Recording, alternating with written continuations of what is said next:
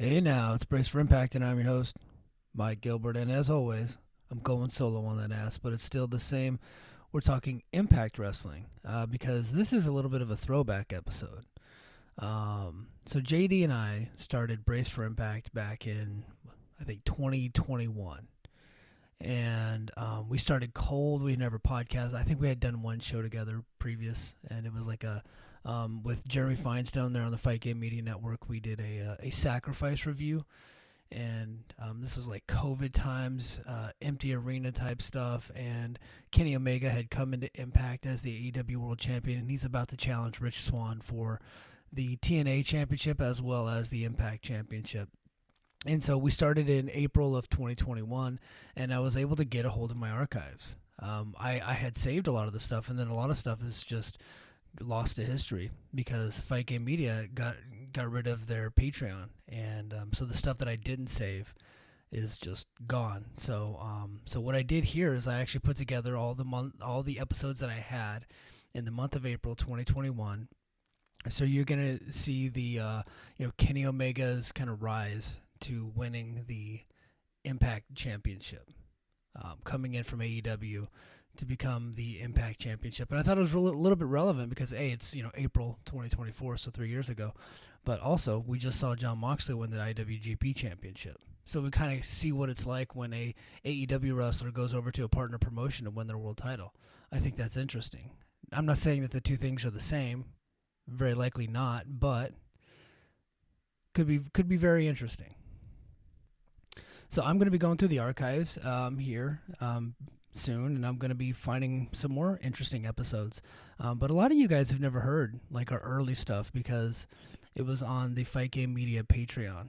So there aren't that many people that were like day one. I had to build my audience over time. And then eventually JD and I went to like the free feed, and then we became a YouTube product, and then JD left the show completely, and we started our own like Mike and JD show branding, and now I'm just doing Brace for Impact alone. So if you guys ever wonder what it was like to listen to JD and I review Impact shows, well, I'm going to be trying to release a lot more episodes, putting them up here on YouTube. And so thank you guys for sticking around and checking it out. This is the debut edition of Brace for Impact, followed by a couple more episodes from the month of April in 2021.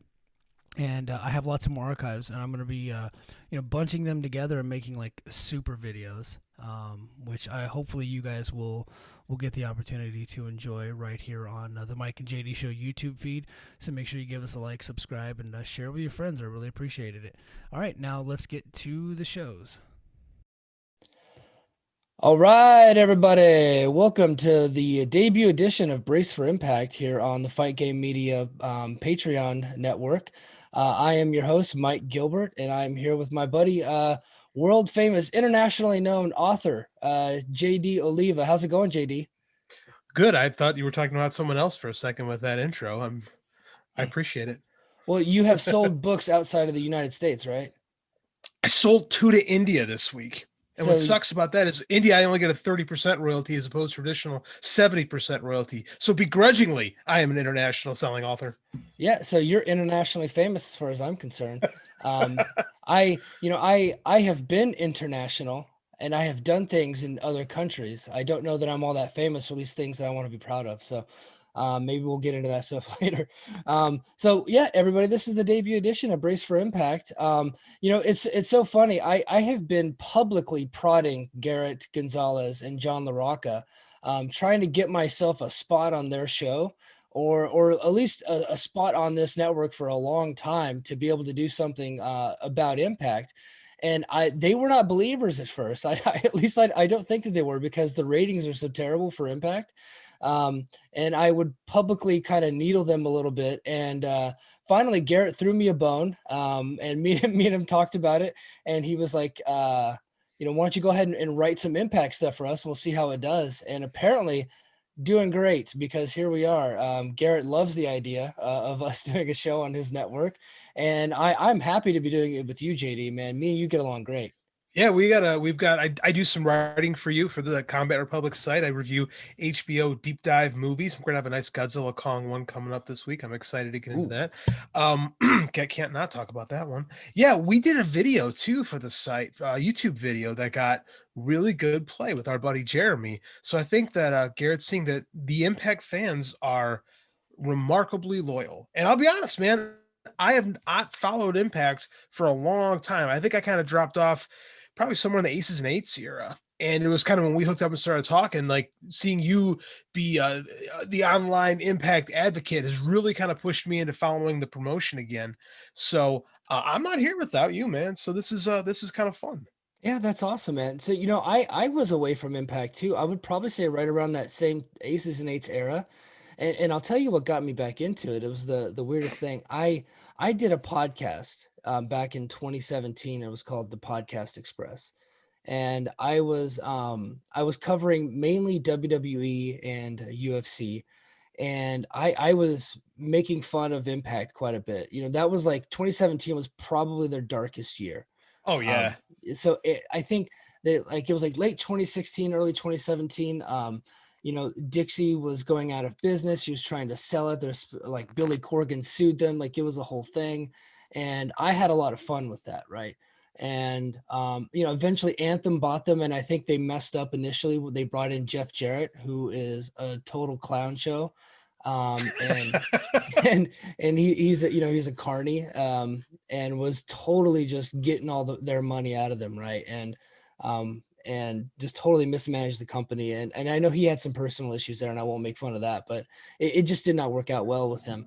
And it's so funny to have you on here because you did a story about Chris Jericho's podcast with Don Yeah. Callis and Kenny Omega, right?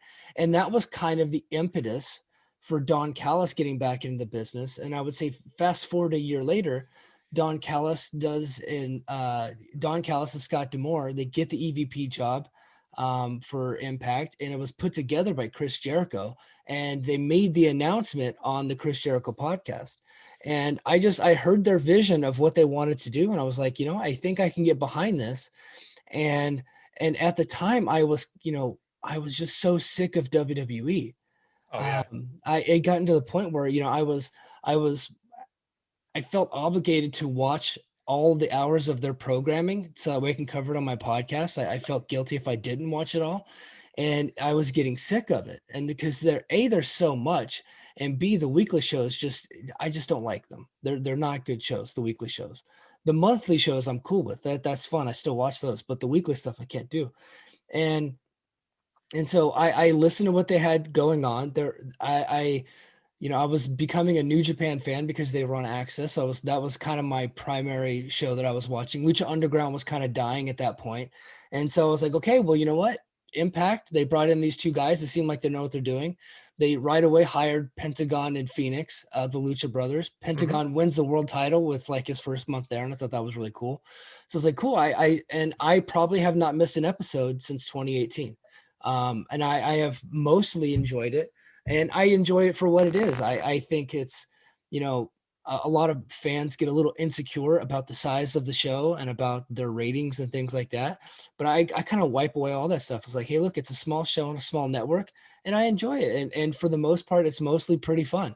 There's some bad stuff, and I'm sure you and I will get into that. We'll have some fun at that expense. But, I would say mostly it's a pretty good show. It's a fun watch for me. It is a fun watch. And to be frank, I got back into Impact in 2016 when Matt Hardy was doing the whole broken thing. And it was hard when you're an internet fan, it was hard to ignore that because it captured such a zeitgeist. So like that was when this was Impact on Pop, I believe. And it was Yeah. hard to find Pop TV. And I was watching the show and I was amazed by the level of talent they had at that time. And I really got into it. And like you said, very beginning of 2017, when Anthem took over, it all went down south very, very fast. And I followed the Hardys back to WWE. And about 8 months later, I kind of checked out of WWE. Hmm. Same reason, but man, this show is just so hard to watch. And it's been fun watching Impact again. And I do kind of regret not following them more when Scott D'Amore took over because I look back at what the company was 2 years ago. And if you're an AEW fan, a lot of the talent runs right through there. Oh You yeah. know, it's I like what they're trying to do. It's hard, especially in this environment with the COVID, with the empty crowds, with the budget they have to work with. It's tricky, but I don't know. There's this like little engine that could thing about Impact. Like people make jokes that it doesn't die, and there's a lot of truth to that. And I think that's cool. Is like for everything like Impact has been through, you think it would be gone a long time ago, but they're like cockroaches, man. Yeah, Like you man. can't kill them. You cannot No. kill this company. So just get on board and embrace it because it'll outlive all of us. Yeah, absolutely. So that's kind of that's kind of our intro to why we're doing this show, and I'm really excited about this show, and I think we're gonna have a lot of fun doing this each and every week. For the most part, we're gonna be recording on Thursday nights after the show airs, probably a few hours after, and it'll likely go through the editing process and be released on Friday mornings, and we're gonna try to stick to that. And my columns, Brace for Impact, will come out probably Friday night, Saturday mornings. And so it'll be kind of a companion piece for everybody to read along. So yeah, this is going to be really cool. So let's go ahead and get into it, man. Let's go ahead and talk about the news. I would say not the biggest news, but I thought this was just a hilarious story that come out on Wednesday. I don't know if you were following it that closely, but Showbuzz, Mitch from Showbuzz made a huge error. How did this? You said they had 38,000 total viewers, and it was like the internet broke down. They were like, "Impact is over," and it's like it's not possible to lose 100,000 viewers. Like it's not possible. No, so what was that? So was that the demo number? It wasn't even the demo number. It was completely wrong. He must have been thinking about something else. Maybe he was thinking about before the Impact or Impact in 60. Which I could see Impact in 60 doing a 0.01 demo number with 38,000 viewers, but I just don't think he got the number at all, and he didn't factor it in. So here's what happened. So Showbuzz Daily, they do their top 150 cable ratings for the week, and that's where like all of the people that report on the ratings in wrestling anyway, they typically are getting it from Showbuzz, and Mitch from Showbuzz has a pretty good track record, right? Yeah. And so everybody's kind of waiting. It's like usually like 3:45 every day, and then boom, those numbers come out, and then everybody's tweeting about it, and they're getting all the attention that they can get. They're writing their stories. It's usually a very popular thing on Thursday. Well, I'm one of the guys because I cover Impact exclusively for Fight Game Media. I do that on Wednesday, so I'm just kind of refreshing my Showbuzz website, and sure enough, it comes out and Impact's not on there. It's not in the top 150.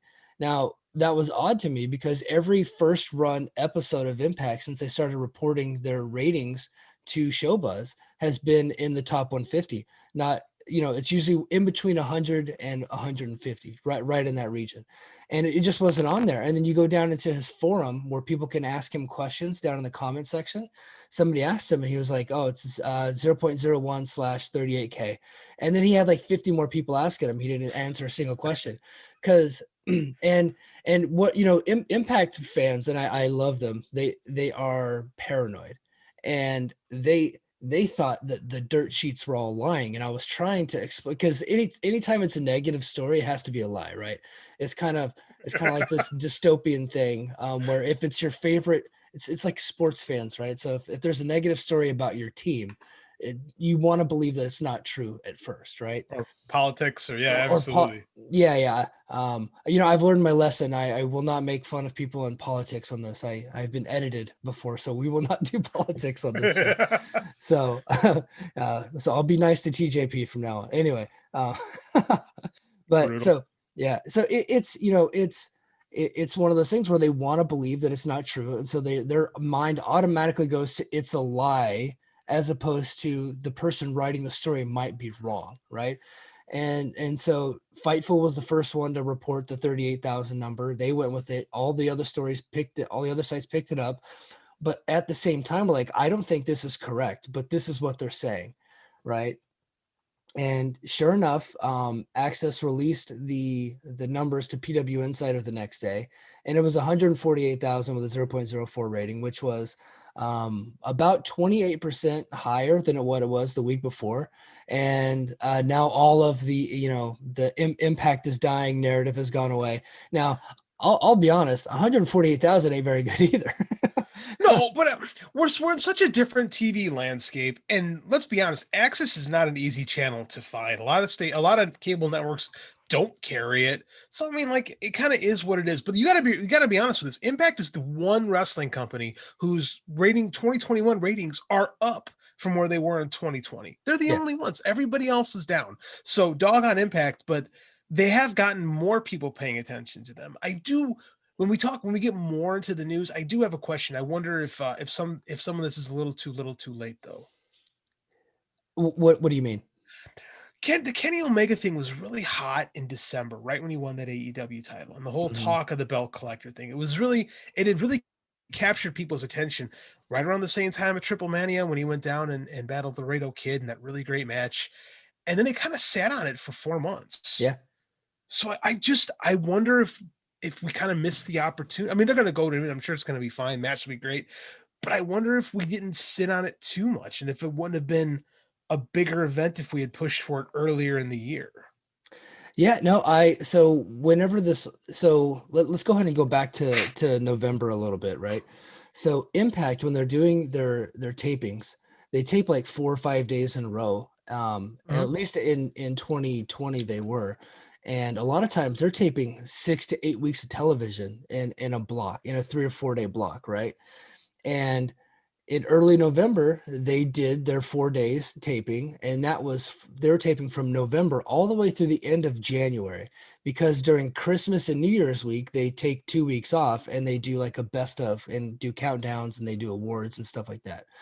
So in November, they had already taped all the way up to Hard to Kill, which was in late January. The Kenny Omega stuff happens 3 weeks later. So they're already taped. And with their budget, they can't afford to bring the whole crew back and scrap all the tapings, right? So at the time that this was going down, and then they had the Kenny Omega thing, and they were recording segments with just Kenny Omega and Don Callis. And I think they brought in the Good Brothers and they brought in the Machine Guns and Rich Swann, and that was the essentially a skeleton crew. They really couldn't do anything. They couldn't really redo the tapings. Now those tapings specifically it was a shit show. It was some of the worst TV that they had done. And I remember the episode with Kenny Omega on it was one of their worst episodes that I had Yes, seen. it was. It was not good. And a part of that is because they had so many people their contracts were coming due at the stroke of midnight on December 31st that they didn't know who they were going to have. And so they had to do multiple endings to multiple matches and things like that. And the whole thing was just upside down. That's So crazy. it was a real chaotic scene. So this thing falls in, or they finally get through to AEW and they finally get this deal worked around, and then they've already taped everything, and what they taped isn't good. And they didn't want to spend the money to retape everything, which in hindsight they should have. And in hindsight, it's Hard to Kill is when they should have had the Kenny Omega Rich Swann match. Agreed.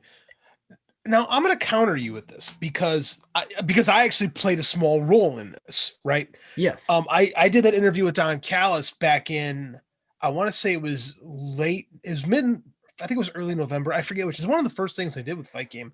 So he very carefully planted a lot of catchphrase, a lot of buzzwords in that story. The one that really took people's attention was when he said that him and Scott D'Amore would have gotten Kenny Omega if AEW didn't happen. Sean Ross Sapp took that one little snippet and turned it into news. Thanks for Signal Boost SRS. I appreciate it. And like, so this was in the works, right? Like, this was something they were planning on doing for a while. It wasn't like this kind of came up overnight. I know, because this was literally put in my lap a good because he reached out to me a month before I did the interview. Wow. Right. So this is a thing that they've been planning for quite some time. So part of me is like, I get where you're coming from, but if you know this is going to come through, or even if there's a hope, because yeah, those shows were really bad.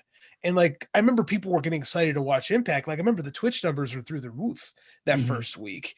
And those weren't very good shows. So I do wonder if, like you said, if they shouldn't have just gone all in and made this work and, rip the Band-Aid off and put that Impact title on Kenny Omega right away. Because I do feel like there's been a general cooling on not only Impact, but in AEW. AEW ratings have been very down since their last pay-per-view. So I don't know. I just wonder if we've waited too long.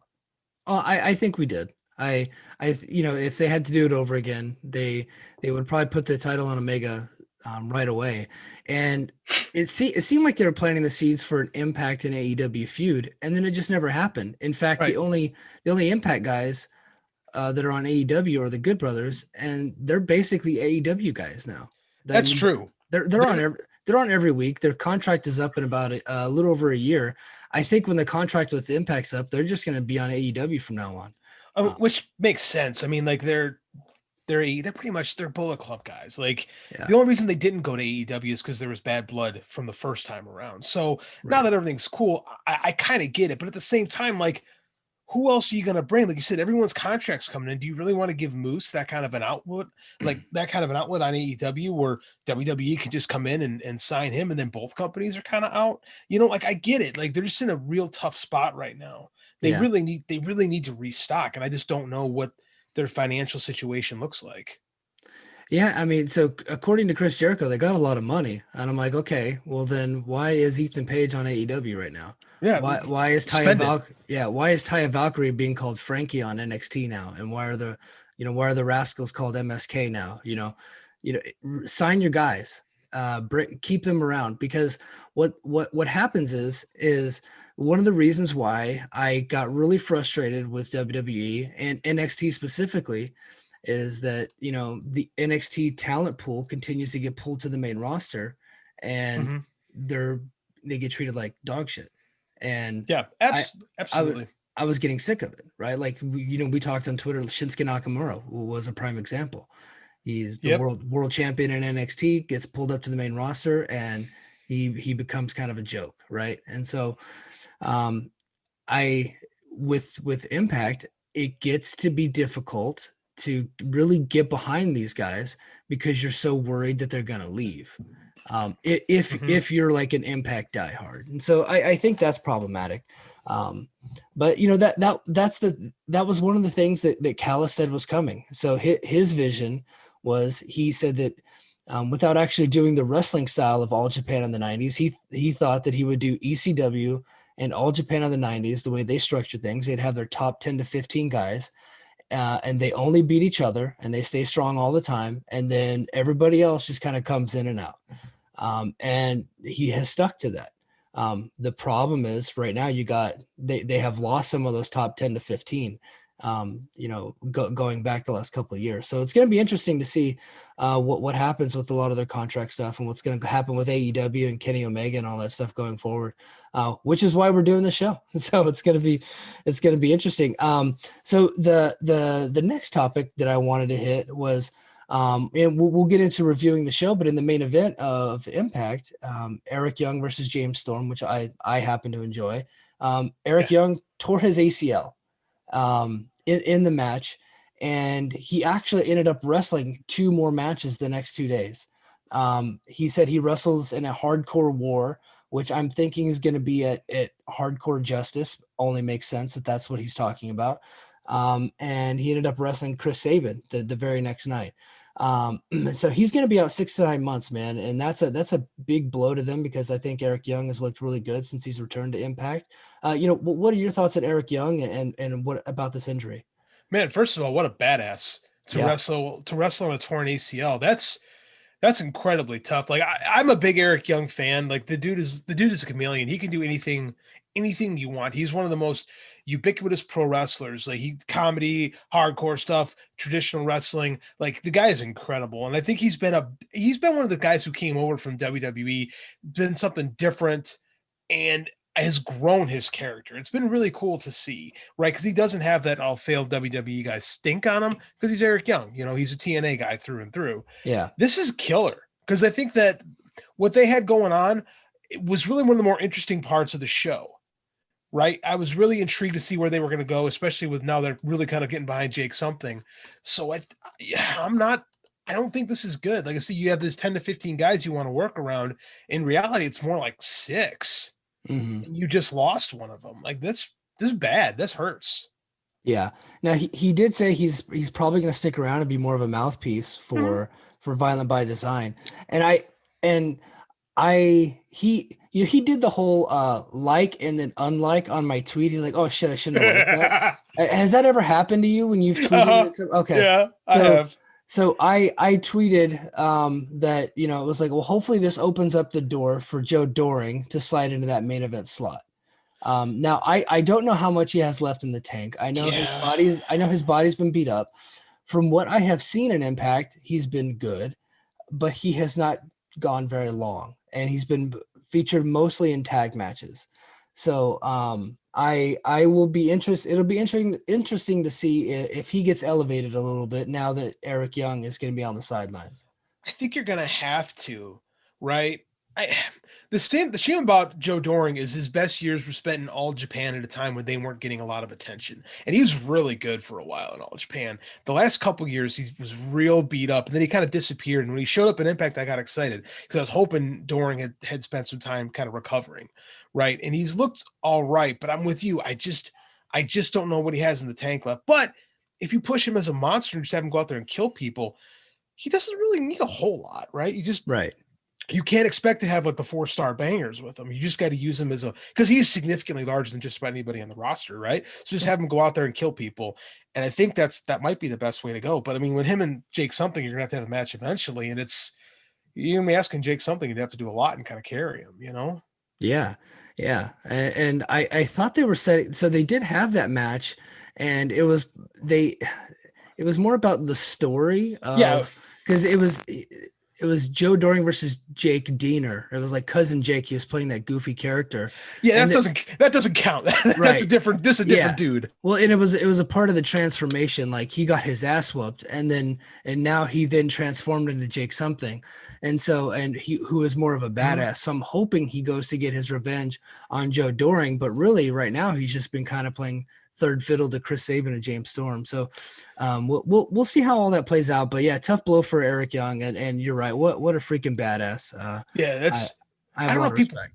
I don't know if people realize how difficult that is. Like once you get over the initial pain of a torn ACL, like you can like exist, but to like actually go out there and be athletic when your knees you don't have any stabilization on your knees, like they're just gonna wobble. Like it's insane to think he's gonna have hardcore matches with that. I can't. My level of respect for Eric Young is through the roof, just for really sucking it up and fighting like that. Like I said, total badass. Yeah, yeah, she's awesome. Now the next story I wanted to hit on. So we talked about during our sacrifice post game show that the knockouts were in dire straits. That they needed some reinforcements. So my friend Brian Quinones, BQ, who does the Impact Lounge, later that night got word from his source that reinforcements were indeed coming. He didn't know who, but he was told definitively that they are definitely coming. Well, it turns out he was correct once again. Shout out to BQ. Taylor Wilde and Rachel Ellering, they're on their way to Impact. So what do you think about Taylor Wilde, and what do you think about Rachel Ellering and the prospects of them being added to the Knockouts division? I like Rachel Ellering. She did some stuff in NXT that very similar to like a Tay Conte, where I was always kind of like I liked her stuff, like working indies, and I thought there was potential in her, but it never just seemed to click. So I'm hoping that maybe she gets a fresh start, new environment. It can really come together for her. I think she's a good prospect. Like I think she's got the intangibles. She's got a family business, so I mean, like those guys always have a different way of looking toward things. So I think that she's a good pickup for them. I think that's going to work out. Taylor Wilde is someone that really intrigued me because she was a big part of the Knockouts division. Gosh, a decade ago? Yeah, yeah.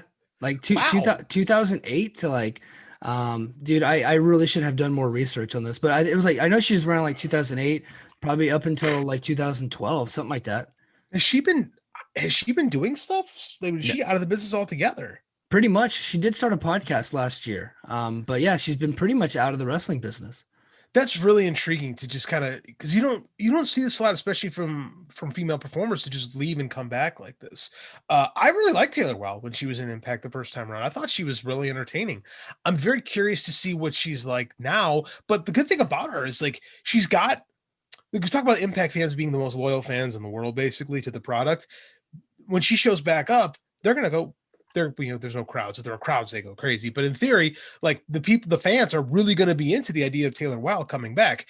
I think it can only help because they definitely need something. It's like I'm to the point where we got to start knocking on Gail's door. Be like, hey, Yeah. do you got one more run left in you? Yeah, yeah. No, I'm right there with you, man. And honestly, it's funny that you bring that up. When someone asked me who should Deonna Purrazzo wrestle at Rebellion, I was like, Gail Kim. Gail. I mean, who else do you have? Right. That's Yeah. She's she beat ODB, who they brought back in, who was never really a top knockout. no. Taya Valkyrie she beat, and Taya Valkyrie was fantastic, and Mhm. recently left the company. She got her win over Sue Young. Kylie Ray is kind of Kylie Ray no-showed Bound for Glory last year. That was supposed to be the big co-main event, and she has had some mental health issues and hasn't really been seen since. So, and I know she's coming back later this summer to do some independent stuff. So I don't know that she'll be coming back to Impact at all. I know she's still under contract. So, if you're taking a look at the landscape, it's like Deonna's beating everybody, and there ain't many people there. And could you bring in Taylor Wilde and put her right into that spot? Will enough fans remember her? I will say that she was a part of TNA/Impact whenever they were doing 1 million to 2 million viewers a week. So I would think that some people have, that remember her back then would remember her now and would be interested by that. But I do think you have to build her up a little bit. And if you were to pick between Rachel Ellering and Taylor Wilde, I would say it's Taylor Wilde. Yeah. Ellering's a project. There's things worked with her. I don't like the idea of bringing someone in, like, because you got accrued interest in Taylor Wilde, right? Like, there's interest in her if she comes back because she's a legacy, right? And then you beat her right away. It's like it immediately defines the character down. Like, I'll use AEW for example. When Christian came in, that first thing he did was having that little run in with Omega and lifting up the AEW title. And a lot of people kind of crapped on that and like, oh, just going to bring a person in because they knew he'd just lose. And then that doesn't really work. And I think it's the same situation here. Like if you just bring Taylor Wilde back, especially after being away for so long, you put her immediately into a title picture and then she loses to Deonna, then it's like, well, now what? And if she beats her, it's like, okay, do you run a situation with Edge where you haven't built anything up? You throw someone into a main event position, and it's like the audience hasn't had a chance to really reconnect with them yet. And we don't really have the foundations that we need to build those moments. Whereas I think if you pull Gail Kim out right away, the connection is there. Like, because you're going to have a lot of eyeballs on it when you have the Kenny Omega Swan match, right? People are going to pay attention. So why not do something special? Have Deonna beat Gail Kim because she has nothing to lose, right? That's nothing to lose there. You've got the legend coming back. You've got a built-in story. Meanwhile, you can build up both Taylor Wilde and Rachel Ellering because you need to build both of them. Like you don't have the depth to be, sacrificing people right out of the gate. No, and they unfortunately they burned through a lot of her opponents quickly because they just don't have that many to begin with, and you have to have matches, and that's been the struggle with the knockouts division since really since October, because they knew they knew then that Ty Valkyrie was going to be leaving, and I think they have an idea now. I don't know this for a fact. I just think it's true that Jordan Grace is also leaving. So. They need to start replenishing that division, which at one point it was really the strength of the show.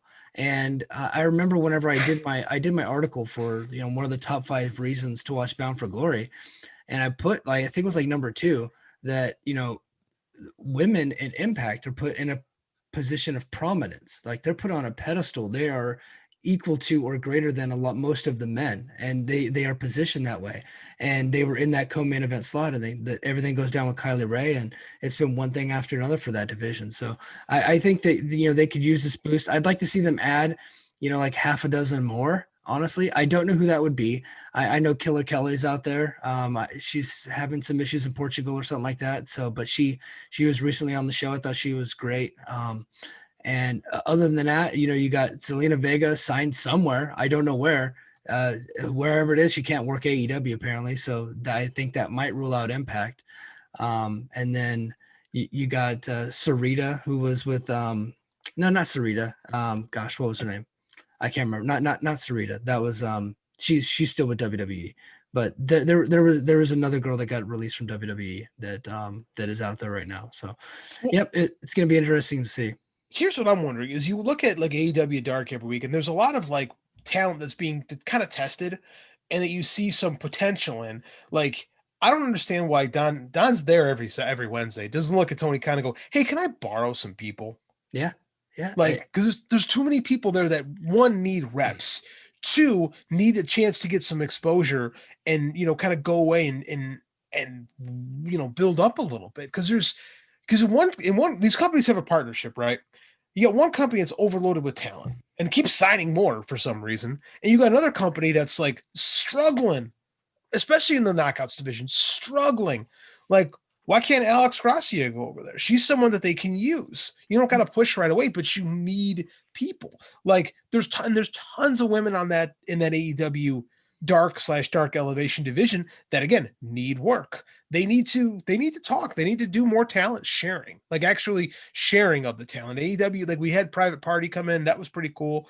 They need to like bring more people, especially on the female side, over there. Like, utilize this, make it make sense. Yeah, no, I totally agree. It makes me think that partnership isn't exactly what everybody thought it was going to be, because they brought in Private Party right away, and for whatever reason, Private Party was too good to lose to Chris Sabin and James Storm, and so they were too good to lose to the Good Brothers, and so they were protected the entire time. I think that if they took an L on Impact in front of 150,000 viewers, it would not have hurt their stock in Yeah, AEW who at cares? all. Who Right. cares? Yeah. So I they're they're working through some trust issues right now. And that makes sense to me because of everything that's happened in the past with Impact and Don Callis and Scott Demore seem like great guys. Anthem is kind of the wild card. The guys that are at the very top, they're kind of the That's wild true. card. And so while you trust the EVPs, you may not trust the people above them. You don't really know them quite yet. So, maybe we'll start seeing more of a talent sharing down the road. But right now, it looks like AEW is getting the Good Brothers and Don Callis, and Impact is going to occasionally get Kenny Omega. That's kind of what it's looking like right now. Well, and you got to look at it like this too. Now, so their future world champion is probably going to be an AEW guy.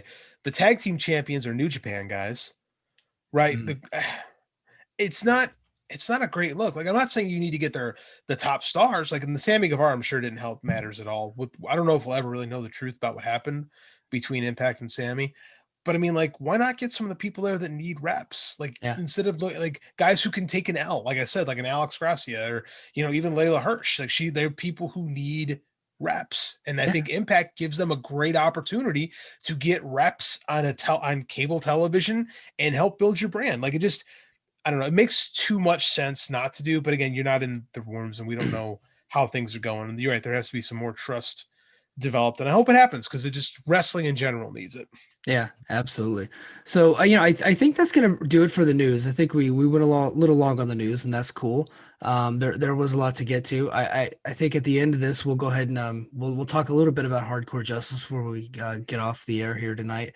But we'll dig more into Hardcore Justice next week after the debut of Impact on Thursday nights. And the episode number 2 of Brace for Impact for Mike and JD. So we'll get into a lot more of that next week.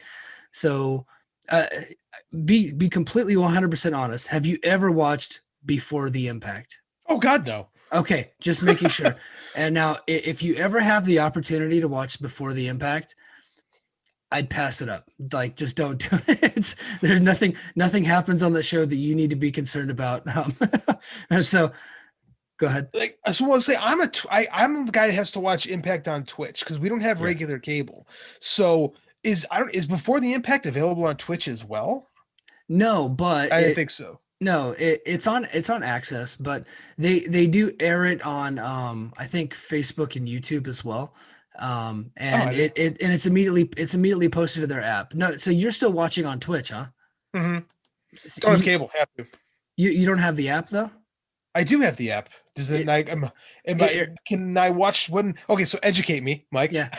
No, that's what this show is about. It's Yeah. Mike. It's Mike teaching everybody about Impact. I speak Impact. That's my gimmick. I am the audience who needs to be Yeah. educated Yeah. in the ways of Impact Wrestling in the 2020s. So when does this stuff get posted to the app? So it airs live on the app for Oh, free, okay. for free, and then it immediately gets posted within seconds after it airs, and it's commercial free, and you don't even need a login. You don't have to pay. It's nothing. You just go to the app and you click on it, and it's there.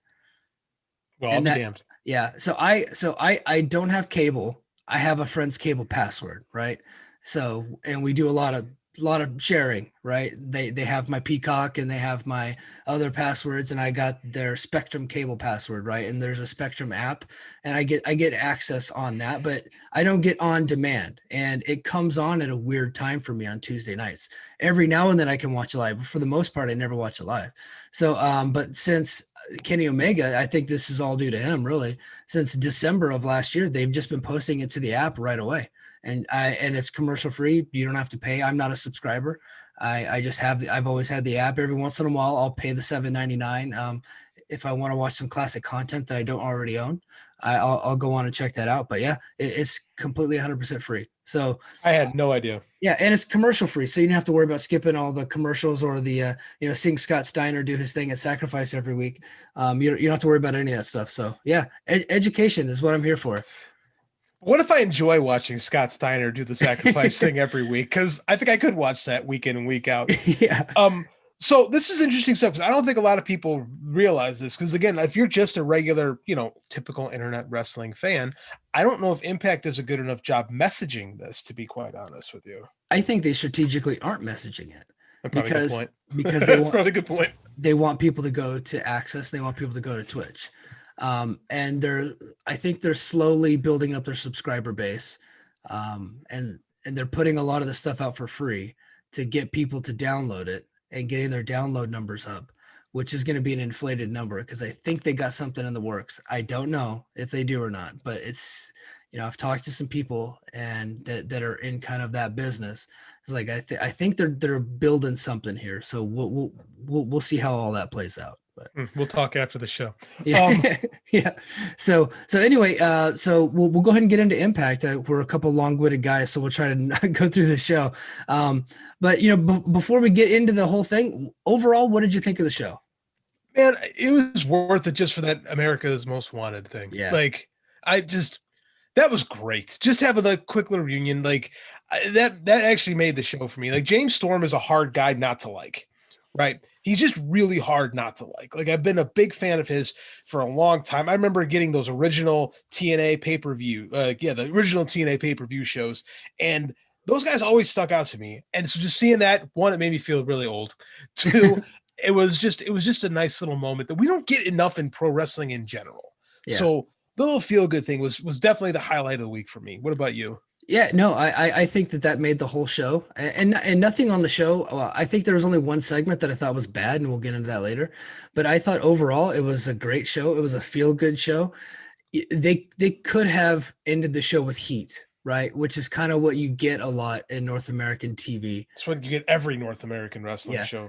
To where but they didn't go there, and they ended it on a feel good moment with James Storm getting his victory and thanking Bob Ryder, and you got to see Chris Harris get involved, and you haven't seen him in forever. So yeah, no, I thought the overall show was good, or I'm sorry, great. So the show opens up with the Knockouts Tag Team Champions Fire and Flava, which is Kiera Hogan and Tasha Steelz, defeating Havoc and Nevaeh in a non-title match. This was their third match of the series. They wrestled back at Hard to Kill for the championship at the end of the tournament. What did you think of the match, and what did you think about the angle afterwards, where they finally broke up Havoc and Nevaeh turns on Havoc and is going her own separate way? Match is fine. I think that's what I would say. I think it's fine. Like it wasn't. I don't think it was bad. I think it was fine. The angle is what kind of struck me though. It's like, so we have this Knockouts tag division, and we break up one of the few teams that we have in the division because there's not like there's a lot of tag teams. There's two, JD. There's two teams. That's what I'm saying by a lot. There's literally, so there are no other tag teams. There's no challengers for these titles right now. And it makes me scratch my head. I'm like, why did we do this? Like, I don't like the idea of forcing WWE's the same thing, but they have so much more depth. I don't like the idea of forcing a tag team division when it's not really organic. Yeah, Right? Like people are, oh, we should have trios. It's like, well, there's not really a lot of trios things going on. So I mean, like, right. why? I don't understand it. I really don't. Yeah, so the funny part is that this whole so they created the titles in January, right? But they had the tournament, I think it was back in November. And but they had they slowly building this over the summer, and they actually had a lot of tag teams. Mhm. And then one by one they all started to leave. Madison Rain gone. Kylie Ray gone. Taya Valkyrie gone. There's 3 tag team members, right? There are 3 different tag teams, all gone, right? They had this independent group called the Sea Stars. I don't know if you've Mhm. ever heard of them. Yep. Had them, they weren't signed. I think one of them is on AEW now. Mhm. They brought in Killer Kelly and this other girl that is married to Rockstar Spud, I guess. Oh, yeah, And okay. yeah, Mhm. that lady. And Impact fans are gonna kill me for not knowing her Renee name. Michelle, right? Renee Michelle, yes. Yep, absolutely. And they're boom, Killer Kelly stuck in Portugal. I have no idea where Renee Michelle is. So like they had this plan, and then everything just kind of slowly dissolved, and now they don't have anybody in the division anymore. I do think they're planning to restock it, and I think this Nevaeh turn is part of that plan. We'll see how it all plays out. But yeah, breaking up one of your only 2 tag teams doesn't sound like a great idea. If you have 2 other people ready to come in and you can literally, double it, because then you get 2 new tag teams out of it. Okay, Mm-hmm. but I just don't know who that is right now. Like it just seems super short sighted to me Yeah. at the moment. I could be wrong, and they do have, like you said, they are planning to restock immediately. But it's weird for me to have tag team champions with no one to challenge the tag team. Yeah, no, I'm not quite understanding it yet. I guess we'll see how it plays out. So after that, Jim Miller interviewed James Storm, and it was about his 1,000th match. And dude, this was such an awesome interview. Yeah. I wrote, there was a quote in my article, and he not only liked it, he gave me the old retweet on it, where I said that only James Storm can make you laugh, make you cry, and get you fired up for a fight all in the same promo, and that's kind of what he did. I didn't cry, but got a little misty when he's talking about his friend Bob Ryder. Now I don't know Bob Ryder, I know who he is, but I'm not like emotionally attached to him. But seeing him be emotionally attached to him and knowing that he's this big badass tough guy got me a little emotional about it. And then he immediately flips that switch and says, "Eric Young, I'm coming to kick your ass." And so I got super pumped up for that match whenever he did that. And then of course at the end, we see Chris Harris, who we have not seen in forever. He had a little short stint in like 2011 where James Storm was on his huge babyface world title run, and they brought Chris Harrison to turn on him, and it just didn't work. It wasn't good, and we have not seen him since then. So I was so happy to see him. I was so happy to see those 2 dudes hug. I get the feeling we're going to see a reunion in the ring here pretty soon. And I hope to God they don't try to get heat off of that and turn Harris on him again, because that just wouldn't work. Oh yeah. So it's okay to feel good about wrestling, right? You don't need to be bombarded with heat all the time. But what did you think of James Storm's interview here?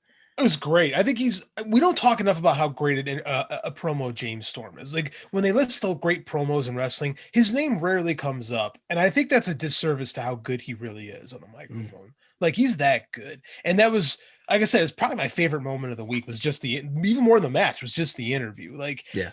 it worked. And God, now you put that in my head, they might turn Harris on him already.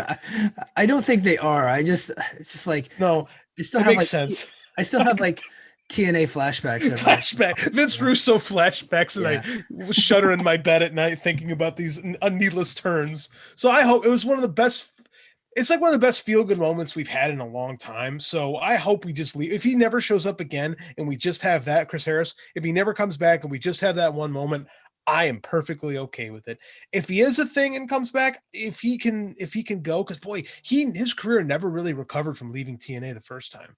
No. Like the whole Braden Walker thing was a disaster, and then it just never worked, man. But for tonight, for one night, it was great. I liked it. Yeah, no, I thought it was awesome. And the weird thing is that James Storm just was brought in on a short-term deal. He got out of his NWA contract last year. He was supposed to go to WWE, but that all fell through. I think Paul Heyman, whenever he was in charge of Raw, was trying to do a beer money reunion with Bobby Roode. This is according to a James Storm interview. I'm not just making this up. Like he said this. That'd be And cool. yeah, and then I guess what was it, I can't remember which day of the week it was, but where everybody lost their job last April. I think it might have been a Black Wednesday or something like I think that. so. Yeah. Yeah, and he never got a call back, so he never ended up going.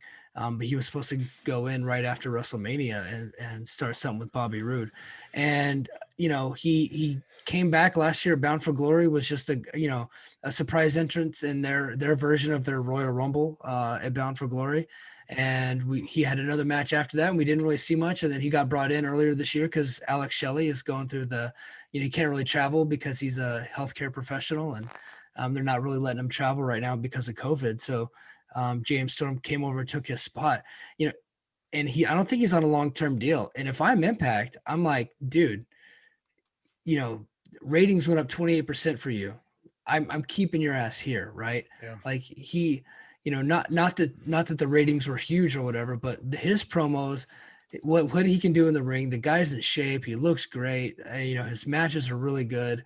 And of course he can talk people into the building. So I think they need to make it a priority to keep that guy around. They got to sign him. Yeah. They got to sign him. Like, because I was trying to think of, like, when you put the title on Kenny Omega, who beats him? Like, Yeah. in my mind, it's got to be someone. It's got to be a true Impact guy. And the one I kept coming back to is James Storm, right? To have like one last run, which I think would be great. You need him. Like, you need these guys. You don't need another guy in WWE to just kind of hang out and they're not going to do anything with. They're so even with those giant releases they had last year, like they're still overloaded. Like, man, he's so much more valuable. He's so much more valuable here in Impact. Like, Yeah. sign him, give him what he needs. There's still mileage left on him. I know he's been there forever, but he's kind of like the patron saint of Impact. Like, you just got to keep him with. Absolutely. So next we got, I guess we go right back to Gia Miller, the backstage interviewer. She interviewed Deanna Purrazzo and Susan.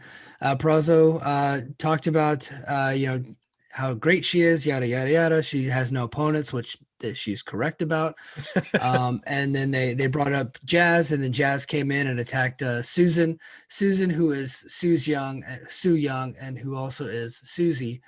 And Susan plays a Karen. Are you guys tracking all of this? Okay. So, and she hits Susan with a rubber trash can, like a little one that you would see like an office receptacle. Hit her in the head with that. And yeah. So next, let's go ahead and move right along. I have no comment on those affairs. Yeah, moving right along. Sammy Callahan defeated Larry D. Now, I'm a Larry D guy. I think he's great. I like Larry D. And I think Sammy Callahan's really good too. Larry D was out in his Coco Beware 1992 outfit. He had these like lime green pants on. He was. Yeah, man. He's rocking a Hogan tan. He's got the lime green headband. I thought he looked really good. I think they could do something with him. Unfortunately, they have him lose every week, but maybe one day down the road they can do something with him. But this was just a continuation of the Sammy Callahan, Trey Miguel storyline. So Sammy beats Larry, and then afterwards, Ace Romero gets in. They start to double team him, and the announcers, Stryker and Dealer, are wondering whether or not Trey Miguel is going to come and save him, much like Sammy Callahan did to Trey Miguel last week. And sure enough, the babyface was actually smart here, so that's good. Trey does not come out to save Miguel, and then we pretty much immediately go backstage to Sammy Callahan, talking to Trey Miguel back there, and he's like, "Hey, why didn't you save me? Blah blah blah. I saved you last week," and just did a real mind manipulation. I thought the segment worked. I thought it was great. I really like I'm real interested in where they're going with this feud. They've already had one match, and I think they're going to have another big match at Rebellion. But what are your thoughts on the Sammy Callahan Trey Miguel story? I'm into it. I like Sammy in Impact probably more than anywhere else I've seen him. Like I didn't love him in MLW. Like he definitely didn't fit in NXT back in the day. I think this works. I think there's still a lot of value in Trey Miguel, but they need to build that mid card right now, and this is one of the more interesting storylines they've got going. I'm looking forward to seeing where it goes because I'm not I don't think I know clearly off the top of my head, so I'm in a very much a this is intriguing to me Yeah. storyline. I like it. Yeah. No, I think they're doing a real good job with it. We got a video package, Fin Juice, and in the New Japan Cup. How cool is that? I just thought that was a cool video package. What'd you think of it? I like it. I like that. I'd said before, it might not be great to have your world tag team champions not be part of your company, but I think it gives Impact some credibility when you've got excuse me, David Finlay and Juice Robinson in New Japan, a company that does have a ton of credibility. So it makes your stars look bigger to your fans. I think it's good. I think it's all good. I think they have the belts too, right? They're finally wearing Yeah. those belts in New Japan, so that's a good sign. That's And good. yeah, and they're doing promos on New Japan World about their Impact titles, and I think they're going to be defending the titles there soon. If not, might even be this weekend or hell, are they? Do they have a show going on in a few hours? I never They can. might. It's so hard to keep up in New Japan. I try my best though. I have to for my other podcast, and like Oh yeah, it's very very difficult to keep up with when they've got another show coming up. They've got the Scourge Genesis. Yeah, that is this weekend actually. They got a yeah, big show coming up this weekend. yeah. It's Osprey and Ibushi, right? I just don't know if it's Yes, tonight or tomorrow night. I can't I think remember. it's tomorrow night. They're fighting Okay. over the Cody Rhodes title belt. Okay. Yes, absolutely. The Cody Rhodes Diva Mishmash title belt. uh, Tune into High Tension for more of me ripping on the new IWGP title belt. Absolutely. Good plug. Good plug. Omega Callis and the Good Brothers, they were backstage and they were watching that Fin Juice commercial, and they Omega and Callis were making fun of the Good Brothers. I thought that was a pretty cool segment. Just kind of ribbing each other. And next, we already talked about Callahan and Trey Miguel. So next we got Brian Myers defeating whoever is playing Suicide right now. I think it's Caleb Conley. I don't know that for a I was fact, gonna though. say Caleb Conley, right? Yeah. Yeah, I don't know it for a fact. I just think, but he beat him quickly, and then afterwards he said that he will not be accepting Mid Cardona's challenge. Are are are you Sorry. interested? Are you interested at all in Brian Myers versus Matt Cardona? I like Brian Myers, to be honest with you. I love this Jean Paul Lafitte cosplay thing he's doing right now. Yeah, That intrigues me. I like pirates. I did kind of like no, I'm not gonna wrestle you. yeah. Like I kind of like the heel saying the baby face, no, I don't have to fight you. So like in theory, it gets more interest. Am I interested in the major? Here's the problem. They still have that podcast together, right? I still know they're best friends. Like it's hard for me to invest in a storyline where you're not even trying to make me think anything is like, I don't know, just not to believe it's real, but I mean like, I feel like I'm not getting any, I feel like there's no, like, you're not trying to make me interested in it. You're not suspending my disbelief, right? Yeah, I mean, like at least pretend, Yeah. oh, I don't know. It's like I wish they kind of went all in with this, but I get it. They probably make more off their podcasts than doing the whole action figure thing than here. But I don't know. I would appreciate a little bit more effort from the two of them on it. Yeah, or just don't do it at all, right? Just stay away from each other. You Yeah, can be in I the same agree. company and never wrestle. That happens. Yeah, it does. And again, I get it. There two of them are going to be linked together for their entire career, but yeah, that's how I feel. Yeah. I think Brian Myers, he's actually been impressing me in the ring lately. So Oh, he's good. yeah, I was never really impressed with him in WWE. But I kind of dig what he's doing right now. I'm going to be more interested whenever the Matt Cardona stuff is over. But yeah, and I like his nickname. They call him Bad Mood Brian. I think Yeah. they should just go with that. I think that's a cool name, Bad Mood Brian. I think he's a lot better than Cardona. I mean, Matt Cardona's got a lot of like, there's some people that really appreciate the stuff he did as Zack Ryder 10 years ago, the whole getting over in spite of the man. Like, there's a lot to like about that. But quite frankly, I just think that Brian Myers is better. Yeah, me too. I have like no interest in Matt Cardona. I just don't. I really don't like anybody that replaces the letter S with a letter Z right now. And he does it all the time. So I'm just not interested. It's very 1996. Yes, absolutely. Yep. So yep, he won. He turned down Cardona. The next we go to Jazz went to Tommy Dreamer, and she they basically set up a match at Hardcore Justice between Jazz and Deonna Purrazzo, where if Jazz loses, she has to retire, which am not at all surprised about. She was retired when they brought her in a few months ago to be a part of that Knockouts Tag Team Title tournament. So I could see her going in and just giving it all she's got in one last match. Here lately, her matches have been a little bit rough, but I will say that at Genesis in January, she had a really good match with Jordan Grace. If people haven't watched that, it's free on the app. You can check it out. But I thought that was a really good match, probably the best match I've ever seen her in. So we'll see what she comes up with here, man. But yep, Deonna Purrazzo and Jazz, and a loser, I guess, if Jazz loses, she retires. So going to be interesting. Yeah, another Deonna buzz song through another knockout talent. But again, if it's time for Jazz to kind of go, I get it. Yeah. It's not going to help the division, to be honest with you. No. So hopefully we see somebody debut right after that and or something. But yeah, the division could use some help. Yeah. And then we got the AEW commercial. Tony Khan no longer taking shots at Impact. I thought that was funny for a little bit, but they beat it to death. They did, and then Impact never did it back.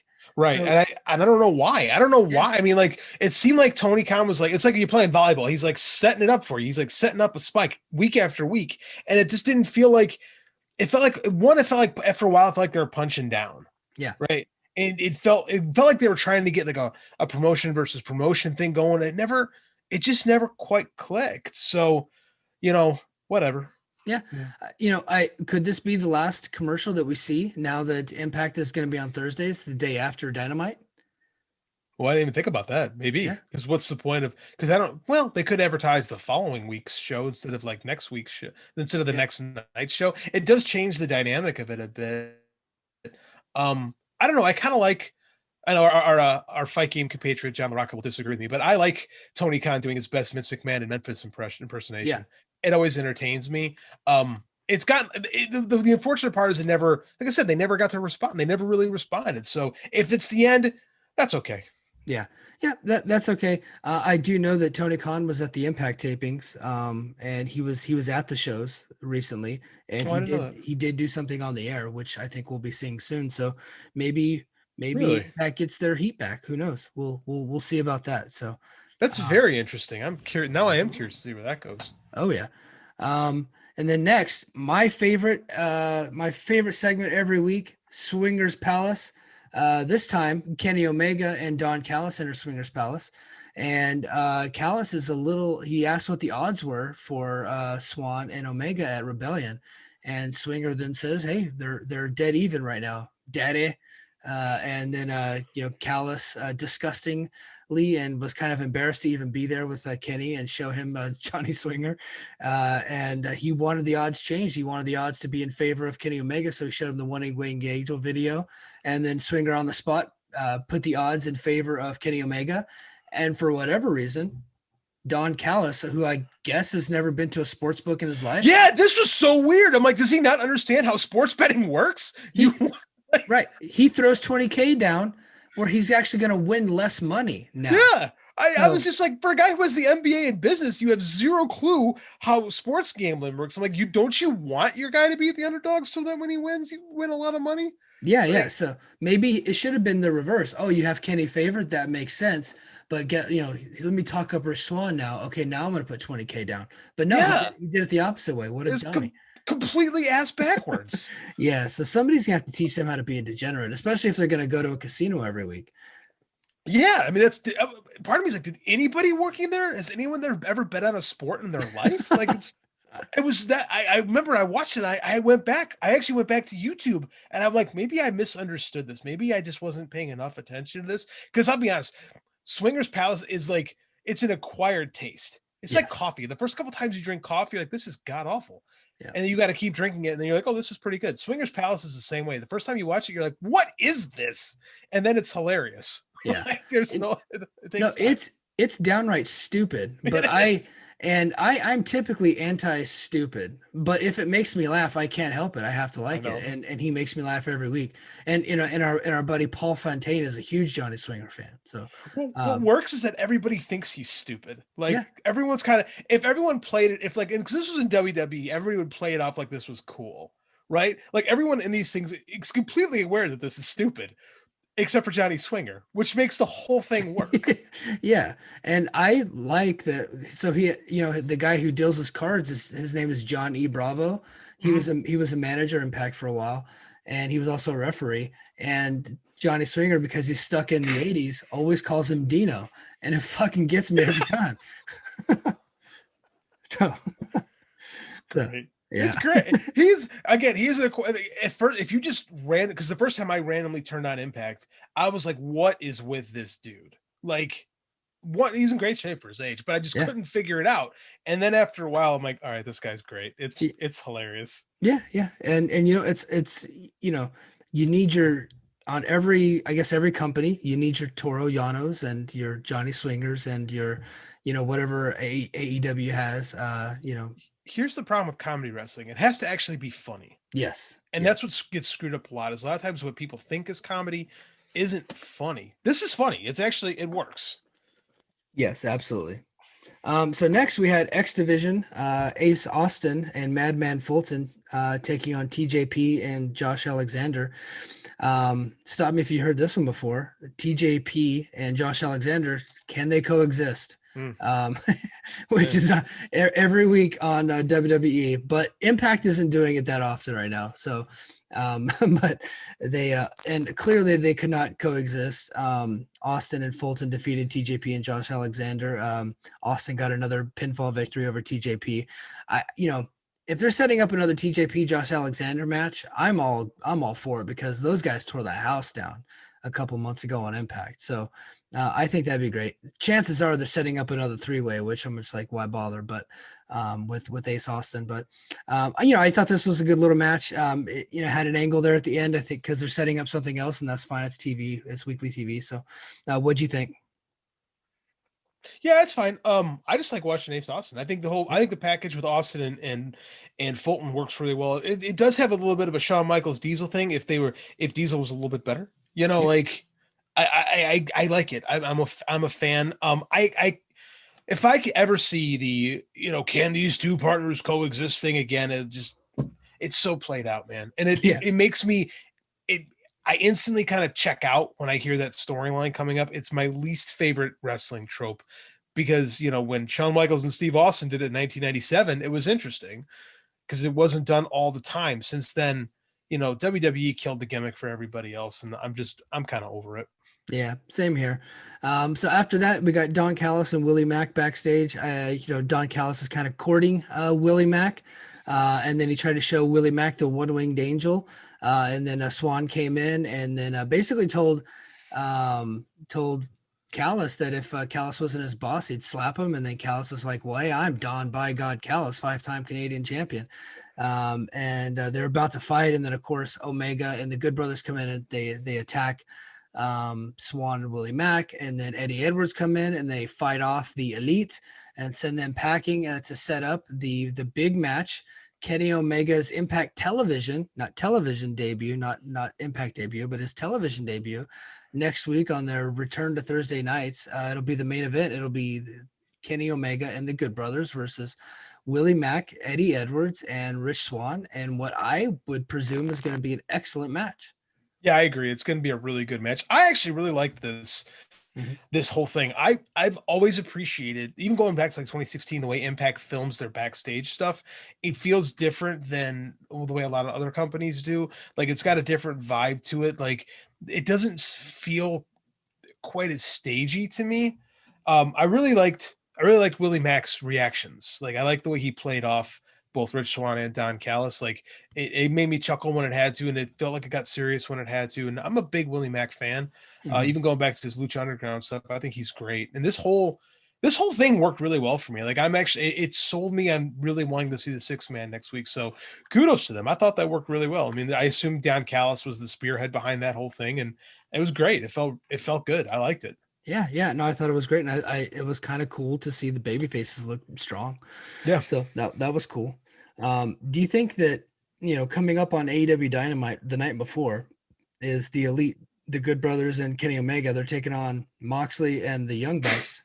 Do you think having that the night before Impact is having this big main event, does that hurt it at all? No, because I almost feel like they exist in two different universes, right? Okay. Yep. Like it feels to me like because AEW doesn't acknowledge Impact, No.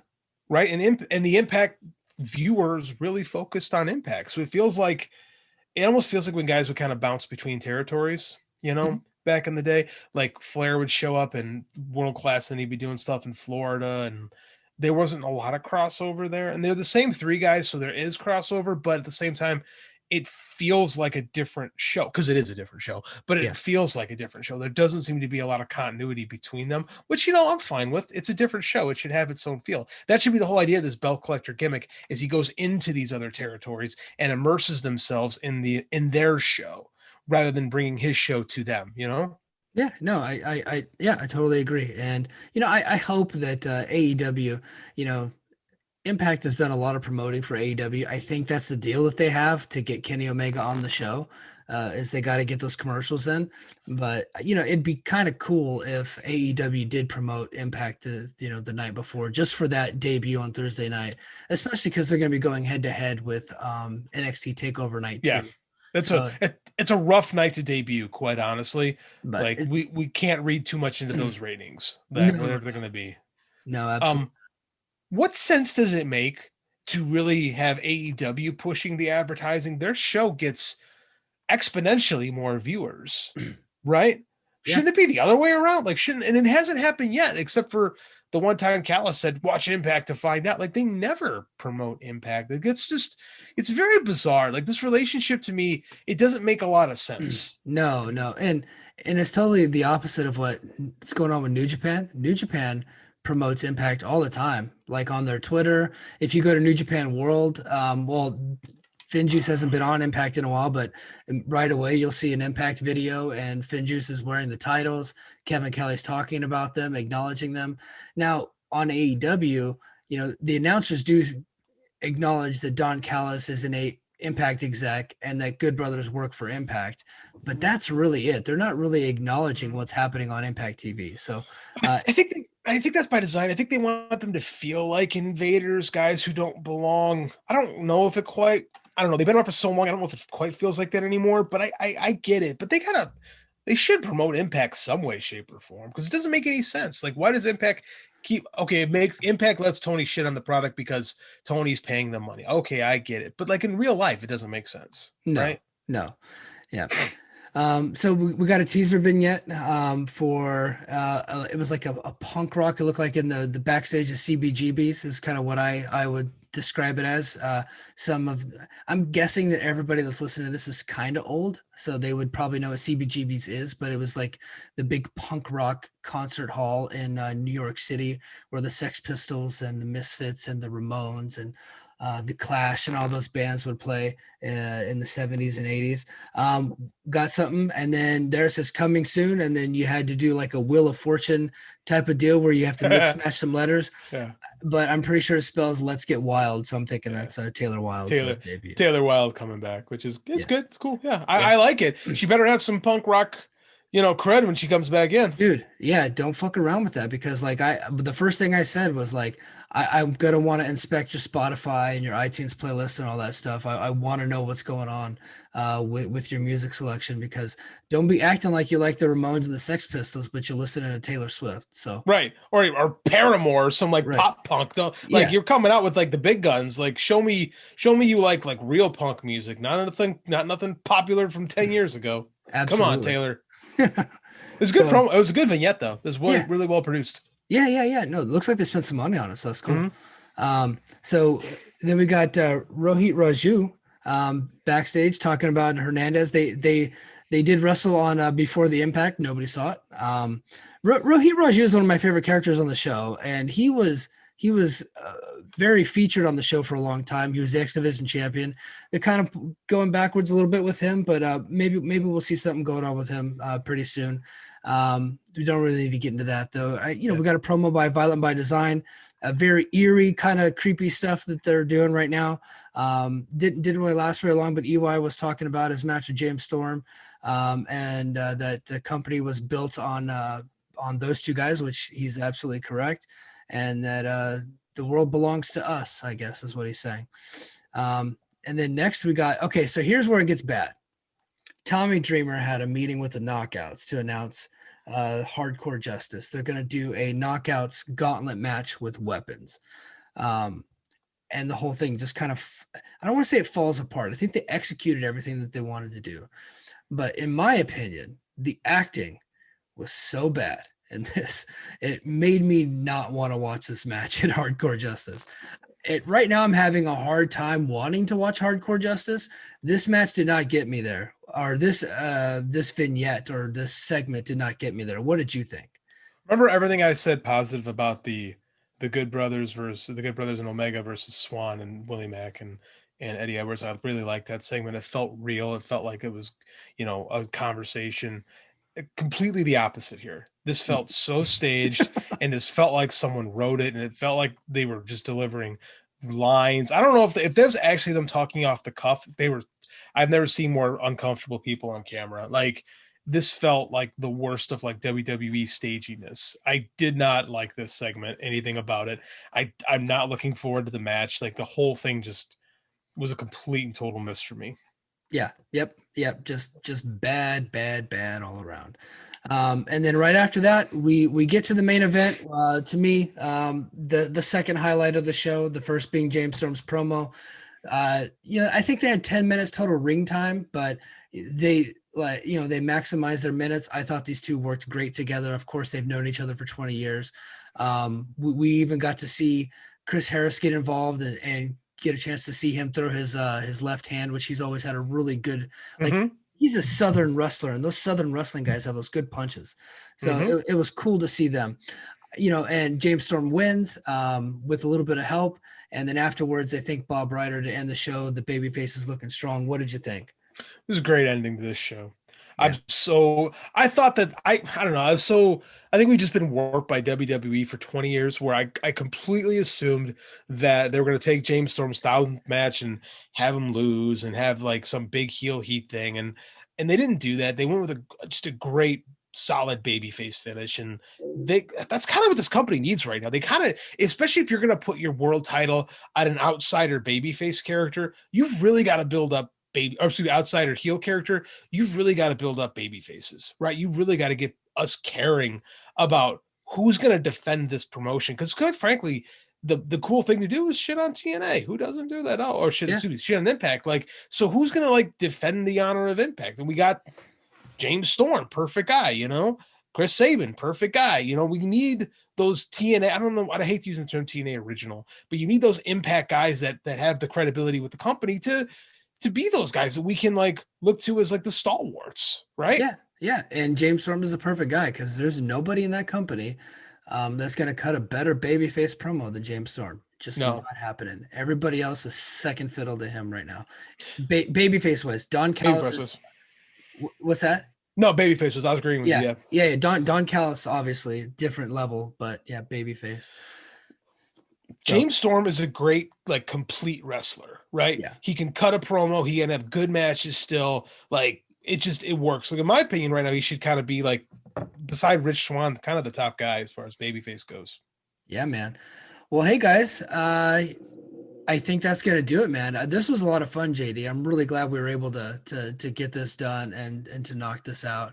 I hope everybody enjoys the show. I hope you guys will subscribe on Patreon. I think we're going to try to get some teaser clips out on YouTube, hopefully, maybe to advertise the show a little bit. Maybe we'll talk to Papa Garrett about getting us on the flagship and to promote our show. But hey, dude, a lot of people want to hear what's going on in Impact, man, because that fan base has been underserved and underappreciated for a long time, and they've really been ignored and talked down to. I have heard this from them.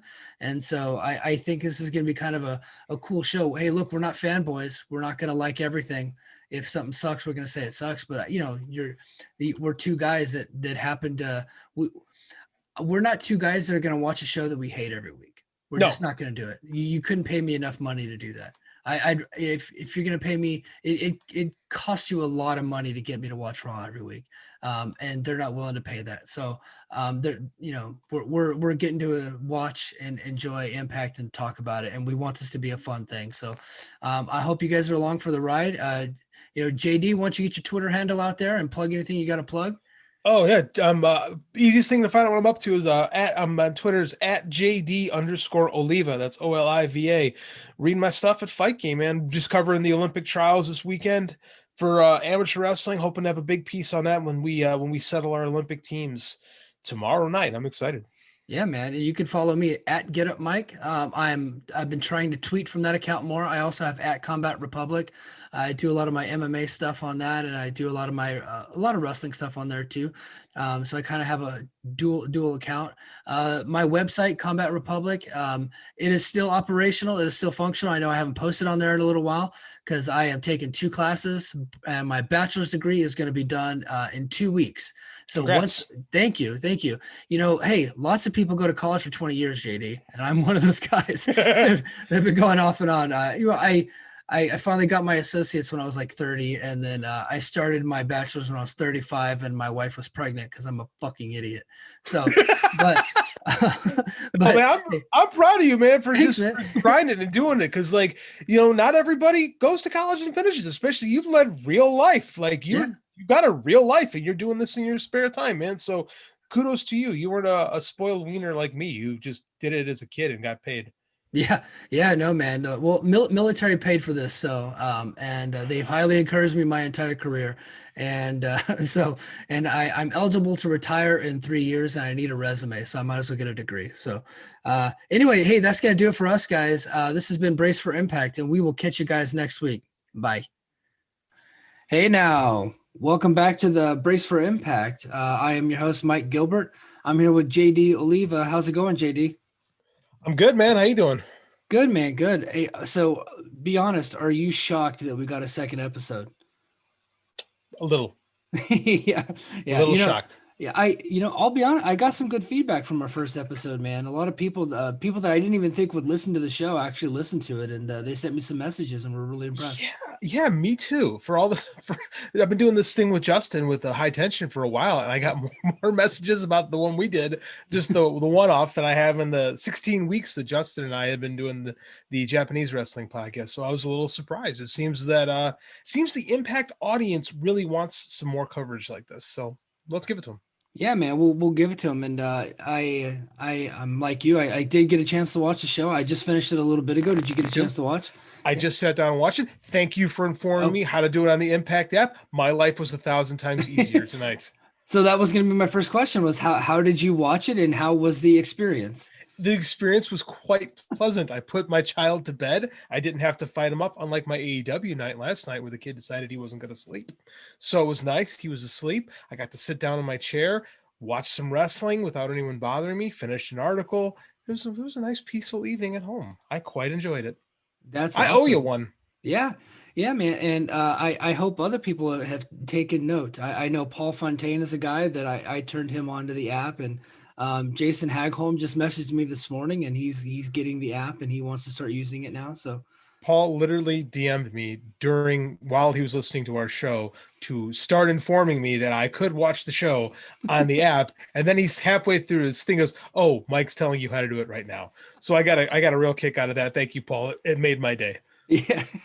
Yeah. Well, I'm glad the things that I'm teaching, he's teaching now to other people. So that's great news. So, hey, I think, go ahead. Also, you are the Impact guru. You are educating us in the ways of the anthem or something. Yeah. Well, I think closeted Impact fans like to message me on the down low and ask me certain questions about them and to talk to me about the show, but they don't come out with it in public. So I'm the guy that comes out with it in public. I'm like, dude, it can be stupid sometimes, but I like the show. What are you going to do?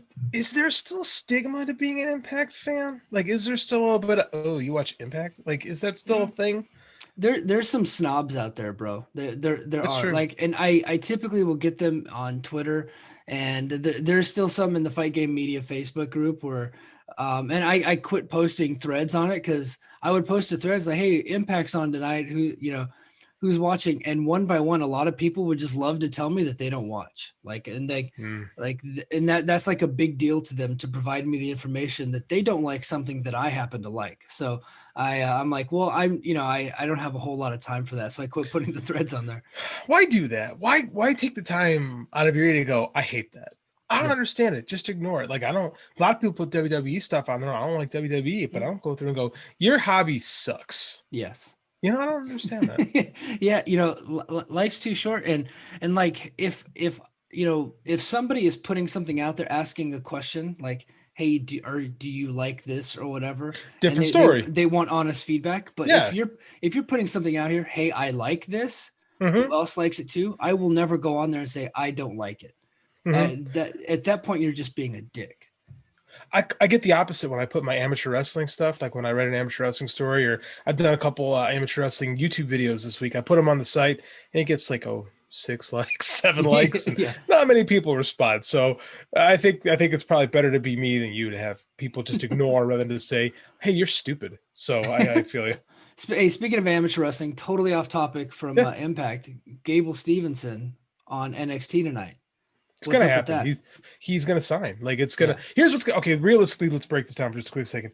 Gable, it wasn't a shock that he made the Olympic team last weekend, but it is pretty impressive for a 20-year-old to make the Olympic team. Especially, he won the deepest weight class of the NCAAs. There were 4 age group world medalists at the heavyweight division last year. It's unheard of, and Gable steamrolled them all. He beat a world bronze medalist in the finals handily. He tech followed him. And he's been pretty open about wanting to do WWE. There was pictures of him and Brock Lesnar training at the Minnesota Wrestling Room last year. His brother Bobby's is already at the Performance Center. Oh, he is. I didn't know that. Yeah, Bob. Okay. That's how Minnesota got him too. Is they got Bobby first, and then you get the inside track on Gable. It's unfortunately that kid's life. It's gonna happen. Gable's got a really here's the interesting thing is he's supposed to be a senior coming up this year. Everyone in the NCAA got another extra year of eligibility, so he could stay at Minnesota for another 2 years. But if he medals in Tokyo, which he's got a shot, like it's gonna be tough. Agul the Turk is really good, but I don't know, man. Gable's on another level right now. If he medals in Tokyo, I could see him leaving college and just doing the NXT thing. I really could. Wow. It's possible. I mean, like, there's people saying, "Oh, football, he's only 6'1". That's not tall enough to play a non-specialized position in the NFL." What it's not gonna position does he happen. play? He doesn't. He's never played before. Okay. Oh, so he was But just trying to do what Brock did. Stephen Neal was a guy who was a 2-time world champion who He beat Brock. Yes, he did. Yeah. And who went on to play in the NFL. He was an all-pro guard. Oh, so with the Patriots, he was great. Yes, he was. Yeah. So it's happened, but Stephen Neal was an absolute monster. Like, he was a gigantic human being. Gable's big, but not that big. MMA is a possibility, and I've had a lot of people reach out and go, "Oh, what about him in MMA?" I'm sure, yeah, it's possible, but he seems to be far more into the wrestling thing. So I would expect it sooner rather than later, to be honest with you. That's awesome, man. Well, good for him, man. I hope it's what he wants to do and it's what he likes. He's a freak athlete. It seems that way. Yeah, and he is a freak.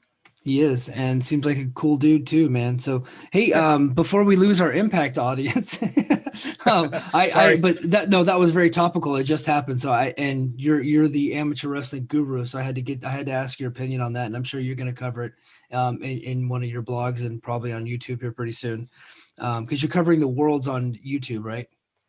Yep. Awesome. The Olympics, me and Petey Kowalczyk, we're going to be covering every day of the Olympics. We're going to have a show. I talked to Garrett. We're going to have an Impact. We're going to have a YouTube show tomorrow night, talking about a big college job opening. University of Illinois job just opened up. So it's nice. Garrett's giving me some time to talk more amateur wrestling. So you guys in the Fight Game Patreon group, come learn about this awesome world of amateur wrestling and see who's coming up next, because we produce some good pro wrestlers. Yeah, and I didn't know if I was an amateur wrestler myself. I don't know if you know this, but yeah, you mentioned it to me. Yeah. Well, I was on the Exeter High School practice squad for amateur wrestling. They let me practice a lot, and then I got to actually wrestle a couple of times. Got my ass kicked, and then I didn't do it very much after my junior year, but I did do it. That's basically me in basketball. I was politely told, you're a thick, short guy, you should probably go to the gym down the hall. So I just listened and eventually did it. That's awesome. All right, well, let's go ahead and get into Brace for Impact. So what I wanted to do with the show is I kind of want to cover some of the news that's surrounding Impact first. And I think probably one of the bigger stories this week was that Reno Scum got cut. They got released. It was kind of out of nowhere. Now, for context, if you're part of the Patreon and maybe the Impact isn't your thing, but you like the show, and that's great, welcome. Reno Scum's been in Impact for a couple years now. They are more of a kind of a opening act, I would say. They don't win a whole lot of matches. They're there to put a lot of guys over. They have a cool look. They're really good wrestlers. They do cool interviews. I don't think they cost a whole lot.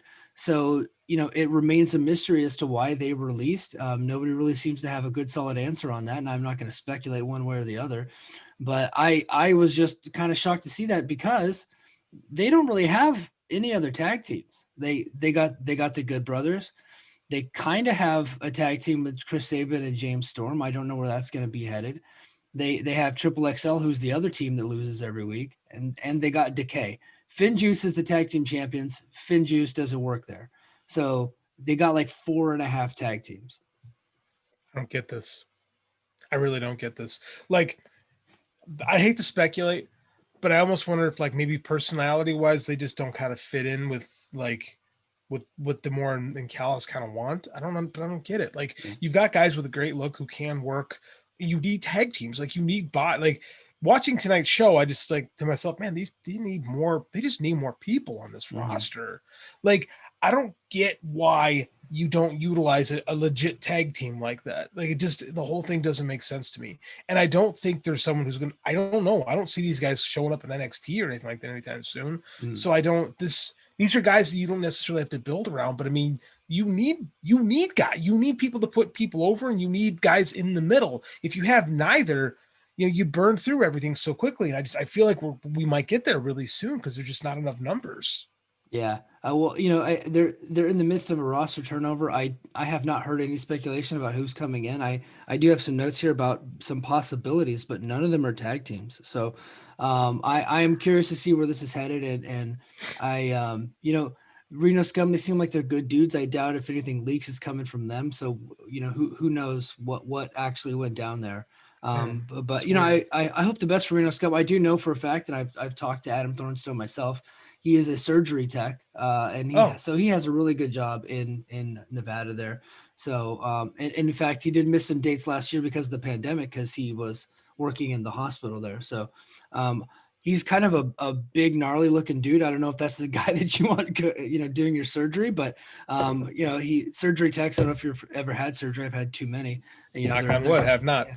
Oh, good for you. Yeah, they kind of just handing over the tools and getting things prepped and things like that. So, so he's going to be just fine. But I do wish Reno Scum the best. And this is a challenge to Marcus Mack and John LaRocca from All Pro Wrestling to book them. And I will make the trip up 101. It'll take me about 4 hours to get there, but I'd love to go and see them live again. Where do you live in the terms of California? Because that might as well be Japan to me, being in Illinois. Okay. So up top, you got not up top, but you're in the Northern California area. You got San Francisco, and then below them you got San Jose, right? Okay. And that's kind of like not the most northern coast, but like the north central coast, right? Well, I'm down on the central coast, down by a town called Santa Barbara, right? And in Santa Barbara County, I'm on the north side of that county. So and I'm literally right on the 101 and Highway 1. Literally, Highway 1 feeds right into the Air Force Base that I live at. Gotcha. So, and I just hop on the 101, and it take me 4.5, 5 hours to get to San Francisco, depending on traffic. So, yeah, not too bad. I'm one of the few guys I feel who doesn't live in California that's in the Fight Game Media Facebook group. Yeah, I'm always interested in that. Yeah. No, there's a lot of us from California. So, so they lost some more people. They could be gaining some people.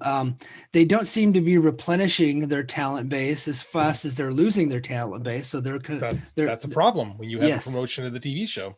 Yes. So they're at a deficit right now. So, but good news is, and I took some notes from Doc Gallows. He did a interview with Sean Ross Sapp over at Fightful.com, who does a great job over there. And he did drop some nuggets. One of the nuggets that he dropped was that Big Cass Kaz XL, who went through some issues with alcoholism, and he is on his recovery, and he's working Alcoholics Anonymous. He's doing all the right things, appears to be in great shape.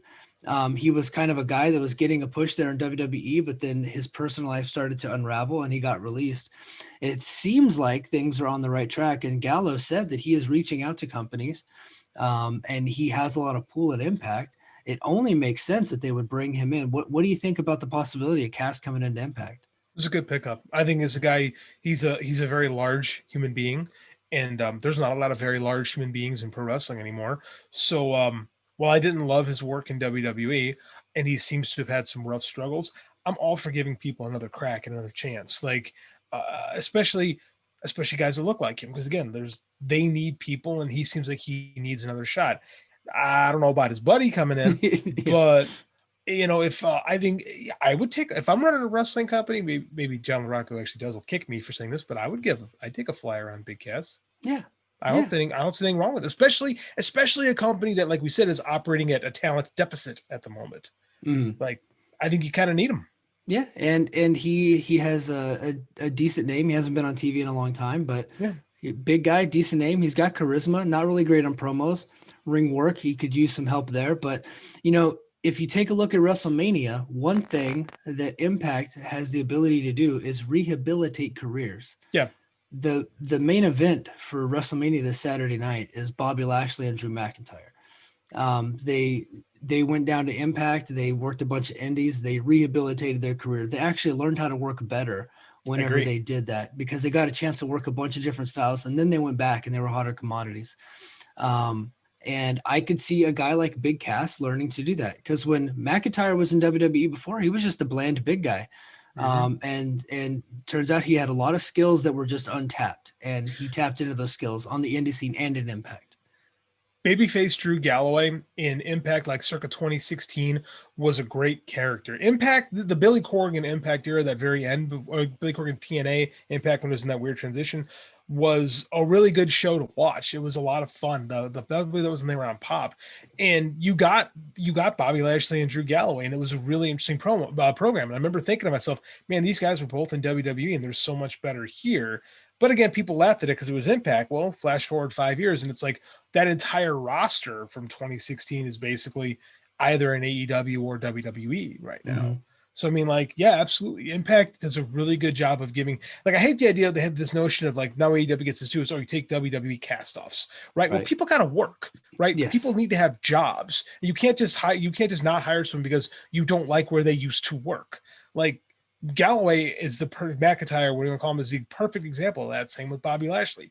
If Kaz XL, which if he comes to Impact, should really consider changing that name. Yes. I think he could benefit, especially under a guy like a Gallows, who has been around and rebuilt his career and been those ups and downs, and could use the mentorship, to be quite frank. And I think it'd be a great move for him. Yeah, me too. There's another guy out there that looks like he's returning to wrestling. He was a former Ring of Honor champion, former Impact Tag Team champion, Davey Richards. He took a step away from wrestling. I think he retired for a little while. He went to become an EMT, I think, in like Seattle or some shit. So looks like he's trying to make a comeback. It's so funny. So there's this independent organization called Global Wrestling Syndicate or something like that that became a kind of a press release that there are negotiations for Davey Richards to wrestle a match there. I don't know how that works. I don't know how an independent wrestling company leaks out information that a wrestler might come over there and work a date. So I don't know what the goal is there, but with Davey Richards and his pedigree and Impact, and the fact that Eddie Edwards is still there hanging around after all these years and doing great things. And Eddie Edwards doesn't have a whole lot going on right now. What do you think about Davey Richards, and could we see him come back? I enjoy Davey Richards. I like, to quote the Voices Wrestling guys, the big dumb jock energy that he brings to stuff. And he's been gone for a while. This whole thing, though, feels really odd. Where, like you say, like an indie, like a rather unknown indie, is throwing out like, oh, we're in negotiations to bring back a guy who hasn't had a match in, gosh, four years. Something like that. I don't know, man. But again, Davey Richards probably would put the kibosh on it if it wasn't accurate. It just sounds weird. Again, Impact needs talent. Davey Richards has that name caliber, and yeah, why the hell not? It makes sense to me. Yeah, absolutely. So I brought up Gallows earlier. He did have some notes from his Fightful interview. I just want to run through a couple of those things because it kind of validates some of the things that we were talking about last week. Because we were talking about the AEW and Impact partnership, and I don't want to dive too deep into that this week. I think we hit covered home that, last. yeah. We covered the hell out of it last week. But one of the things that we were thinking was that, a lot of this was just a lot of the reason behind the partnership was A, Impact's getting Omega, but, B, AEW wanted Don Callis and they wanted the Good Brothers. And it kind of seems like the Good Brothers are, even though they're Impact talents, they're basically AEW talents, and they're going to be on AEW every week until their Impact contract runs out. And Gallows was saying that they had been in talks with the Young Bucks about coming over to AEW from the moment that they signed their Impact contract. And it just kind of validates what we were talking about, that AEW was always their destination. But because there was a little bit of heat there at the beginning with management, it just didn't quite work out. Like we talked about, Impact's a good place to rehab yourself. Yep. Like I said, Don Callis reached out to me with that story he wanted to plant in October. So hearing this doesn't surprise me at all. The more surprising part is it stayed quiet for so long. That's probably a side effect of the pandemic and, not as many shows, not as much news getting leaked. But yeah, I mean, I get it. It makes sense. I think that the Good Brothers have increased their stock by doing both shows. Having just watched Impact, it does almost feel like it's in a different universe than AEW, which is fine. It's like when Flair would do all the territories, they all felt different. I'm okay with it. So yeah, cool. I mean, good for them. I like it. I do think when that Impact contract is up, they probably are going to AEW permanently, but I think Impact kind of needs them a little bit more. They need as much star power as they can get. And Good Brothers are very successful outside the WWE circle. They're making a lot of money. So of course, for everyone. Yeah, good for him. Good for them. And one of the other things they were saying, and we can just hit these real quick and then get into the show, that AEW wrestlers learned about the possibility of the AEW Impact thing coming together around September of last year, and that Don Callis and Kenny Omega had been talking about it for about a year, which is exactly what you were saying last week. Yep. And none of that information had been out before. You just kind of hit that. One other thing that I thought was interesting was that the Good Brothers, he's saying that they're trying to get back into Japan, but right now they're not exactly on speaking terms with Tama Tonga, which I don't know if he's planting seeds there or not. Yeah. So, so I honestly half expected Tama Tonga and Tonga Loa to show up on Impact tonight. And start something with Impact. I kind of figured they were coming in all along. And Meltzer and Garrett kind of half broke the story, but then they said they were just speculating because during the last set of TV tapings in Nashville, God, they happened to be in the States and they weren't on a tour for New Japan. It just made sense that they would be there, but nothing has come out, nothing has leaked out. So I'm kind of like, I don't know if they're coming or not. And I don't know what to believe because all these people are full of shit. Yeah, I don't believe a wrestler. If a wrestler tells you anything, it's a lie. Let me tell you from personal experience. So, do you see Tama Tonga's most recent tweet? Yes. It's just, hey, Moxley, looks like you need a partner. Like, I don't buy it. Like, this whole thing feels like very worky to me. I do think there might be why would there be bad blood between Tama Tonga and the Good Brothers? Because they left? I mean, just something personal? I don't know, man. This whole thing feels stinky. I still feel like we're working our way toward a big joint show at some point. If they do show, I mean, it makes sense if God takes the Impact titles, Finn Juice is right there. I could see all this really clicking together and it just makes sense. So I don't quite buy it. I think it's a great cover because they probably can't get into Japan right now because if they're going to be at every AEW show, they can't do the quarantine. Yep. Right. So it's much better to put this whole thing out there where we're all mad at each other and do something from there. Is it possible? Sure, it's possible. Is it more possible if they're lying? Yes, I would fall on that side of it. Yeah, if I have to guess whether or not a wrestler is lying, chances are I'm going to be like, yeah, he's probably lying. Yeah. And that's part of the fun. Don't get me wrong. I'm not offended by this. I appreciate it. Thank you for working me a little bit, because people don't try hard enough to work stuff anymore. And Tamatanga is quite good at Twitter and entertaining. Yeah, he is. He's always working an angle, that guy, and good, good for him. I appreciate it. Yeah. All right. So we'll go ahead and get into the show. This was their debut on Thursday nights. I really felt like they needed to come out strong and just have a really good debut. They're going up against NXT TakeOver Night 2 on Peacock. I'm going to cover the ratings because it's kind of part of what I do for my coverage for the company. I'm not putting any stock into the ratings this week because of that. Because not only were they going up against TakeOver, but then you had all of the independent shows that are on Fight TV right now.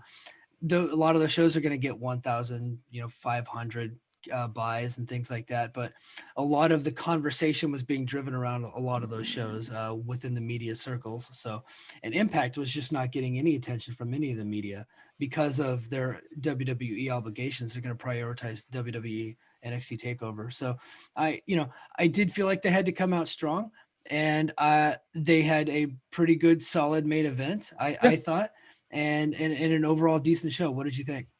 Show was okay. I like the main event a lot. I think the right stuff happened. If we're gonna sell this pay-per-view, Rich Swann had to look stronger against Kenny than he had in the past. Mission accomplished. Yep. Watching those two in the ring together in the brief moments made me really excited to watch this Rebellion show. Like, it really did. Like, I'm like, man, these two are gonna really have a great match together. I think their styles match really well. I mean, we saw hints of that in previous tag team matches, but I think that this really kind of sold me on this. I think it can work. I think, unfortunately, Impact chose a really bad week to transition this. I might have waited a week or pushed it up a week, like doing it in the middle and literally the very beginning of WrestleMania weekend is a bold move that, again, I don't think it really is going to matter all that much because Impact fans are pretty loyal, but you're just not going to get any kind of buzz. Like, even AEW, which is like dominated NXT from day one, and the total viewers got beat with the takeover. I mean, this is the WrestleMania takeover is kind of their big show of the year. So yeah. I don't know, man. I mean, it's I don't think it was a great decision, but I don't know how much choice they really had in the matter. So it kind of is what it is. Yeah, I mean, there's a lot of things that go on behind the scenes with TV contracts, and I know they're owned by a TV company, but they do have other obligations. So, yeah, it was kind of a whack night to debut your show going up against TakeOver Night 2, but they could have waited a week, but who knows? It is what it is. Yeah. It is what it is. Maybe they should just put the whole show up on YouTube like they've done before to maximize their viewership. But I would, to be honest with you, because I think they did have some interesting angles going on that show, and you are going to kind of want to understand what's happening with that show from here on out. If you're going to get involved in the pay-per-view, you kind of want to see this. So I would absolutely throw that up for free. Put it everywhere you can. Yep, absolutely. All right, so the show starts off. They had Rosemary with Jordan Grace and Havoc defeating Tennille Dashwood and her photographer Caleb with a K, Nevaeh and a neck brace, and Nevaeh and Alicia. Nevaeh, by the way, turned heel just last week, and she's on this week and is exactly the same person. So there was no character change whatsoever.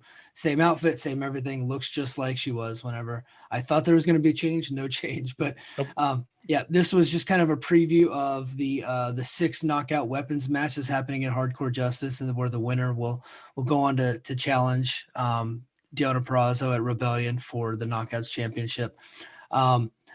This is another example of the Knockouts being okay. This was okay. I think they built to a table spot where Havoc and Nevaeh just gently fell backwards onto a table. I was gonna say, it was one of the worst looking Russian leg sweeps I've ever seen in my life. Yeah. Like, and they just kind of went, ooh, yeah, like, maybe it was just it looked more like a Switzerland leg sweep. Like, it was just like very inoffensive, very neutral. Yeah. They weren't. There was no struggle. They weren't fighting. They just kind of counted down from 3 and then just fell onto a table. Fell backwards. Yeah, it was just very gently. One of the worst table spots I've ever seen. But the table broke. Yeah. I think what's her name? Rosemary. She ended up getting the pin. So that was cool. Rosemary got the fall. Nice. I like her finish. I like this rebooted Decay stable. I was a fan of the original Decay. So again, Black Taurus is a good move for them. And I like Rosemary. I think this is okay. That being said, I'm not looking forward to this knockouts with weapons matches. Yeah, yeah. I think we'll get into that with our we're gonna do a quick hardcore justice preview, and when I say quick, it's gonna be short because that's just not a whole lot going on with that pay-per-view. Kind of it almost looked like, hey, we have this content obligation that we have to meet. So we're not going to put any title matches or anything. We're just going to throw a bunch of people out there with different steps Mm-hmm. because we know that you're not going to watch it anyway. It's a couple hours before WrestleMania. So, Mm-hmm. but up next we got Matt Cardona. He talked about rejecting the challenge, and then he lays out a challenge to Jake something. And then we get a vignette for Taylor Wilde. They kind of made it official with the Let's Get Wild thing. So it's officially official that Taylor Wilde is the person. I still want to see her Spotify. I want to inspect the iTunes account. I need to make sure that she's a legit punk rock fan before we That's move right. forward. But we need to see your punk passport. I want to yes, see those credentials. yes, Better not be any Avril Lavigne in there. yeah, yeah, absolutely. Although, I do have a good wide variety of songs, and now that I'm a dad to a 2-year-old girl, I do have some other types of songs that I have to purchase to be able to play for my daughter. So, I understand but 100%. I do need to see some type of knowledge base there before we can make her legit. Matt Cardona and Jake Something had a match, ended in a no contest, where Brian Myers came out and attacked to kind of set up their match at Rebellion. Cardona versus Brian Myers. I thought this match was decent. I feel like Something is again still kind of playing a third fiddle in like a secondary participant in somebody else's feud. They're Yep. not really giving him anything tangible to work with, and I think they're missing the boat on this guy. Agreed. He should be a guy doing something, right? Pardon the pun. But like, I feel like he's just there. And I was thinking about, so we talk about not a lot of roster depth and burning through matches. I'm like, here's a completely inconsequential match that could be interesting with some stakes involved. Instead, we got to fill TV time, which I get, but like, I don't know, man. Just I was watching this and it's not bad. I do like something. I do think he's got something. I just I don't know, man. It's this whole thing left me very, very cold. Like I thought that Myers just pushing them into the apron was a little, I don't know, uneventful for a double D for a DQ. It just, Yeah. and then him kind of channeling Raven there at the end, and even Strike. Because I remember thinking, oh, he's doing Raven, and Stryker said, oh, very Raven-esque. I'm like, oh god, I'm thinking like Matt Stryker. What the hell? So that's Yeah. a sobering moment of the evening. I don't get it. Like, and I like Brian Myers, but I mean, he's out there doing Raven. This whole thing is weird. This whole thing is just weird to me. Yeah, he's like trying to play like 4 or 5 different characters at once. Yeah. And his because his character is the most professional wrestler, but he gets himself into hardcore matches that he hates, I right? don't get But this. it continues to happen, and then he walks out, like he talks about hating hardcore wrestling, yet his t-shirts are driven from ECW style, right? He has ECW style clothes. He's doing Raven's pose. He's cosplaying Raven. Yeah, I mean, like, He's cosplaying Raven. And then to kick it all off, tonight he has a t-shirt on, and his new finishing move is called the roster cut. So now his character is he's this professional wrestler that grew up as an ECW fan that now hates ECW and is super bitter about getting fired. At some point, you got to grow the fuck up. I Right. agree. And here's what bugged me too is Stryker goes, oh, Cardona and Myers have a podcast. So they talk about figures and they use it as a moment to sell figures. So I'm like, okay, so these guys hate each other, but they're doing and I know I was it last week, but this really, they drove it home on commentary tonight. They have a podcast. I don't listen to the podcast. Do they hate each other on the podcast, or is it just a normal podcast? I don't. I own one wrestling toy, and I've had to say it for like 20 years, and my daughter plays with it. So, I don't get it.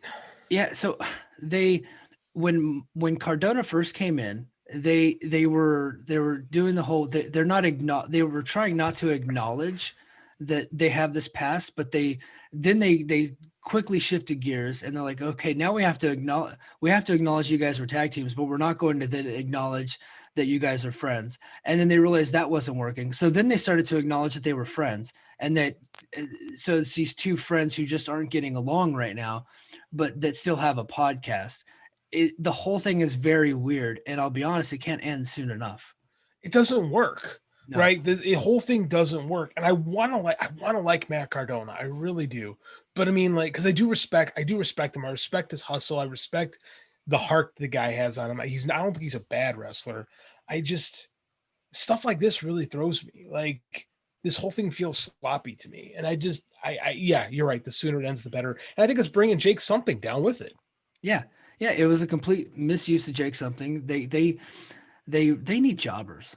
Like, Yes, bad. they need dudes who can lose. Yeah. Right? And like we said, you can't, like Don Callis's idea that you talked about last week. You have eight or so guys that you build around. You keep bringing people in. Well, man, you got to bring people in to eat some L's. Yeah.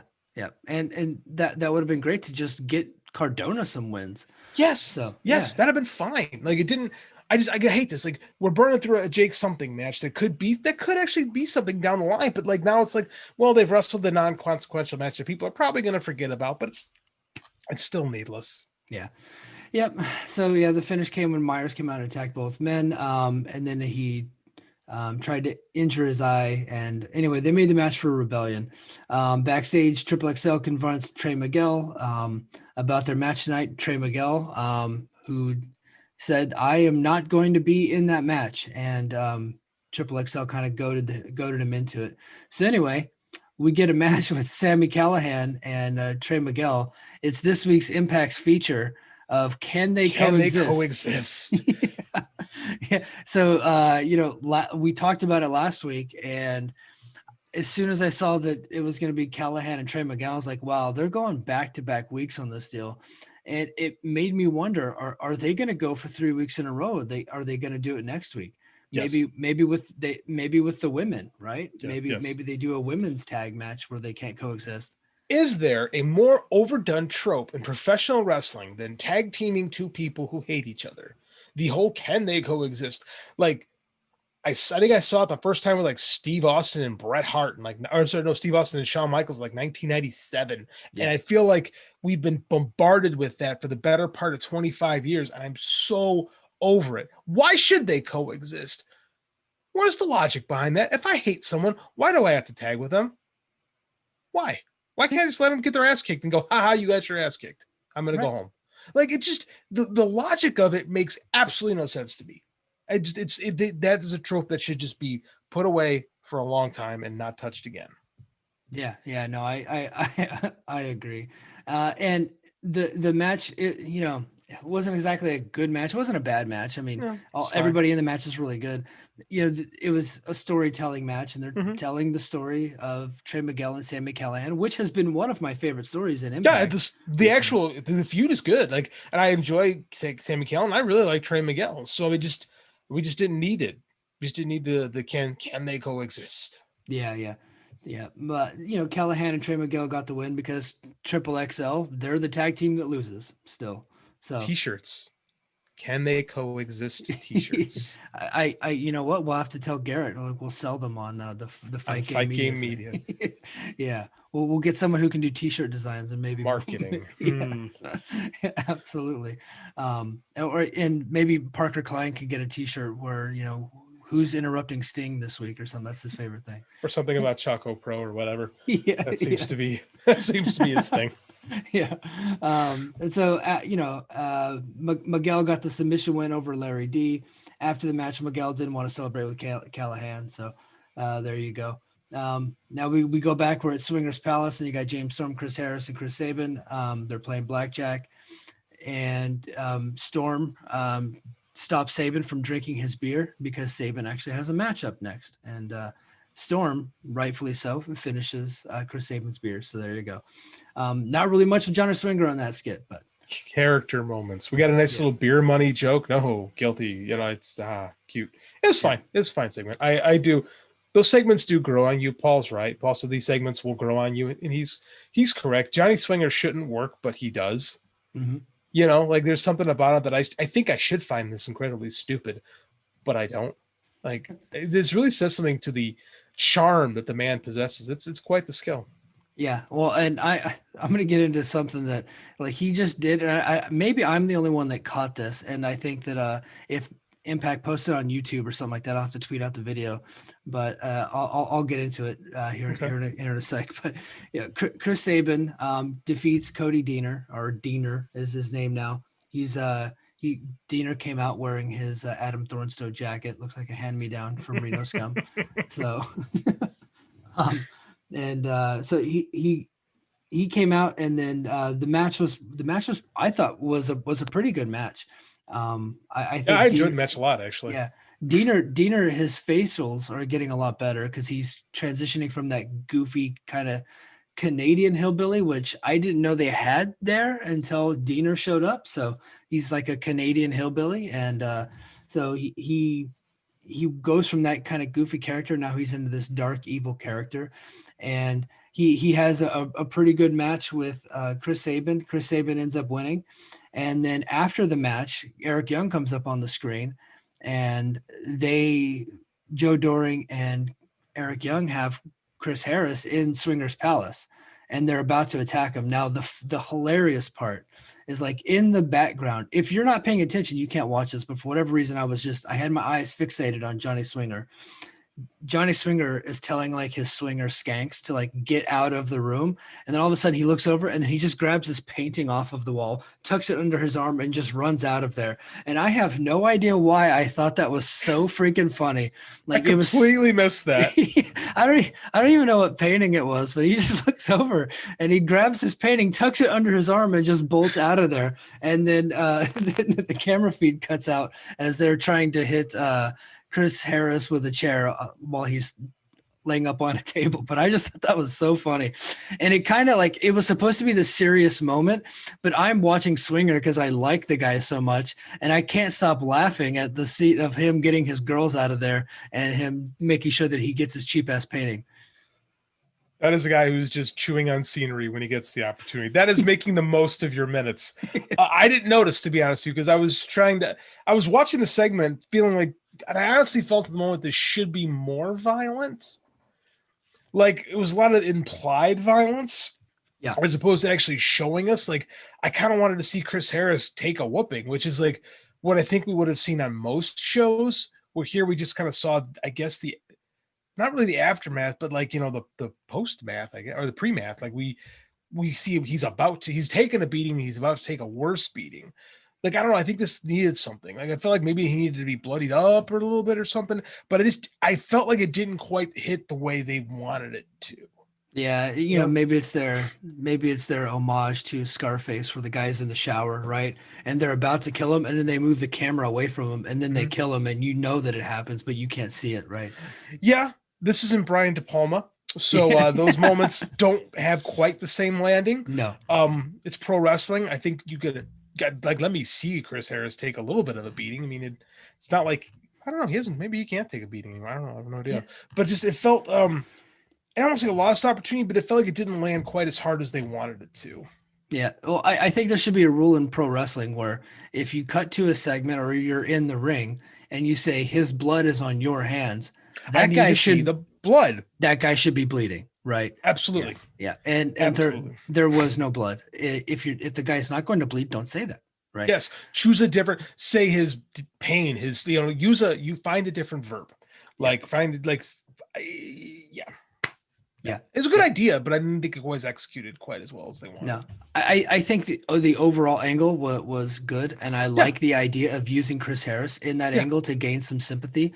And Impact in the last week has done a really good job of reminding people who Chris Harris is, because a lot of those people are no longer watching Impact or TNA or whatever. So, and there is a younger audience out there that is consuming, Impact through the app or through Twitch or through whatever, streaming, however they're doing it. So they don't have that knowledge base. So they've been doing a very good job of creating the sympathetic character. And then for Eric Young to take advantage of him the way he did and puts more heat on Eric Young. I just don't think they had executed it as effectively as they could have. They've done a good job. Like you said, they've done a good job re-educating. Like we know who Chris Harris is. I think we could have seen him take a beating. Now this leads to my question: is Chris Harris coming back? Like, can he wrestle? Is he interested in wrestling? Because it sure seems like the logical next step would be America's Most Wanted back together against Violent by Design, right? Yeah. And so they announced that Tommy Dreamer, getting back in the ring just a few weeks after he retired, he's going to try to break Terry Funk's record, I guess. But Tommy Dreamer is going to have Team Dreamer versus Team Eric Young at Hardcore Justice, which I think makes James Storm and whoever else his partners are. I don't know there's James Storm. It's going to make whoever the partners are look like second fiddle, if you're asking me. But I agree. yeah. So, but maybe that's what they do. That's in 2 days. I don't know that it's going to be Chris Harris and James Storm. I thought that it was going to be when they brought up that Eric Young was doing a hardcore war at Hardcore Justice. So, we'll see. But I think the logical thing is to do an AMW reunion. I don't know that he is in the physical condition to be able to do it just yet, but maybe they're working on it. I agree with you in that. I don't. It's hard to say he doesn't look like he's in shape to wrestle, but I don't know. I think the question could be answered. Now, isn't Eric Young injured, or does he get injured probably maybe in this match? He got injured in the James Storm match, and then he is currently injured. Yeah, but he wrestled 2 more matches after that, if you remember. Oh, that's right. That was our badass spiel. Yeah, it's still a complete badass. Yes, yeah. So, and one of those matches was the Hardcore War at Hardcore Justice, and then he ends up wrestling Chris Sabin, I think, the very next night. So I think next Thursday we'll see him wrestle Chris Sabin. So okay, yeah. All right. So backstage we're gonna go to Ace Austin and Fulton. They're in the back area there, and Josh Alexander confronts him, says does the whole spiel about him wanting to be the champ. And then, of course, TJP, who is a black hole of charisma, shows up, and he's wearing a hoodie, and it's over his head, even though not raining. And I doubt that it's actually very cold in Nashville right now, but he is wearing his hoodie with his hood up, and he is talking about how he is the real number 1 contender for the X Division title. So, surprise, surprise, we're getting another 3-way at Rebellion. But the 3 guys involved, chances are it's going to be an excellent match.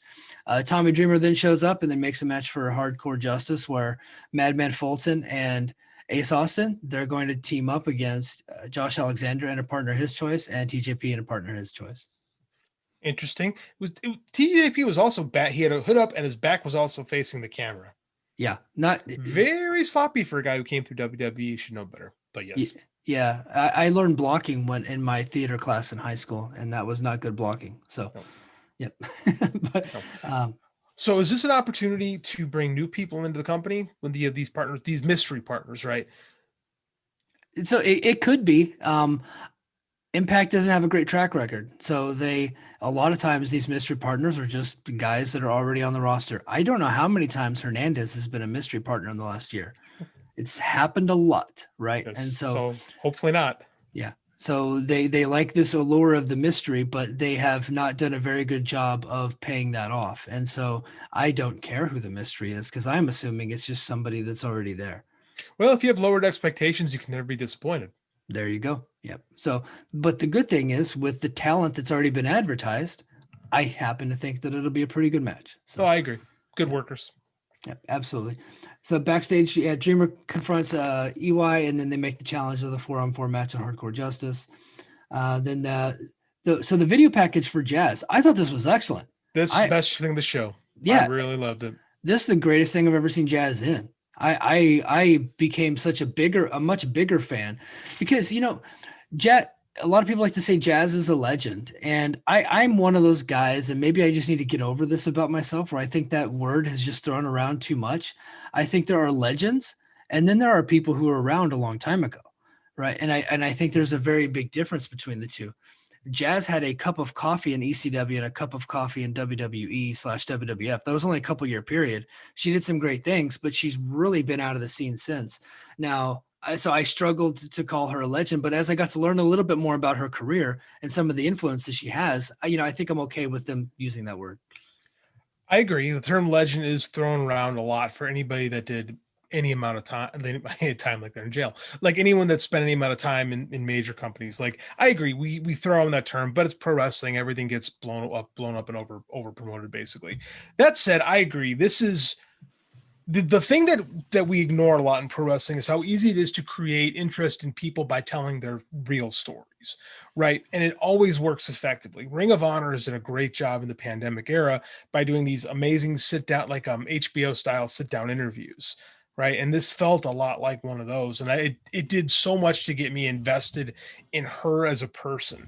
And like I said, we overcomplicate things with these overdone storylines AEW sometimes that they're overthought, when in reality, just talking about who the person is and their real life journey does a much better job of creating both interest and sympathy in a character. This was really, really well done. And like you said, I am more invested in this than I thought I would be. Like, this was great. Yeah, no, this was great. I originally thought this was just a throwaway match, and then they're kind of putting lipstick on a pig a little bit by making it Yeah. a retirement match. But you know, Jazz did an interview on Impact social media that I thought was pretty good, where she's kind of just looking in the mirror, and then this video package where they kind of chronicled her whole career, which is actually pretty impressive. Mhm. And they have pictures of her from when she was in ECW and doing the indies, and when she was in WWE and things like that. And then they brought up the fact that she was actually trained by the Junkyard Dog. I didn't even know that. Didn't know So, that. That was really cool. yeah. So, learning more about her, I am now looking forward to this match. I get the feeling it's going to be the main event of the show. It was the first match to announce for the show, and not really much has been announced since then. And it's the only title match. I'm assuming that it's the main event of Hardcore Justice. So, and rightfully so. It's really the only match that has a story, Mhm. and I'm really looking forward to it. Now, as far as who should win, I think Diona should win because, poor Jazz, yes, she has had such a great career and she's doing a great job with this feud, but her shins connect directly to her thighs right now. Like, she ain't got no knees. Like, she's having some trouble walking and getting up and things. Like, she's had a little bit of trouble moving around in some of her matches as of late. She's gonna go all out on this one, and I'm expecting it to be one of the better performances of her career. And I'd be happy to see her retire with this match. I agree. Deanna is one of the bright spots of the company right now, and you have to keep her strong. You have to keep building her, and giving her that "I retired Jazz" thing is another notch on her belt. Pardon, she got that cool looking belt. So I think that's something really strong that they can do, and I think that that good retirement matches, we don't see them all the time, and a lot of times they're disappointing because the performers just aren't who we remember them to be. But I think that Jazz can sum it up for one more night, and at a place like Hardcore Justice, like I said, put it in the main event, and it could be something special. So I hope, I don't want to say I hope she loses, but I mean, like, I think that's the better story. Like, if Yeah. we're just talking like a complete story, because like those bitter endings can be real effective in pro wrestling. Yeah, absolutely. So then we go backstage to Jim Miller interviewing Deanna Prazo, and she actually puts over Jazz a little bit, and then Mhm. says that she's gonna essentially end her career, and build her career on top of Jazz's career. So I thought that was kind of the interview was a little long for me, and I think that maybe it's just because I don't like Deanna's voice. It can be difficult to listen to sometimes, He but can be a little long-winded from time to time. I did like this promo though. I thought it was like a classic old school pro wrestling promo where, the heel builds up the challenger a little bit so that when they win, it looks like they actually built someone as opposed to, oh, I beat a turd. So I think that she gets that. And I think this was good. I thought it was a good promo. I think she gets her character. And I don't know, this thing, like I said, the more I think about this, the more intrigued I am by this match. yeah, absolutely. Then we go backstage to Tommy Dreamer, and a lot of Tommy Dreamer on this show. This is so much Tommy Dreamer. This is the Tommy Dreamer show, man. Yeah, and Tommy Dreamer's hit or miss for me. I grew up an ECW fan. I happen to like Tommy Dreamer.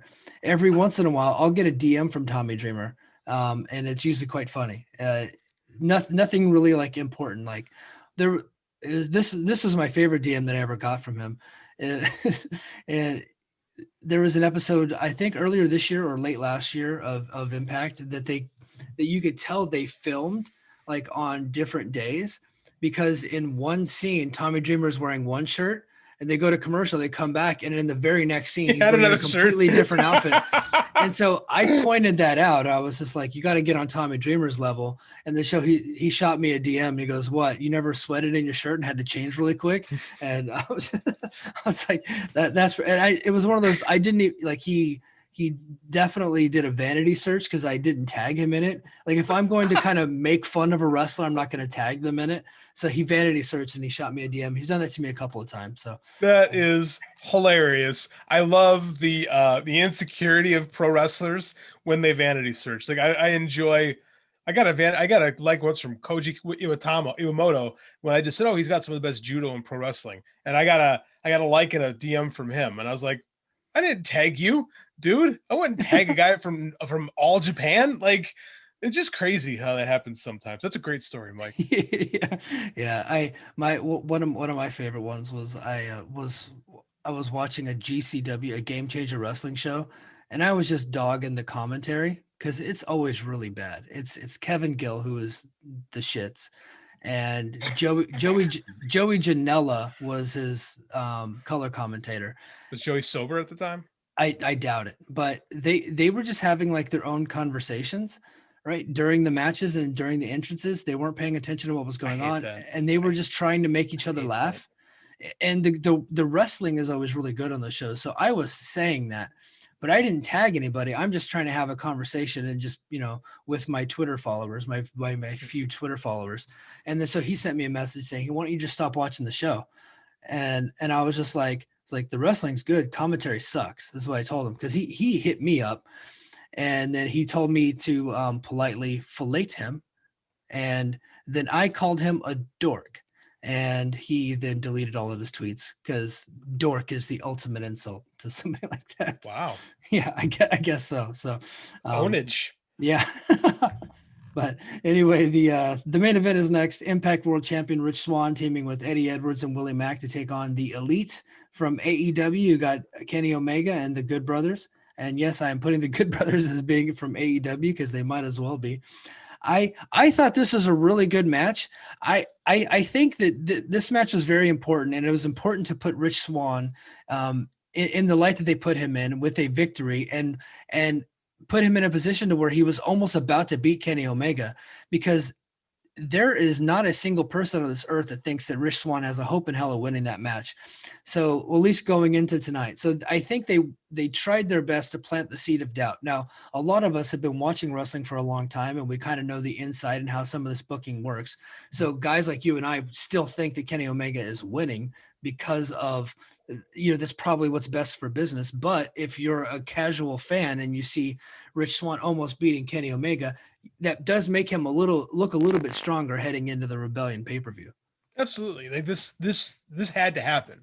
Like, we haven't seen a glimpse. Like, we haven't seen really a glimpse that Rich Swann is on Kenny Omega's level, and they've told us that. Like, that's been the story, is that Rich Swann is not on his level. Tonight we had to see that. And in a 6-man tag, a trios match, if you will. Yes. Like, I like trios better than 6 because there's 3 guys. I think this worked really well. Like I said, it gave me exactly what I wanted to get excited for Rebellion. I got a little snippet of what these two can possibly do together. That's it. That's all I really needed from it. And we got, Gallows and Gunn. I really enjoy them. I like Willie Mack. I think he's kind of an unsung hero of this promotion. Eddie Edwards is the stalwart guy, and he's fine. Like, I liked everything about this. And I like that Swan got the fall. Machine Gun can take it. That's a big win for Rich Swann, pinning Carl Anderson. Carl Anderson's legit. That's one of his bigger wins as Impact champion, legitimately. On paper, it is. So I think this whole thing worked really, really well. I'm looking really forward to this world title match. And Kenny's smart. Kenny knows that if this is going to sell, it's probably going to be the highest selling Impact pay-per-view in quite some time. There'll be my assumptions going into it. So we got to know that we're going to get a good match out of it. We have to plant some seeds of doubt. Have to. So this is good, man. This was a good end of the show. Yeah. No, they definitely ended on a high point. I thought the show dragged in spots a little bit. But it didn't drag that much for me because I watch on the app and there's no commercials, and it's like an hour and 35 minutes. And so that's great. It's so it's hour 24, I think it was. Oh, really? Like, it's because I checked. It's so digestible. Yeah. Like, all wrestling should be presented without commercials. Yeah. And with the ability to fast forward through what you don't like. Like, this changed my life. I don't have to put up with the Twitch stuff. I'm so happy about this. But no, it was a good, easy digest show. I wish the shows were this good when they first started this angle. Yeah. Right. I feel like the promotion is a lot more focused now than they were at the beginning of the year, which is strange because it feels like we're losing people left and right. So, but I think we're in a better spot than we were before. Yeah, absolutely. I would give it a solid thumbs up show just because of, they executed the main event well. Now they did set up some matches for Hardcore Justice, and I'll go ahead and run those matches down. Hardcore Justice is this Saturday at 3 p.m. Eastern. It's a couple hours before WrestleMania. I'm going to remind the audience, and especially the Fight Game Patreon subscribers, that this will likely be free. Okay, so and I'm not telling you don't spend your money at Fight TV, because I like Fight TV. I've had a good relationship over the years with them. All I'm saying is it's going to be free on the Impact Plus app. At least they have been since November. They're not charging people for these things. And so you don't even need a login. You just download the app to your device and you can just watch it. I'm not saying that you'd have to be a total idiot to spend $10 on this thing, but not to make fun of you, JD. Let me tell you about a total idiot that spent $10 on a show that was free. So yes, listen to Mike. Mike is the Impact guru. He tried to explain it to me that I would not have to pay for this show, but I thought, man, that's kind of unethical if I don't pay for this show. And then 15 minutes in, they were giving it away for free on their app, and I'm like, well, who's a chump now? Yeah. And if you don't want to download the app and you really want to watch it on Fight TV, go to the Combat Republic Twitter. I have a contest going on. It ends tomorrow. If you're a Fight Game Media Patreon, just send me a DM. You have a very good shot at winning that code. I have 2 of them. So there's a good chance that you'll get one of those codes. So hit me up on Twitter.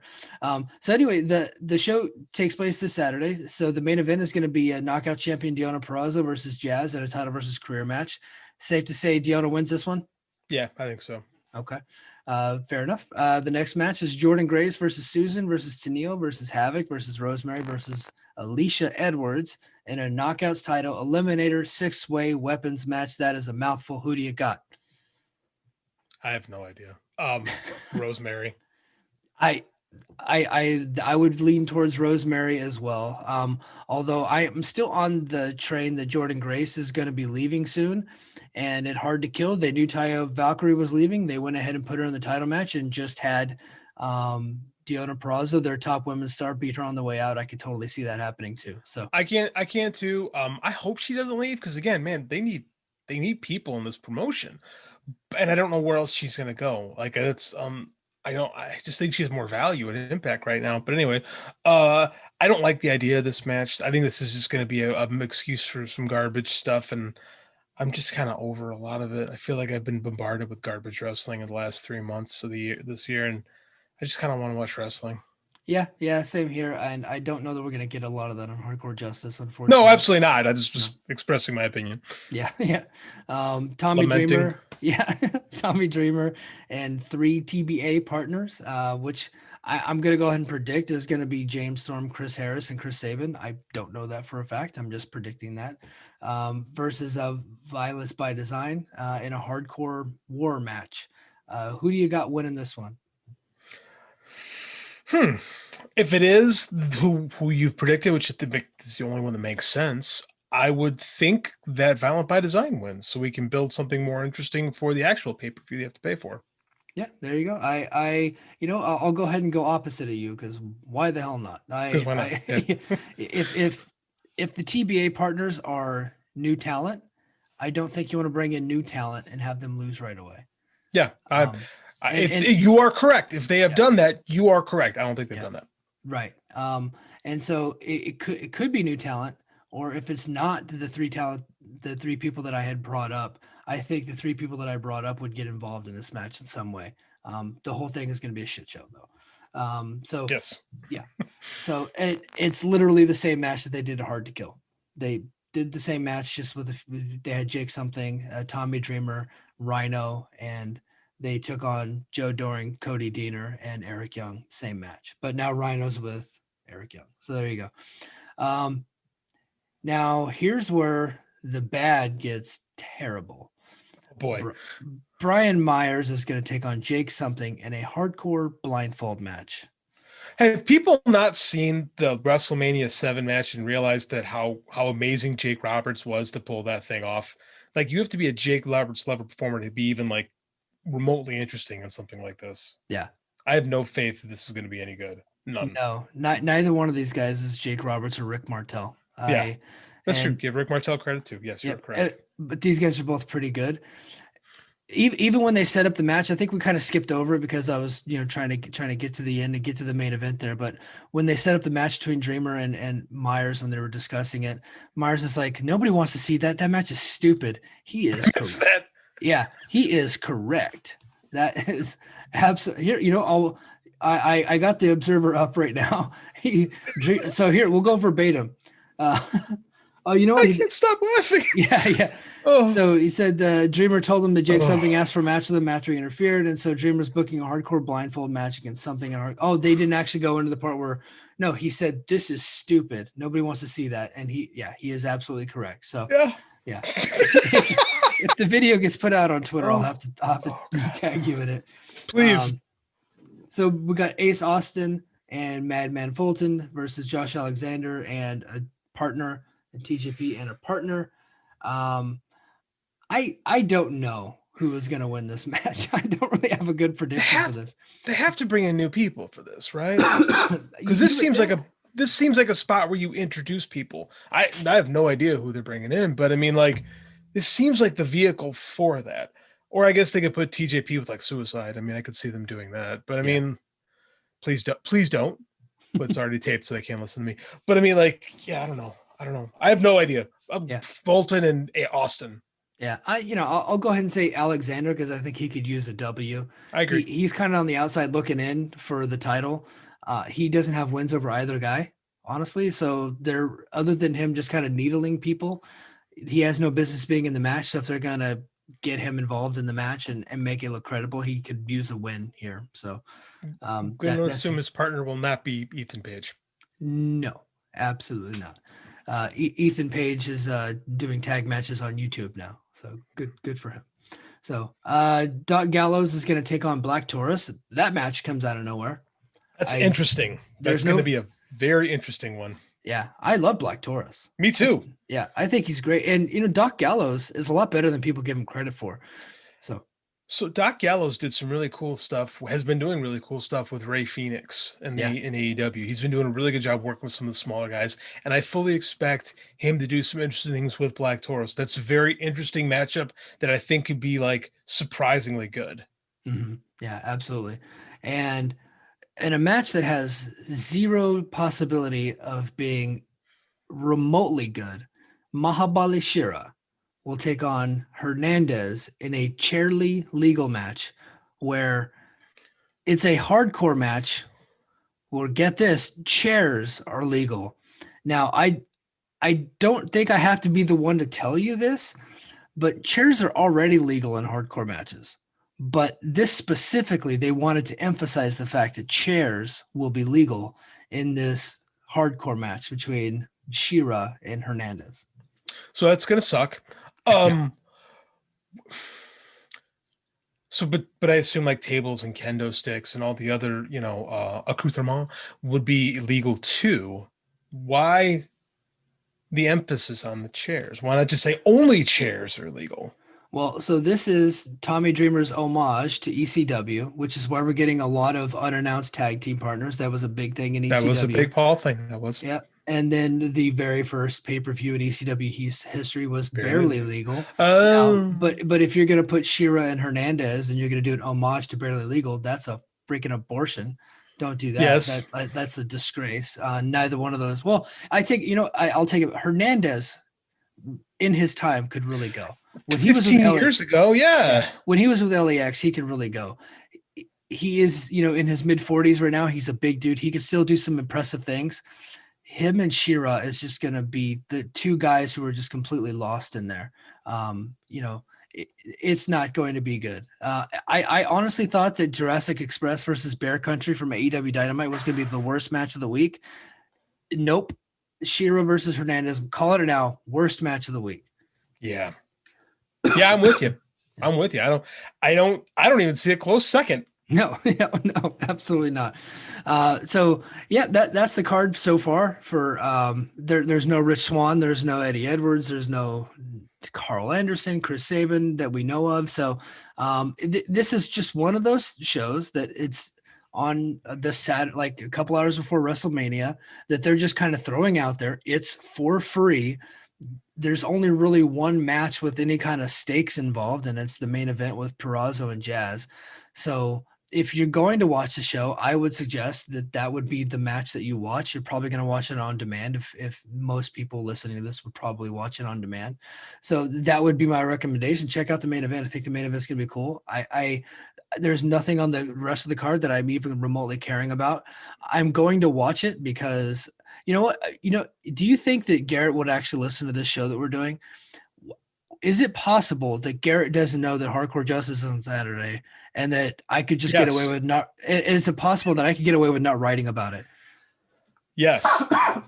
On WrestleMania weekend, while WrestleMania is going on, I guarantee Garrett will completely forget that Hardcore Justice is a thing, and you could wind up copying and pasting something from Wikipedia, putting it into the website, into WordPress, and I don't think you would notice. Yeah. Well, I just have to write it in a way that where Justin will get annoyed editing it like that. Like I just have to make sure that it's like poorly formatted, and that way they'll know it's me. Oh, I get you. I challenge Justin quite a bit too with the editing. So, yeah, I don't know. I joke. Yeah, the Impact fans will know though, and we have loyal Impact fans who are reading our stuff on Fight Games. So yeah, your stuff I'm not writing about Impact. Yeah. Yep. No, I sent out a tweet earlier this week. I was like, I was kind of stressed out that I had 2 shows to write about this week and 2 shows to cover, and then I realized I have friends that are covering WWE this week, so my week is easy. Oh yeah, my week is easy. I'm not covering anything. Like this is for our friends that write about WWE. There's a lot on their plate, and have fun this week, man. I do not envy you whatsoever. Yeah, man. All right, man. Well, hey, that's going to do it for this week's edition of Brace for Impact. Thanks for joining us. We're glad that you're subscribed to the Patreon. And if you like the show, tell your friends about the show. If you're a closeted Impact fan, hey, look, it's 2021. Come out of the closet. And then tell your friends that 2 guys who watch the show that really like it. They will talk about it. They'll complain about it, and they'll have fun doing it. And we're on the Fight Game Patreon, and it's $2.99 a month, man. It's really a hard thing to beat. Also, on the network, you got Parker Klein and Paul Fontaine. They do an AEW review show. You got John LaRocca and Garrett Gonzalez reviewing 1997 Raws. You got Robert Silva and Carlos Toro doing boxing. You got Paul Fontaine and Brian Frederick doing MMA. You bump up the price a little bit. You're going to get some Dave Meltzer stuff, some John Moxley stuff. Tell your friends about us, and they will be thoroughly entertained, I promise. Hey, you also get me and Justin talking high tension, the best of what's going on in Japan. Nobody knows more about Japanese wrestling right now than Justin and JD. Like that. Oh no, that's Justin. Justin knows way more than I do. I bow to Justin all the time. I learned so much about Japanese culture and history just listening to him talk. Like I like watching wrestling, but Justin actually understands Japan. It's pretty cool. Yeah, I'm gonna have to get a spot on your show just to tell you guys the story of because I was stationed in Japan for 2 years. Yeah, and I went to the Tokyo Dome to see Brock Lesnar win the IWGP title. Oh, no kidding. Yeah. So I was there. So one day I'll have to tell you guys that story. And then I have a really good story about getting into a drunken fight with Akibono on the Air Force Base, which that's a story that we need. Which is a classic story. So we'll save that for high tension one day when you guys have the availability. I'm down. I'm texting Justin right now. All right, man. Hey, well, that's going to do it for this week, man. JD, what's your Twitter handle? You can find me at JD_Oliva. That's OLIVA. All right. And I am at Get Up Mike. And that's going to do it for us. Thanks again. Talk to you later. Bye.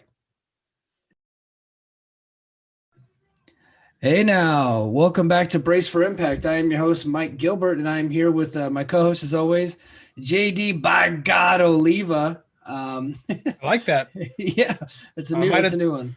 That might be my new Twitter handle. I dig that. There you go. With your connection with Callis, I think I like it. And then today we actually have a special guest. We got Jason Hagholm, our old buddy Jason Hagholm. He is a old school TNA YouTube guy. He's very popular among the old school TNA hardcores. How's it going, Jason? Oh, it's going well. Thursday nights are back to being Impact nights now, I guess, in my life, as unless there's some other thing that comes up. But it was kind of fun to actually watch some Impact with like really nothing distracting it. Yeah, no, that's cool. So I saw that you were on Twitter actually talking about Impact. I hadn't seen you talk about it in a while, so it was kind of cool that you were watching it again. Well, I mean, it does help having the Fight Network and having the easy accessibility of it. But I mean, I just was like, it's 8 o'clock. What else am I gonna watch right now? So I threw it on, and it started out with Josh Alexander and TJP, so it was a pretty good match. And I don't know, what I've seen from Impact is they have totally made the turn that I think we've all wanted them to make. Like, sure, they're maybe not as respected by a lot of the casual fans, but the hardcores, I think, would have to give it its due for the effort they've done to turn it around.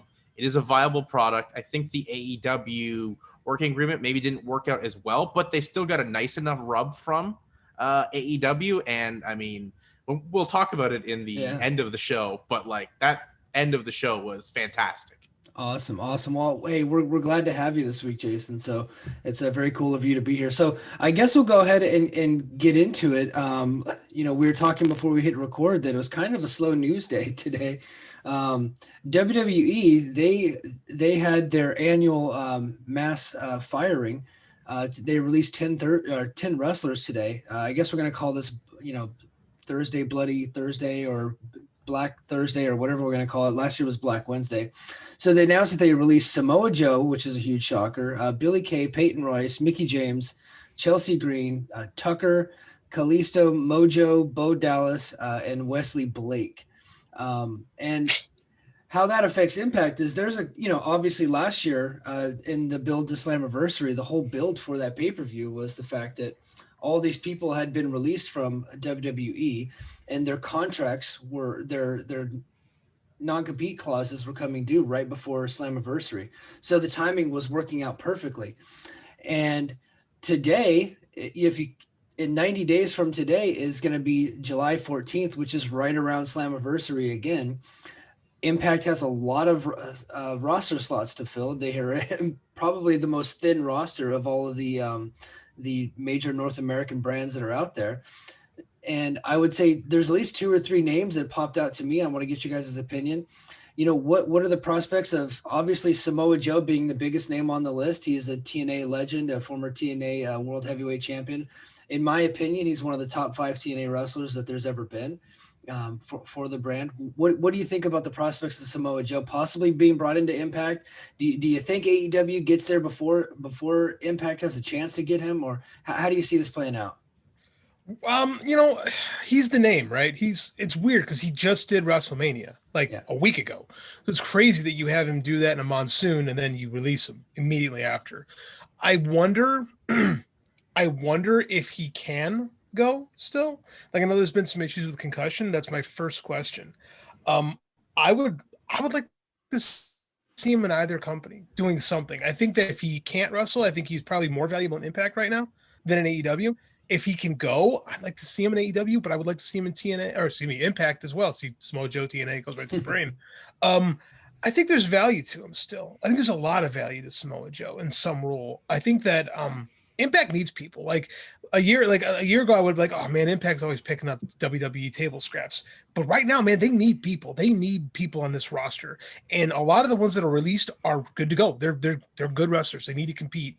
Joe is the big name. I'm happy with him wherever he goes, to be honest with you. Cool. Jason? Well, as JD said, only a year ago, Impact was picking up ex-WWE guys. I thought that was their MO. I think. Oh, it is. It is. But like, they built an entire pay-per-view around it. They were like, people got fired.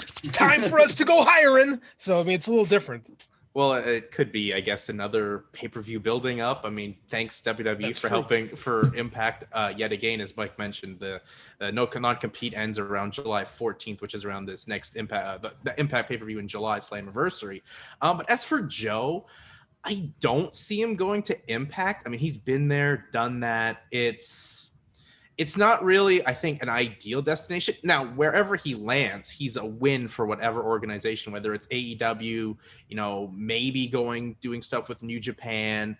But I think AEW has to be the one because Joe himself proved in this run in WWE, like, obviously amazing promo, amazing in the ring, but turned into like a valuable announcer. If he wasn't cleared or whatever. He's a solid broadcaster for any promotion. He adds the credibility because he has the tracking from his run in, you know, every promotion from Ring of Honor, Pro Wrestling Noah to now WWE. And I think the fan base will look at him as a guy WWE, if he gets in the ring, WWE, you know, missed the mark on, because he should have probably had a match with Brock Lesnar for the title. He should have done a lot better than what he did. And it's sad that his WrestleMania moment is being in a poncho with Michael Cole. But I think he just adds so much value because, like, his broadcasting work, that whatever it was from the start of 2020 till now, was fantastic. He was the most believable color guy they had. The NXT interview work he did for the takeovers, I thought this guy's excellent. I just think AEW has to be the landing spot because he is still a big name. And as I said, like, I think people feel WWE missed the mark on him, and there's a lot of fun options for him there right now. Yeah, no, I think that, you know, AEW could definitely be in play here. I wouldn't count out Impact. I think a lot of people counted them out last year with the Good Brothers. And I was on the Good Brothers going to Impact pretty early. Scott D'Amore already on Twitter today making overtures to Samoa Joe. I don't know how serious to take that. It's just Twitter. Of the companies that are out there, I think Impact would need him the most and probably would value him the most. And he would have I hate to use the pun, but he would have the most impact in Impact if that makes sense. He would be an automatic, you know, main event player there. If he goes to AEW is stacked. You know, they got former champions from every major company that there's ever been. You know, he's going to be lower on that depth chart, right? I mean, I love Christian Cage, but look at Christian Cage. You know, he's doing his character right now is building himself up from the bottom. But, you know, you would think a guy like Christian Cage would be at the top right when he gets in there. So it's going to be interesting to see. But I'm like you, Jason. I think that wherever he goes, he's going to add value. He's going to be a great get for anybody that gets him with his wrestling and then eventually his play-by-play work. Now, another interesting name that's, you know, has a connection to Impact is Chelsea Green. You know, she's not a particularly very good wrestler, but her character work whenever she was Laurel Van Ness in Impact and in TNA was fantastic. And her, I guess her boyfriend, her fiance, or whatever they are, I don't know the relationship status. I'm not friends with him on Facebook, but they is Matt Cardona, and Matt Cardona's already been tweeting about it. Scott D'Amore's already been tweeting about it. I think it's inevitable that she goes to Impact. What do you guys think? They need her. She's got the lineage there. Like, Cardona's already there. They need, we've talked about the last 2 weeks how they need to restack the Knockouts division immediately. So it makes more sense to me to get her there as soon as possible.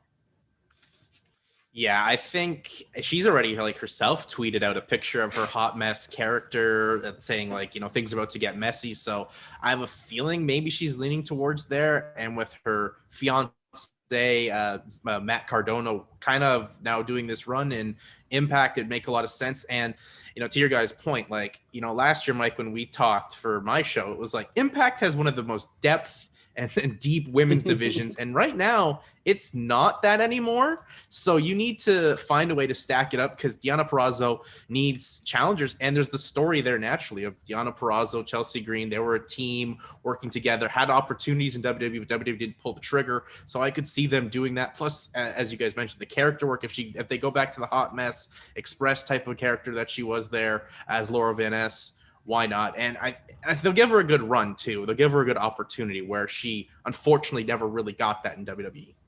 Yeah, interestingly enough, she also tweeted a Lucha Underground gif of her hitting the Destroyer on Penta, saying, "Oh, maybe I'll see you soon." So she's feeling out her worth right now, which, God bless. You know, this is a time these people can make some money. But yeah, she got to go to Impact.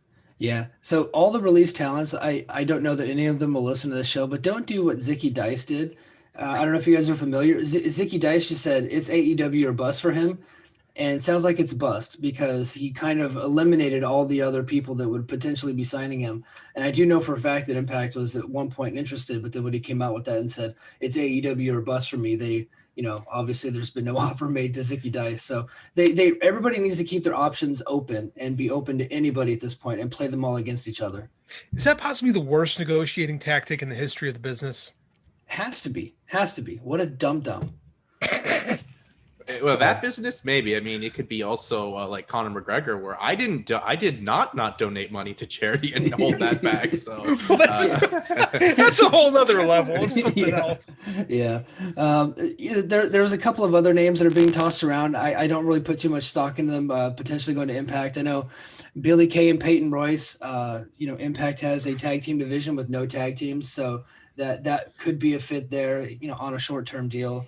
They're not very good wrestlers either. So they add some name value, but they don't really add any in-ring value. But their characters, and Billy Kay alone, was probably one of the best characters of any of the people that got released. And if you want to spice up the division, you need someone like Billy Kay out there. I don't know if she'll go to Impact. I have a feeling that both of them may end up in AEW. And I know we say that, and I put out a tweet, like, if AEW is going to sign some of these talents, they got to make some cuts themselves, because they would have literally 750 people on their roster. And AEW is in this weird thing where they can now scoop up a lot of this talent, but they're also pushing forward their own talent that they are creating, which I'm all for, because that's how you help create stars, and they mean much more for the lineage, kind of like what TNA did back in the mid 2000s. But I don't know. I just think if we're talking about the women's division needing people for Impact, go get a Billy Kay, go get a Peyton Royce, because they need someone. They need characters as well. Guys, the iconic duo in Swingers Lounge. Come on. I think the Swingerellas that he has now works better. And I'm not going to say anything mean about the Swingerellas, but I think their appearance and the way that they're dressed works much better. Now, if you get the Iconics in there, it's not going to be as funny, I don't think. Oh, I disagree. I think they maybe not playing that role, but them just showing up and doing a skit would be hilarious, because Billy Kay's funny, right? Like, she's actually got some pretty good comedic timing, and I think that their over-the-top character work fits in better at Impact than it does with AEW. Yeah. No, I would agree, and like Jason was saying, I think everybody's going to connect every single person that was cut to AEW at some point, because when AEW became a promotion, they got super aggressive. Well, guess what? They were like an expansion team. They had no wrestlers, so they had to go get everybody. But now they have way too many wrestlers, and if you remember last year during those roster cuts, they weren't that aggressive with a lot of those top names. They got Miro, right? They had Matt Cardona for, I think, a cup of coffee, right? I think like 3 or 4 matches. And then eventually got Sting when he was released later that year.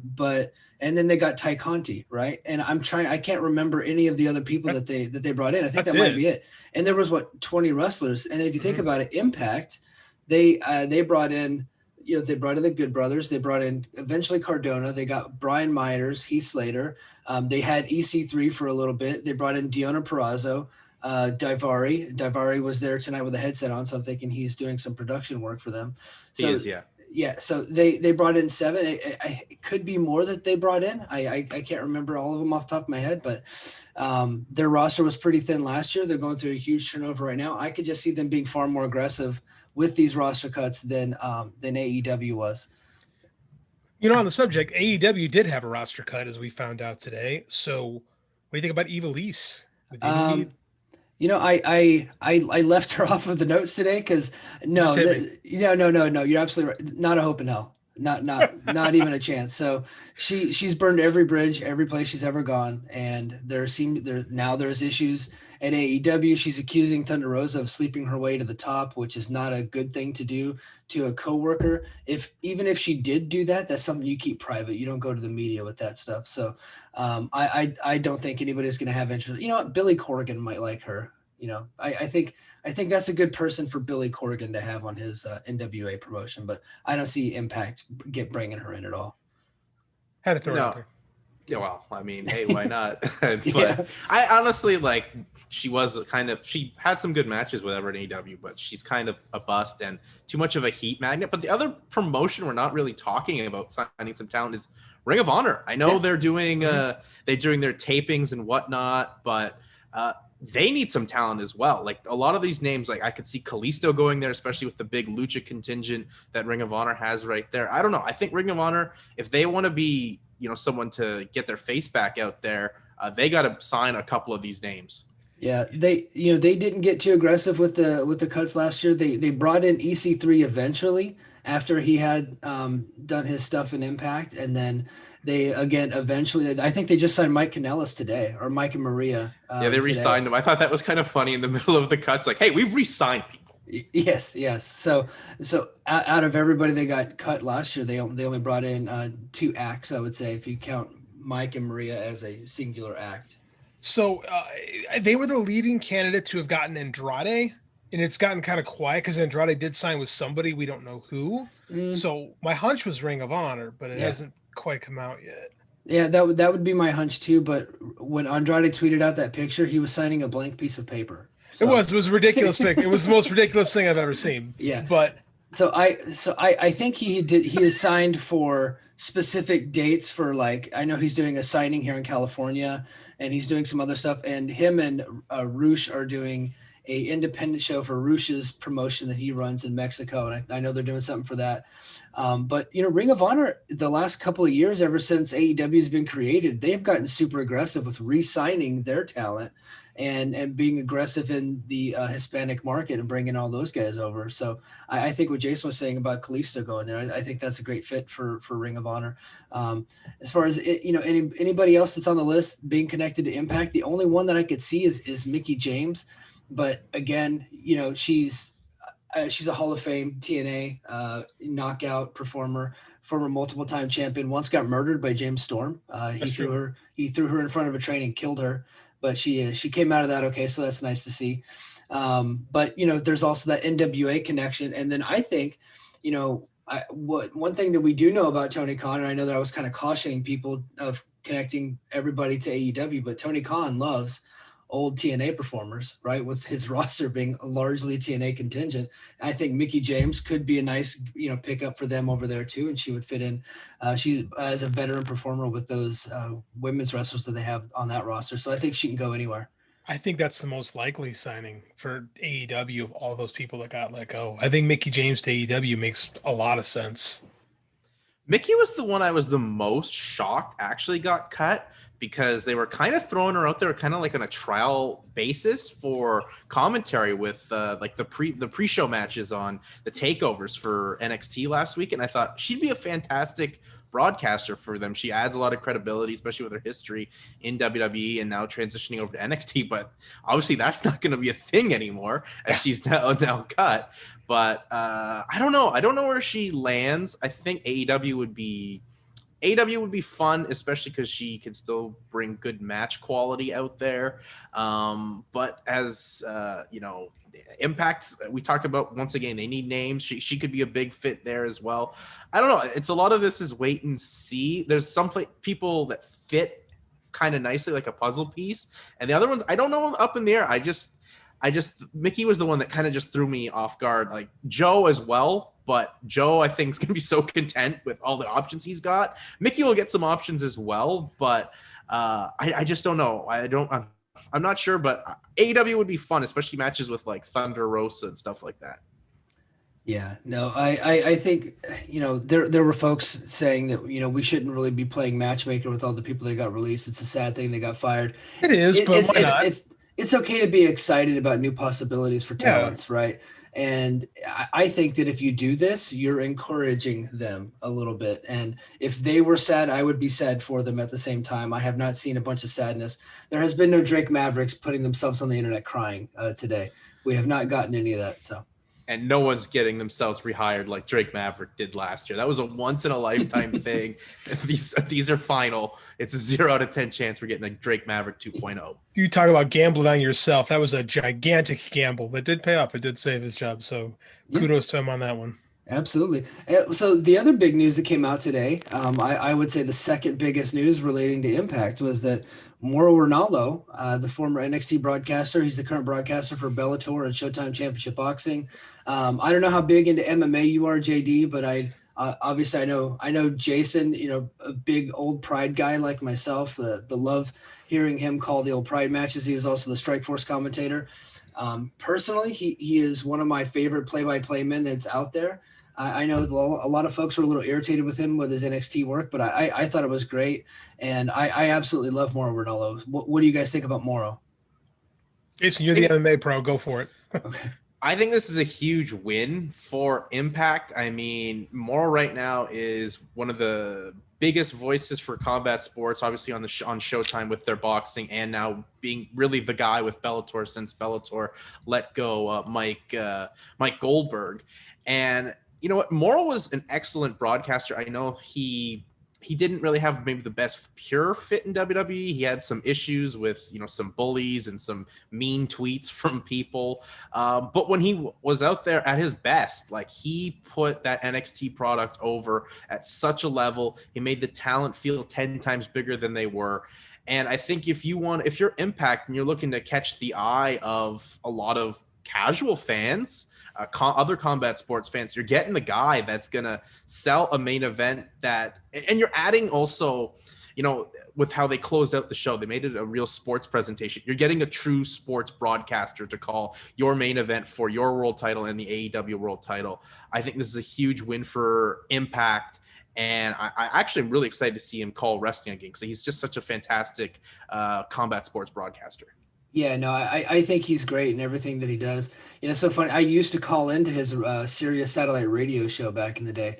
Fight Network Radio. Fight Network Radio. It would come on like noon California time, and I would call in on my lunch break sometimes. So I used to talk to him all the time, and I missed seeing him in wrestling, and I love seeing him in MMA and in boxing. So, you know, he's also a guy that, you know, the pay-per-view is in like 10 days, but he's also a guy that you can get out there on the radio doing interviews, building this thing up. He has a great sales pitch. And I don't know if you guys got a chance, when you get a chance after this, go ahead and watch they posted a couple on YouTube and on their app, Mauro Ranallo doing the top 5 reasons why, you know, Kenny Omega could win, and 5 ways that Rich Swann could win, in 2 separate videos. And it's him doing the voiceovers, and they're really well done. They're really, really good. Just having his voice, I think, adds an extra level of importance to the entire show. So I think Mauro Ranallo is a great get for them. I hope they try to sign the guy and keep him around. It's a definite upgrade over Stryker, and I think Stryker's been an upgrade over Josh Matthews. What do you guys think? I agree. I mean, you got Stryker right now, but now you're bringing in Mauro Ranallo. Like, how do you not see that as a gigantic upgrade? And I think a little Mauro Ranallo goes a long way. I think he's a better fit in Impact. He just never really fit to me in WWE. Right, it just didn't seem like it quite clicked, but I think he's great, and I think this is a good move for them. It's going to give them a ton more exposure I think they would get normally. I'm not a huge MMA fan. I'm super casual. If you listen to this week's High Tension, you can listen to me falling in love with KSW in real time. Yes. So that's my experience with MMA. I think this is great. I think there's no negatives to this whatsoever. Well, plus, like, Impact's doing all these tape shows pretty much from an empty venue. Morrow's got a studio in his house where he can just do the voiceovers. He'd maybe have to do like 1 or 2 on cameras. Like, you can totally just have him do that. And it seems like quick, easy, extra payday for him. He doesn't have to go anywhere other than his home if need be. I know he's right now pretty much living in Connecticut because he's doing all the Bellator and Showtime championship boxing gigs at Mohegan Sun. So, but why not make the move? You've already got him in there. Try to maybe make it a full-time thing, because listening to the commentary tonight, this is my first time actually checking out Stryker and D'Lo Brown. Love D'Lo, always love D'Lo. Excellent color guy. Stryker can be a little overbearing, but he is a bit of an improvement. But I mean, you get a professional broadcaster in there, then you're golden, pony boy. Yeah, absolutely. I think one of the major upgrades that Impact has been needing for a long time is to kind of overhaul the look and feel of their production, right? It was kind of what Eric Bischoff did when he came into WCW, is he would bring in these professionals, right? He brought in Gene Oakland and Bobby the Brain Heenan. He got rid of Jim Ross and he promoted Tony Schiavone. So I think that if you can get a guy with some name value and has some equity with the audience, and more people love him than hate him. And that's not the same for Matt Stryker. I personally have nothing against Matt Stryker. I think that when Stryker did New Japan and when he did AAA, he was god awful. I think he's been nothing but really good in Impact. He hasn't really bothered me that much. He can kind of oversell some stuff. I think he compared Moose to Michael Jordan at one point, and Moose had never held a legitimate championship. But things like that, you just gotta. He's promoting, so I let some of that stuff go. But I love the fact that Morrow is connected to Impact now. I think this is a great thing for them. Now a lot of people reached out to me about this, and I did some digging on it. Impact Plus is no longer available on Fight. Their monthly shows are going to be available as pay-per-views that you would normally get as part of your subscription for Impact Plus, but the subscription service is no longer on Fight. So I did some digging. A friend of mine did some digging. We actually got a word back from Fight, and not really like an official statement, just like some back channel stuff. And Impact is basically pulling their Impact Plus subscription service from Fight, and they want to keep it inside their own ecosystem. They're trying to boost the amount of subscriptions that they're getting on their own personal app, as opposed to splitting it with Fight. And right now there's no heat. Rebellion is going to continue to be on Fight. So I wanted to get that out there. I know some people are asking, some people in the Fight Game Media Facebook group were asking. I do hope this means that the Impact Plus app is going to start working a little bit better.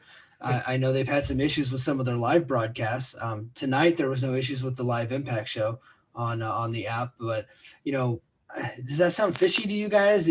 Could there be something in the works here with Impact, or is this just kind of cutting some losses? I don't know, man. There's something's up with this. Like, why would take less money? Yeah. Right. Like, that's what you're doing here. You're hoping that people will migrate over, but there's no guarantee in that. I'm always of the mind that some money is better than less money. Mm-hmm. So I just wonder if they have something else planned for this library in the future. It just, things like this keep creeping up, and this is usually a sign that there's some type of a larger streaming deal in play, because that's the move for streaming networks now. Is it's not everyone owning their own, it's everything consolidating. Yeah. We're moving back toward like big three network type stuff, right? And someone is going to acquire them, perhaps someone in Jacksonville, and like we'll see what happens. I don't know about this. Or is it Impact trying to get ahead of the Triller announcement that they did today, where they purchased Fight, and so Impact's trying to find a way to make their own version for themselves? They kind of maybe know something that's up with what Fight's plans are eventually going to be now that Triller's involved. I know Fight themselves has said there's going to be no changes, and I really don't see why there'd be many changes. I think it's just more of an investment with Triller going ahead with these Fight Club cards, because as crazy as they may be, they're catching all the eyes, and they're gonna do some of the best business on digital and over traditional airwave pay-per-view. So I think that's really where it's coming from. Now, as JD said, like, why would you move it over to something where only really the hardcore fans know about, unless you're like Mike, a diehard Impact fan, or desperate to see, an explosion match from 2004. Like, I don't know why you'd be moving it over there, but if they're trying to upgrade their website, they're trying to update their brand, go for it, I guess, in a way. Yeah. So I had a theory, and I think I talked about it a little bit on the first episode here. I think there's something in the works here. I don't know that they're selling their library to somebody per se, but I've had some talks with some friends, just kind of like throwing it out there. Hey, Access has an app now. They didn't have one before, and they're upgrading their app. Could it be that they're going to consolidate Access, Fight Network, and Impact Plus all to the same app and kind of create a super app, right? Where they can get crossover appeal from the MMA and from the music world and things like that. I think something like that would make sense. Or are they going to be selling their rights to another streaming service? And I think that is, I don't know that that's a likely scenario, but if you're going to inflate the amount of views and subscriptions you get, and you have control over the content, I think that makes some sense if they're going to try to go that route. And if they end up not selling their content, well, they're in the same spot that they're in. They own all their stuff anyway, so they already have a safe landing spot. Now they announced a deal with Plex. I'm pretty sure I'm one of about 300 people in the entire world that uses Plex. Not many people know what it is. I spent a lot of time explaining to people what Plex is, and I'm not going to go too in depth, but essentially, Impact, Access, and Fight Network, they all have channels on the live streaming version of Plex. It's essentially like Pluto.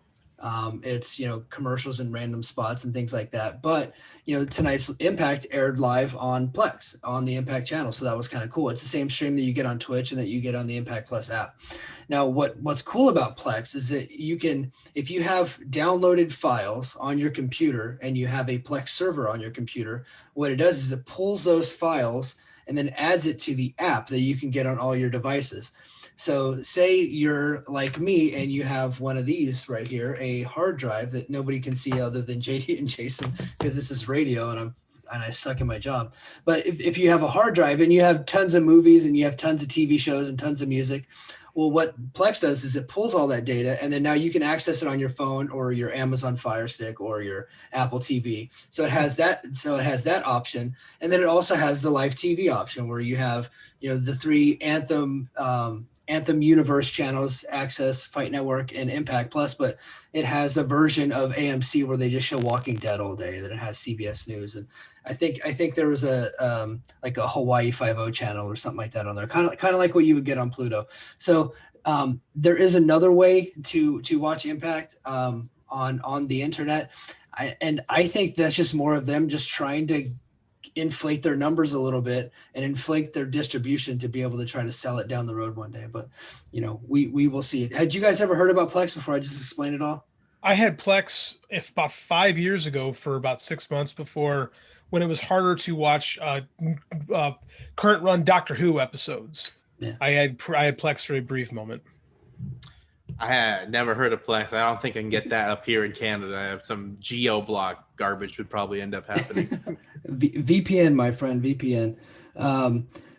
And so this is actually, I'm gonna ask Jason about this one. This is right up your alley. So Anthem announced this morning that they bought Invicta. Invicta is an all-women's MMA fight league. I don't know. You probably don't know how this came about, but is this a big deal in the MMA world? Are more people going to be able to see Invicta now? Well, they're on TV for the first time, where you don't have to pretty much pay to see a lot of their events, which I think is a win for them, because before they were on just iPay-per-view, or you had to have a UFC Fight Pass subscription to see them. And, Anthem, when they want to get involved with the combat sports property, they just buy it. And then, which I think is interesting. And I mean, it took Anthem a couple of years to kind of get Impact to this level, whereas Invicta's kind of already at a high per standard. Shannon Knapp, the lady that runs Invicta, she's already like a member of the board for Anthem. So I think that was a part of the sweet deal, where she gets some say on some of the creative that goes on with Anthem Sports, not just the Invicta as a product. But I think this is a win, because a lot of people were kind of shocked that Invicta was kicked off UFC Fight Pass, because at one point, Invicta was the crown jewel of Fight Pass up until Access TV got rid of LFA, and then LFA ended up going to Fight Pass, and it's kind of harder for them to really get a lot of plugs. And Fight Pass has so many promotions now that there's a lot of competition on the same night when you're trying to win eyeballs on some of that kind of level of MMA. So I think this is a win, especially with you don't really have to pay for anything, and they're really marketing hard, like this the Rising Phoenix series that they have, which is like a one-night tournament, which has worked out well and was one of the big hooks. I mean, that's MMA from the yesteryears, but brought back to life. So I think this is going to be a really solid deal for Invicta. I'm just excited to see what they can do. They're putting together a title fight already on their card. So Invicta is all in with Access, and I'm kind of interested to see it. I'm also sad because this could have been Combate Americas, who were with Access, and then I guess the pandemic kind of wiped out any hope of that. Yeah, I was shocked that Combate, when they announced that they expanded their TV deal with it's Univision, right? When they expanded their TV deal, that didn't include Access. And I tried to get the information out of Max Bretos, but he's not budging. But I tried to get him to give you and me the scoop, Jason. He's not doing it. But Campbell McLaren, he basically flat out said, and if you want to watch it, you have to deal with the Spanish. We're not going to English channel anytime soon. So, that's how I dealt with it last week. Yeah. So loved it. Oh, really? Yeah. I will, unless it's like the highlights of a crazy fight, I will likely never watch, Combate again. I just can't do the Spanish commentary, or unless they put Hugo Savinovich in there and he does it in half Spanish, kind of like what he does for AAA. Brutal. Melissa Santos, the Mrs. Brian Cage, is the new ring announcer for Combate as well. So there is the pro wrestling connection there. And she also announced the the intros and the scorecards in both English and Spanish. Oh, nice. That's very cool. Yeah. So I think getting MMA back onto the station helps Access raise their stock a little bit. Right now, Impact is far and away the highest rated show on the channel. with Invicta being on, I don't see that changing just yet. It depends on what night they put them on and if it's in prime time and what they're going up against. If it's on Friday night, you already have Bellator that's on Friday night. You know, Saturday night is UFC and boxing. So that's going to be interesting. So, and then having only women on your show, that is, you know, it's kind of a cool, it's a unique thing, but it's also limiting as far as your talent pool. So that could be a struggle for them. So we will see how that works out. Now some other news, Impact has been getting praised over the last year for not cutting people during the pandemic. Well, last week they cut Reno Scum, and tonight during the show, Nevaeh, she used to be tag team partners with Havoc. She got cut. JD, what do you think about this? That's surprising. I mean, we talked about last week how they broke up one of the 2 tag teams that they had, and now we see, oh, this is why, because they were gonna fire Nevaeh. Like, it's just, I don't know. It's like we're so low on knockouts that I'm surprised that they made this move. Like, I think she's serviceable. She's fine. Like, I don't know why this decision had been made right now. It's interesting. Yeah, so she was never really on a contract, so she was just on a per date appearance, Okay. They just weren't going to bring her back for Rebellion. Is kind of what I'm thinking.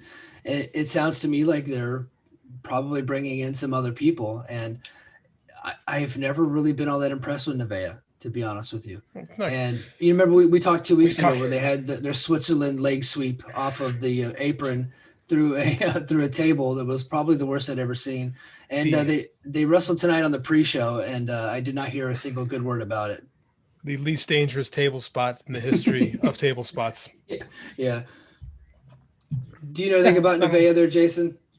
I don't think I've ever seen her, but I did see that she wasn't working with the contract. And as we talked about, now there's a lot of people that Impact can give contracts to. So if you want to clear some space out of your roster and, actually, giving some money to some talent that you're going to fully invest in, you may as well have to let her go. I don't know. So she's a veteran talent. She's not particularly very good, but she's been around a long time and she could lose. I think those people are important, but and I doubt that she cost very much.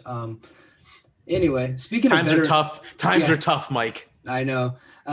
So I'll just cover this really quick. So Davey Richards, I don't know how every once in a while I'll see a wrestler pop up on my Facebook friend request thing, like a person I should add. So Davey Richards was one of those people. So I hit a friend request and he accepted. So we're friends. Me, Davey Richards, and Ahmed Johnson now. So that's cool. But Davey Richards on his Facebook said that he'd be willing to go work in Impact when somebody suggested it to him, but he is trying to get into a physician's assistant school. And that could put a damper on things, but he does have several dates lined up over the next couple of months. So, good luck to him. Hopefully he gets into that school. Being a physician assistant pays you a lot better than being a traveling independent pro wrestler. I can tell you that much. We have a few of them in the clinic that I work at. All right, so let's transition. Quick Hardcore Justice thoughts. Jason, I'll just get out of the way. I don't think you watch Hardcore Justice, right? Did not. Okay, you're a better man for it. JD, did you watch Hardcore Justice? You told me I had to pay for it, so the answer was no. Okay, so this is great radio. I am the only person here that watched Hardcore Justice, and make it clear. You also tell everyone that it's definitely not going to be cost worthy, including your co-host. Yes. So it ended up being a pay event. So since November, they had been giving them away for free on their app. So I tell everybody, hey, you're stupid if you pay for this, right?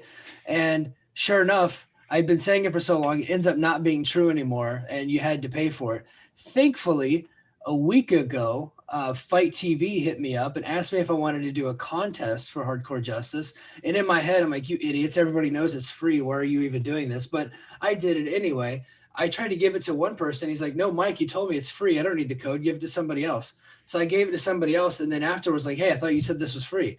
So, but thankfully you do a contest for Fight, they give you 2 codes. They give you one for like the contest, and then they give you one as a media member to be able to cover the show. I had a code in my back pocket when I realized it wasn't free anymore, and I was able to apply that code. So I still got to see it for free. So not a good show. We don't need to get too into it. There were 2 good matches. The opening match with Josh Alexander and Petey Williams, who made his return after a year. So I thought that was really cool. Taking on TJP and Fallah Bahh and Madman Fulton and Ace Austin. That was a pretty good match. The main event was a hardcore war. It was essentially a war games, but with no cage and no blood. Not particularly a great match, not a bad match either, but it was Violent by Design taking on. It wasn't Tommy Dreamer. He ended up no show in the match, but it was Trey Miguel, Willie Mack, Eddie Edwards, and Rich Swann. So the talent involved made the match turn out to be pretty good. So, but yeah, war games without a cage. They called it Hardcore Justice. There was nothing really hardcore about it. A lot of comedy stuff, no blood, no nothing like that. They had a crate on a pole match with Johnny Swinger and Matt Cardona, where you had to access the crate and you would find a weapon. And in one of the crates was a rat trap. And Johnny Swinger proclaimed that was not the first time he'd been trapped by a rat. So I thought that was pretty funny. And Matt Cardona, I think, won by hitting Johnny Swinger with a crate full of wrestling toys. So there you go. And then there was a blindfold match with so stupid. I'm sorry. There's a blindfold match with Brian Myers and Jake Something that Jake Something won with help from Matt Cardona. And that was about it. Black Taurus and LG had a fight. I don't even remember who won. So, but Jazz and Deonna Purrazzo wrestled. That was the big story coming from the show. And it was a decent match, probably about 3 stars. And Deonna Purrazzo won. And that's why we got Jazz's retirement thing tonight on Impact. So there you go. So you guys were saved from having to watch Hardcore Justice. I took care of all for everybody. Thanks, Mike. Yep. All right. Now on to Impact tonight. So, I'll get you guys' thoughts in a minute. I'll go ahead and start my thoughts. I thought this was a really good show. I always try to be honest, and usually if it's not a great show, I will say it. But for the most part, Impact's always really solid and an easy watch. I thought tonight was just thoroughly entertaining, and it all started with Josh Alexander and TJP in what was it? I thought a really, really good match. JD, we'll start it off with you. What did you think of the show overall? And then we'll get into the Alexander TJP match. Since we started this podcast 3 weeks ago, this was the best episode that I think that we've covered. I really enjoyed it. I came away from that, especially after the final segment, going, man, that was fun. Mm-hmm. Like, it was surprisingly fun. Like, unfortunately, the shows weren't this good when they first got the microscope put on, when the AEW connection thing first started. The shows weren't quite up to this level. But now what's funny, with such little talent, they really focus on what's working for them. And it was a really good show. Yeah, Jason? I enjoyed myself. I didn't find it where I needed to change the channel or anything like that. I thought the booking of the show, the structure of the show made a lot of sense. And then they hit it out of the park with their main event segment, which is, I guess, this is the go home episode for a pay-per-view, which is 2 weeks away, which I actually didn't know until a couple hours ago, which a little odd, but you know what? I thought the segment was strong enough, and I'm sure Impact will replay the heck out of it during the week. Yeah, absolutely. And next week is a Rebellion week on Access, so they're gonna have Rebellion content every single day. So the first match was Josh Alexander. He defeated TJP. I thought this was, you typically don't rate matches for weekly television, and for a television match, I thought this was fantastic. Josh Alexander finally got the W. He's going on to Rebellion to take on TJP and what's his name? Ace Austin. Sorry, TJP and Ace Austin. It's late here. I know you guys are like, it's late in California. I know. Ace Austin. yeah. It's 10:41 p.m. here, and I'm already tired. But it was in Ace Austin. So Alexander didn't really have a claim to even be in that match yet, and tonight he finally got one by defeating TJP. What did you guys think of the match? Liked it. It was really good. I think Josh Alexander might be my favorite wrestler in the promotion to watch. I really enjoy him. Yeah. Josh Alexander, solid Canadian boy who went to high school with my wife. So always enjoy his work. One of the nicest people. I did an interview with him before his Bloodsport match, just talking about his growth and impact over the past years. But I love that they're putting Josh Alexander in the X division, because I think he just fits so perfectly. He gels with all the styles there. He can be that big, like, Hernandez type for those guys out there. And he's going to have amazing matches with all the talent that are in that X division. So, and it's nice to see him actually break out and have this singles run. Like, he's pretty much known as his run with Ethan Page as the North, or being in a tag through his career, but he's proving that he's having this career renaissance for him. And I'm happy that he is having great match after great match. He's becoming one of the most must see guys in Impact. As JD said, if he's becoming your favorite wrestler in just like 3 weeks, he's doing his job. Yeah, he's doing a great job. And honestly, this match that he had with TJP was not as good as a match they had on Impact a couple of months ago that TJP won. So if you're listening to this, seek that one out. I can't remember the date, but I'll find it and I'll tweet it out. And then we got Taylor Wilde reaffirming that it's her in those vignettes. Taylor Wilde is coming back, and she's continuing to do her punk gimmick. So that's cool. JD, did you have something? For as over the top as Stryker normally is, he really kind of downplayed this. He's like, "Oh, Taylor Wilde's coming back, cool," and then he glossed over. I'm like, "It's kind of a thing you guys have been hyping for a few weeks now. Like Taylor, you could give me like Taylor Wilde coming back, like just something." And he just seemed to kind of go, "Oh, neat." So I thought it was surprised. It was very non-Stryker like.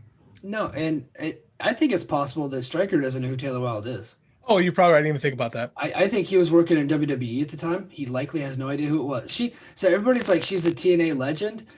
Some people are legends. Other people were just around a long time ago, right? Taylor Wilde was around for about 3 years, a little over 10 years ago, right? Yeah, legend's a tough term for that. Yeah, but she did hold the Knockouts title. I think it was a fluke over Awesome Kong. Jason, you're probably more well-versed in this than I am back in that era. She had that amazing match with Gail Kim, which pretty much puts her in TNA legend status, because that was like a women's match that people thought would be okay because they know of Gail's work rate, but she worked her ass off in that match, and they were doing insane bumps like Hurricane Ranas to the floor type of stuff. But I mean, that's her claim to fame, and I mean, good for her. But legend outside of total nonstop action, I wouldn't use that word. It's kind of like the debate right now with one of the quarterbacks in the NFL. It's like, with Julian Edelman. Is Julian Edelman a legend receiver? No, he's not a Hall of Famer. He's a really good receiver for the Patriots, but not a NFL Hall of Famer. Same with Taylor Wilde. Really good Impact. Maybe, had an amazing match, but outside of Impact, no. No, well, in Impact lore, right, in the Impact universe, people value her. But like I said, she was only around for a couple of years. But hey, you know what? We keep saying it. Impact needs knockouts. She's a knockout. If she can go, let's see what she's got. So I'm excited to see what she's capable of right now.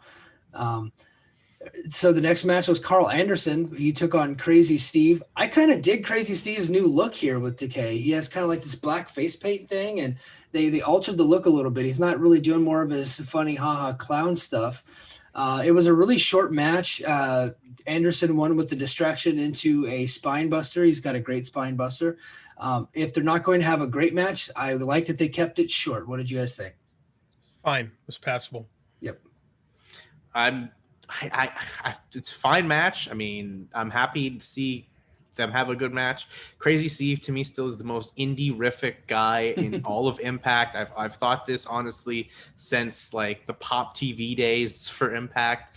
But you know what? That new group that they're with, I'm happy that he's got something to do. Just give me more Taurus on the show. I concur with that. Taurus is great, and together, Taurus and Crazy Steve, they're actually pretty good. And Taurus and Crazy Steve Decay will take on Good Brothers next week. This was kind of a setup to get them to next week. And honestly, they don't have Finn Juice isn't around, so the Good Brothers need something to do. So they're doing a little mini feud with Decay heading into Rebellion.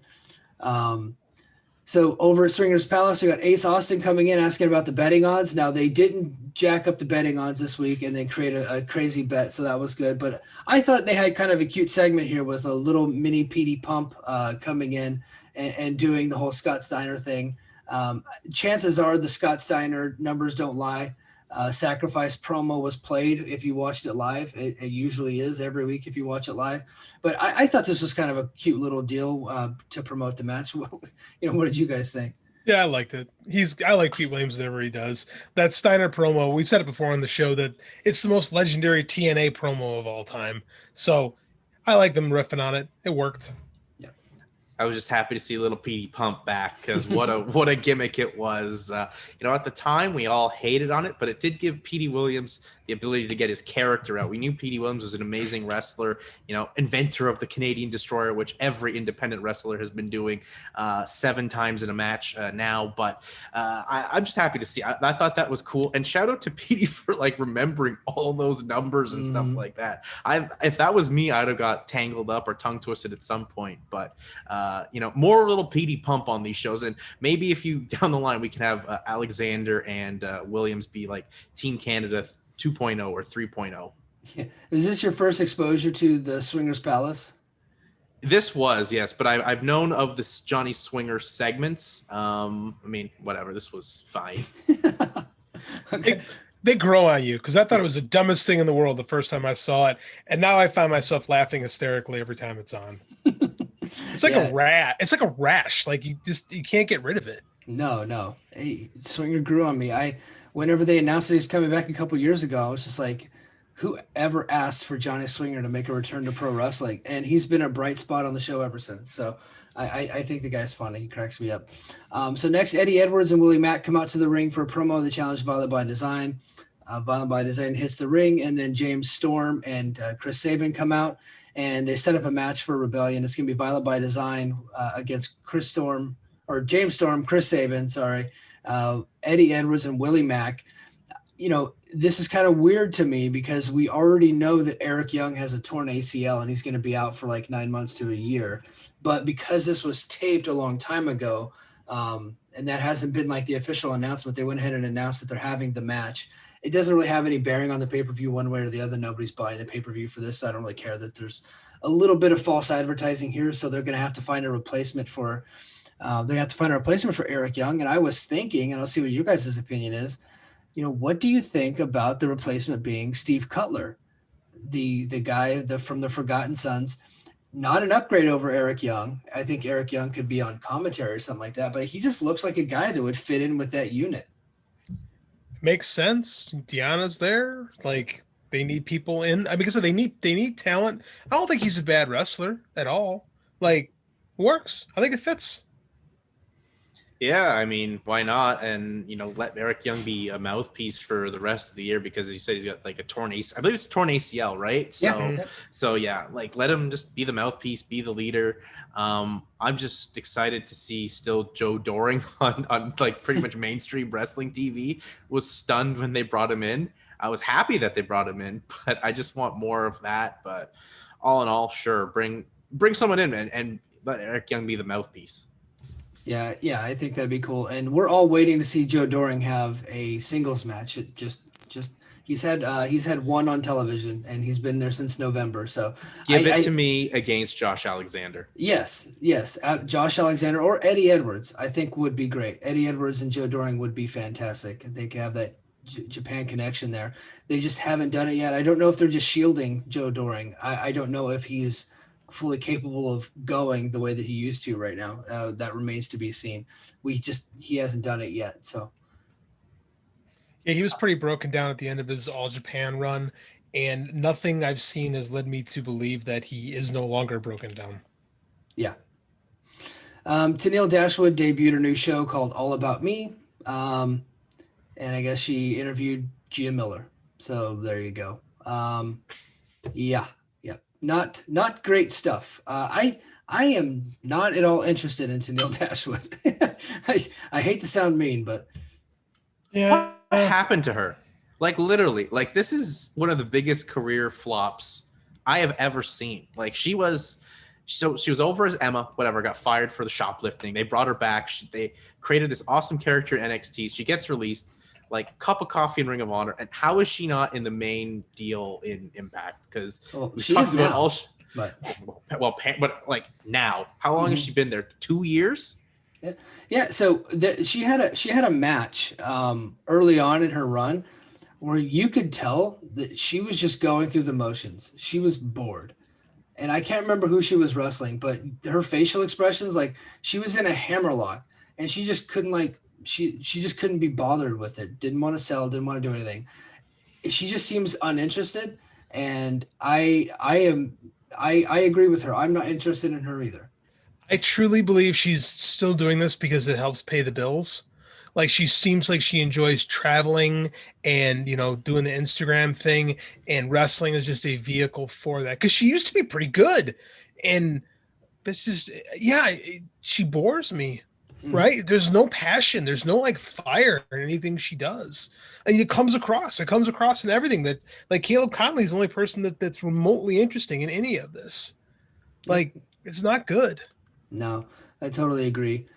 So this next segment was good, and then it was bad, and then it was good again. I don't know if that makes any sense. So Jazz and Jordan Grace came down to the ring for Jazz's retirement speech, and I thought this was kind of cool. Jazz was retiring, and then in the middle of the speech, where she says that she's retired after losing a retirement match, she has a match with Fire and Flava.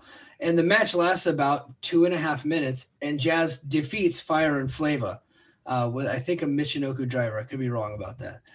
And then she goes immediately back to her retirement speech. Now, the Knockouts Tag Team Championship had already been devalued because they have no teams. And now they just lost to a wrestler who is in her 50s that is retiring. They lost in a couple of minutes, and then she just carried on with her speech again after that.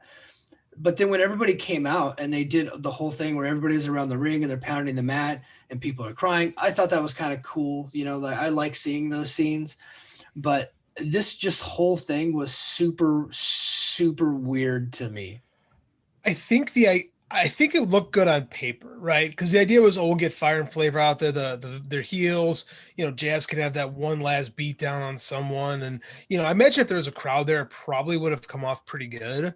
But this is one of those things like we're in these weird COVID era crowd, lack of crowds, where it comes off just odd. And then D'Amore gives her the opportunity to wrestle at the pay-per-view, and she's like, "No, I'm retired." I'm like, "Oh, okay." So I thought first, like, "Oh, they won the titles. She just retired." Oh no, they didn't win the titles. Like it was just this whole. I get them pitching the segment. I get why they thought this was a good idea, but in the execution, it just didn't work. But yeah, the very end where everyone comes out and cheers for her, that was pretty cool. But yeah, then they ruined it with the Scott D'Amore thing. I was like, wait, is this still an angle? Like I was confused at the end of it. I mean, I guess Impact still has to impact it at some point, right? Like you can't not have a segment that doesn't make any sense, because as you said, guys, it was good to start. Like, okay, even if they had the match, like it was dumb for a retirement thing when it's not even an angle, it's actually a retirement. And then it was a beautiful moment with the whole roster and whatever. But then it was like, hey, you want to, like, no, like she's either retired or she's not. Like, make up your mind, Impact. Yeah. I totally thought she's gonna go, okay, one more match. I'm like, well, that segment was pointless. But then it was even more pointless when she goes, no, I don't want another match. Yeah. So and then they're setting up, Jordan Grace having another mystery opponent. We had 5 mystery people on this last show on Hardcore Justice. Well, whoever's booking, when you don't have a roster, you have to book a lot of phantoms. Yes, absolutely. And honestly, it might actually be a complete mystery until they get to Rebellion, because they might not know who's going to be there. So a lot of contracts are coming up due before Rebellion, as we're starting to find out. So Taylor Wilde, right? Like this is going to be how they bring Taylor Wilde back. I think that would have to be it, right? Yeah. Right. Yeah. Makes total sense to me to have Taylor Wilde, and then they could be the tag team champions, and then they would have 2 tag teams. So that would be great. And then we'll just see them feud for the next 6 months. So hey, they just doubled the tag team division. yeah, absolutely. So the next was the Pick Your Poison match, where Brian Myers and Mid Cardona picked each other's opponents. Brian Myers, he took on Jake Something, and I popped JD again. Every time you say that, I forget you're gonna say it. It cracks me up. Yeah.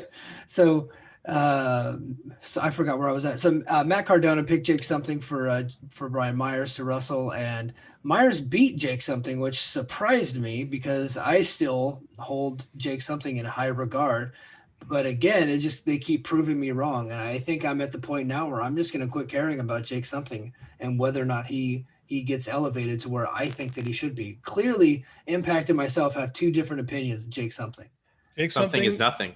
Yeah. Oh, I like that. That was better than I was going to say. Jake Something is a lower mid-card wrestler in this promotion, and they keep telling you. And The man has a ton of talent, but they don't seem to be interested in pushing him at the moment. I don't know why, but that's just where we are. Mm-hmm.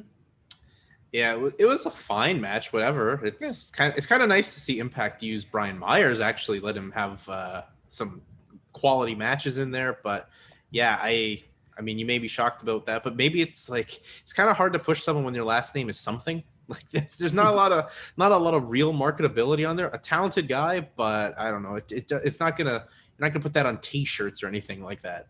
Oh, he tries. Trust me. I follow him on Twitter, and he's got 1,000 of them. Probably 1,000 in the trunk too. Do you think that's Mike? Do you think that's a bad move for him? Do you think Jake something is an unmarketable name? You know, I don't think it's all that marketable, to be honest with you. It does set him out apart. It comes off as indie to me. It does, yes. I agree with that 100%. And I think that it works in indie stuff. I know he does a lot of indie stuff in like Michigan and up in Canada, and they like that, and he has gotten it over. It's like anything in pro wrestling. If it's stupid but you get it over, then it works, right?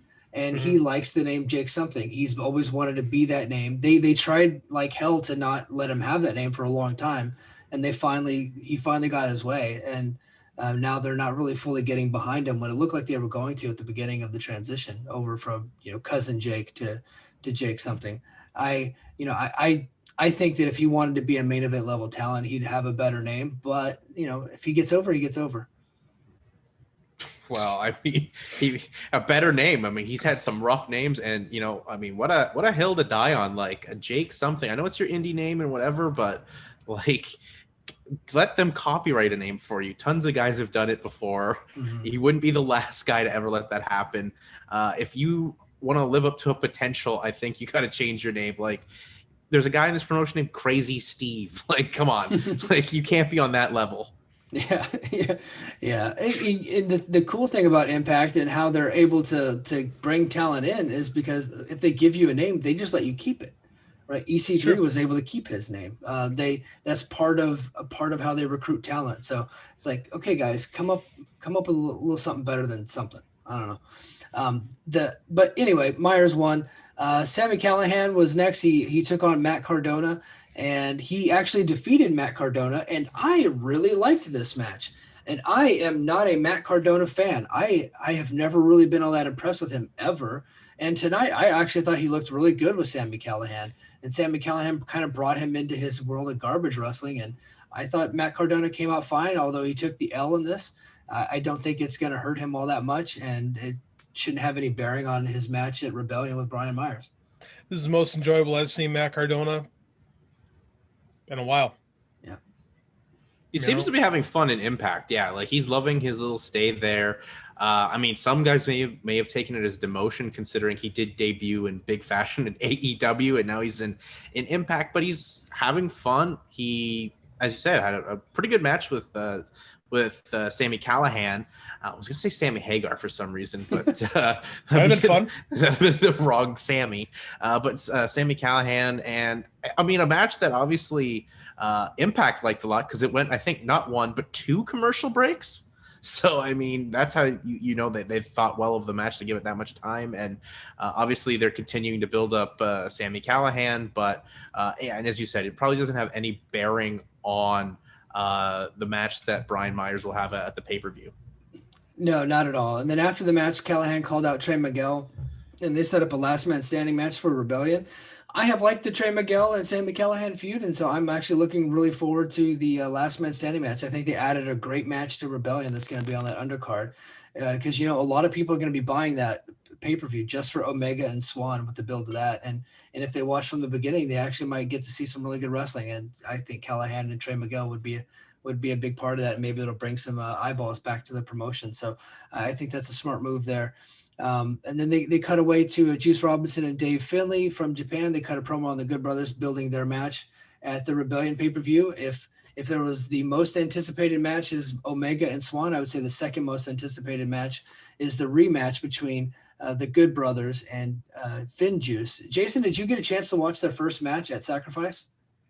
I have not, but I've heard very good things about it. It's good. I strongly recommend it. I was not really, I didn't really think that it was going to be that great of a match going into it, and they absolutely 100% proved me wrong. And I was super impressed by it, and I was super impressed by Finjuice.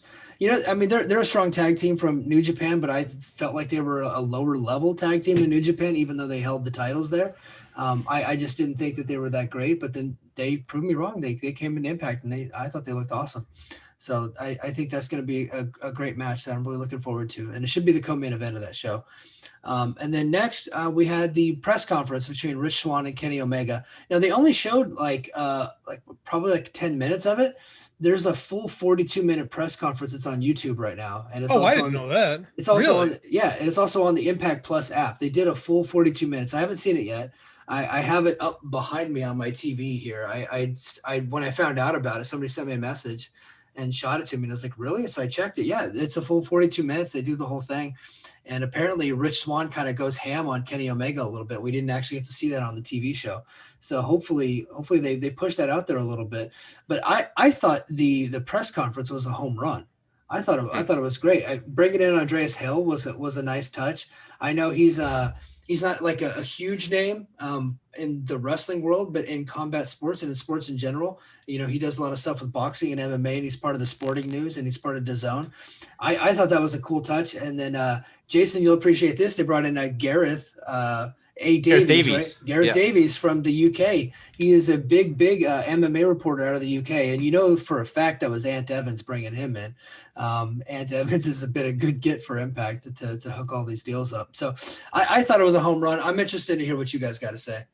I never love the fake press conference angles. I always think they come off silly, but I love the press conference stuff in New Japan, right? Because it's a little more real. This felt real. Like, this didn't feel like you were fooling me with like pretend reporters and stuff. Like, it was legitimate. It was a legitimate press conference, and they did a really cool angle at the end of it. It highlighted the show. Like, I like Kenny Omega being fashionably late. I thought Callis cuts a good promo. This whole thing worked. This is one of my favorite just pure angles I've seen all year. I absolutely love this. Yeah, just the presentation alone, like, they could have done it in the ring like every other promotion, but they went out, they did it in some conference hall at a hotel or whatever was attached. And they had, as you said, they had Kenny Omega kind of be like Conor McGregor showing up late and whatever. And just the sporting aspect of it, it really felt like 1980s boxing, where they promote like Hagler Hearns or your big heavyweight title fights. It really felt like that. And they had, as you ran through, they had real media members asking questions. Like, you could tell they were contrived questions or whatever, but regardless, they had legitimate combat sport journalists asking questions about it. So it made Impact feel a lot better. And all in all, like, you want to have a promo segment to sell your title fight, giving it a big fight feel. This was it. Yeah, and I thought the first question that Andreas, or I think, no, it was actually the second that Mike Johnson asked, and the way that Tony Khan answered it I thought was really cool, where he was saying that, if Rich Swann wins, he's going to come to AEW and he's going to defend the title there, and he'll do both schedules and vice versa.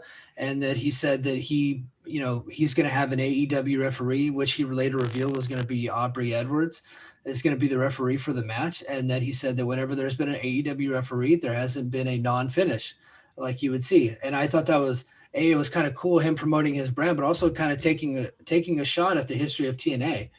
Because I think in the history of title versus title matches and interpromotional matches, where it's always a count out or it's always a DQ and nothing ever really happens. So they're essentially guaranteeing that there's going to be a pinfall or a submission finish here. And it's going to be, they didn't exactly say clean, but there's not going to be a bunch of chicanery. And I thought that was kind of cool too. Yeah, this is a great angle. This is something I want all of wrestling to liberally steal from here on out, because they kind of set the precedent. This is how you do a press conference angle from here. Like, this was great. I love it. This is one of the things also, like, Impact should promote the hell out of on their social media for the next week or so before the pay-per-view, because I don't know what the numbers have been. Obviously, maybe not that great for Impact, but like for every other wrestling company, take a look at what we've done, and it sets them apart too. And I think that's what Impact's really going for right now. They're trying to find ways to set them apart. Sure, they're not WWE. Sure, they're not AEW, but they're at least leaving a footprint in the wrestling world right now, where 4 years ago, they were a laughing stock. Yeah, absolutely. I think that this has been the best build for an Impact pay-per-view since I restarted watching in 2018. I know that, and the only thing I could compare it to as far as the build and the big fight feel was the Lockdown 2008 match between Samoa Joe and Kurt Angle. Now I kind of tweeted some like hyperbole or whatever about this one kind of, getting close to the levels of commercial success that did. And I think they did like 55,000 buys. Okay, I don't actually think that they're actually going to get to 55,000 buys, but I think they can get somewhere in that ballpark. And really compete, because this has been the best built main event of any match that Impact has done in a very, very long time. Especially, way better than anything they've done since 2018. Absolutely. I think they might get a lot closer if AEW would actually help promote this thing. Yeah. Like if you didn't watch Impact, you'd have no idea. Like most people don't watch Impact. They have no idea Kenny Omega is going to compete for the Impact title. Like for most Impact or AEW fans, Kenny's going to show up, I assume, with 2 more belts. And I think that hurts Impact. I don't think that's being a good partner personally. I would totally agree. I think the fans got excited about this Impact AEW like working together type of agreement. Impact's really, done a lot for AEW. AEW is just worried about themselves, which in a way I get, but you kind of want to, promote. And this is your champion wrestling in a main event for sure. It's another promotion, but like, what if he were to get hurt? Then you have to kind of like announce this some way or whatever. I mean, maybe you probably shoot an angle, but if that would happen, and hopefully it doesn't, because Kenny's on the run of his career right now, I don't want to see that. But I just think they have to announce that. I think it would add a lot more. If Rich Swann showed up next week on Impact, or AEW Dynamite, like that would add a lot for it for me as well. I just think they hit such a home run with it. And I just think, hopefully they can continue the trend of the real sports build for their main events, because as you mentioned, 2008, that Samoa Joe Kurt Angle lockdown match was a vision that I thought TNA totally missed the ball on when they went away from that, went just back to being basically pro wrestling. If Impact can find a way to just keep doing the sports presentation with these press conferences, these media calls, I think they've really hit something.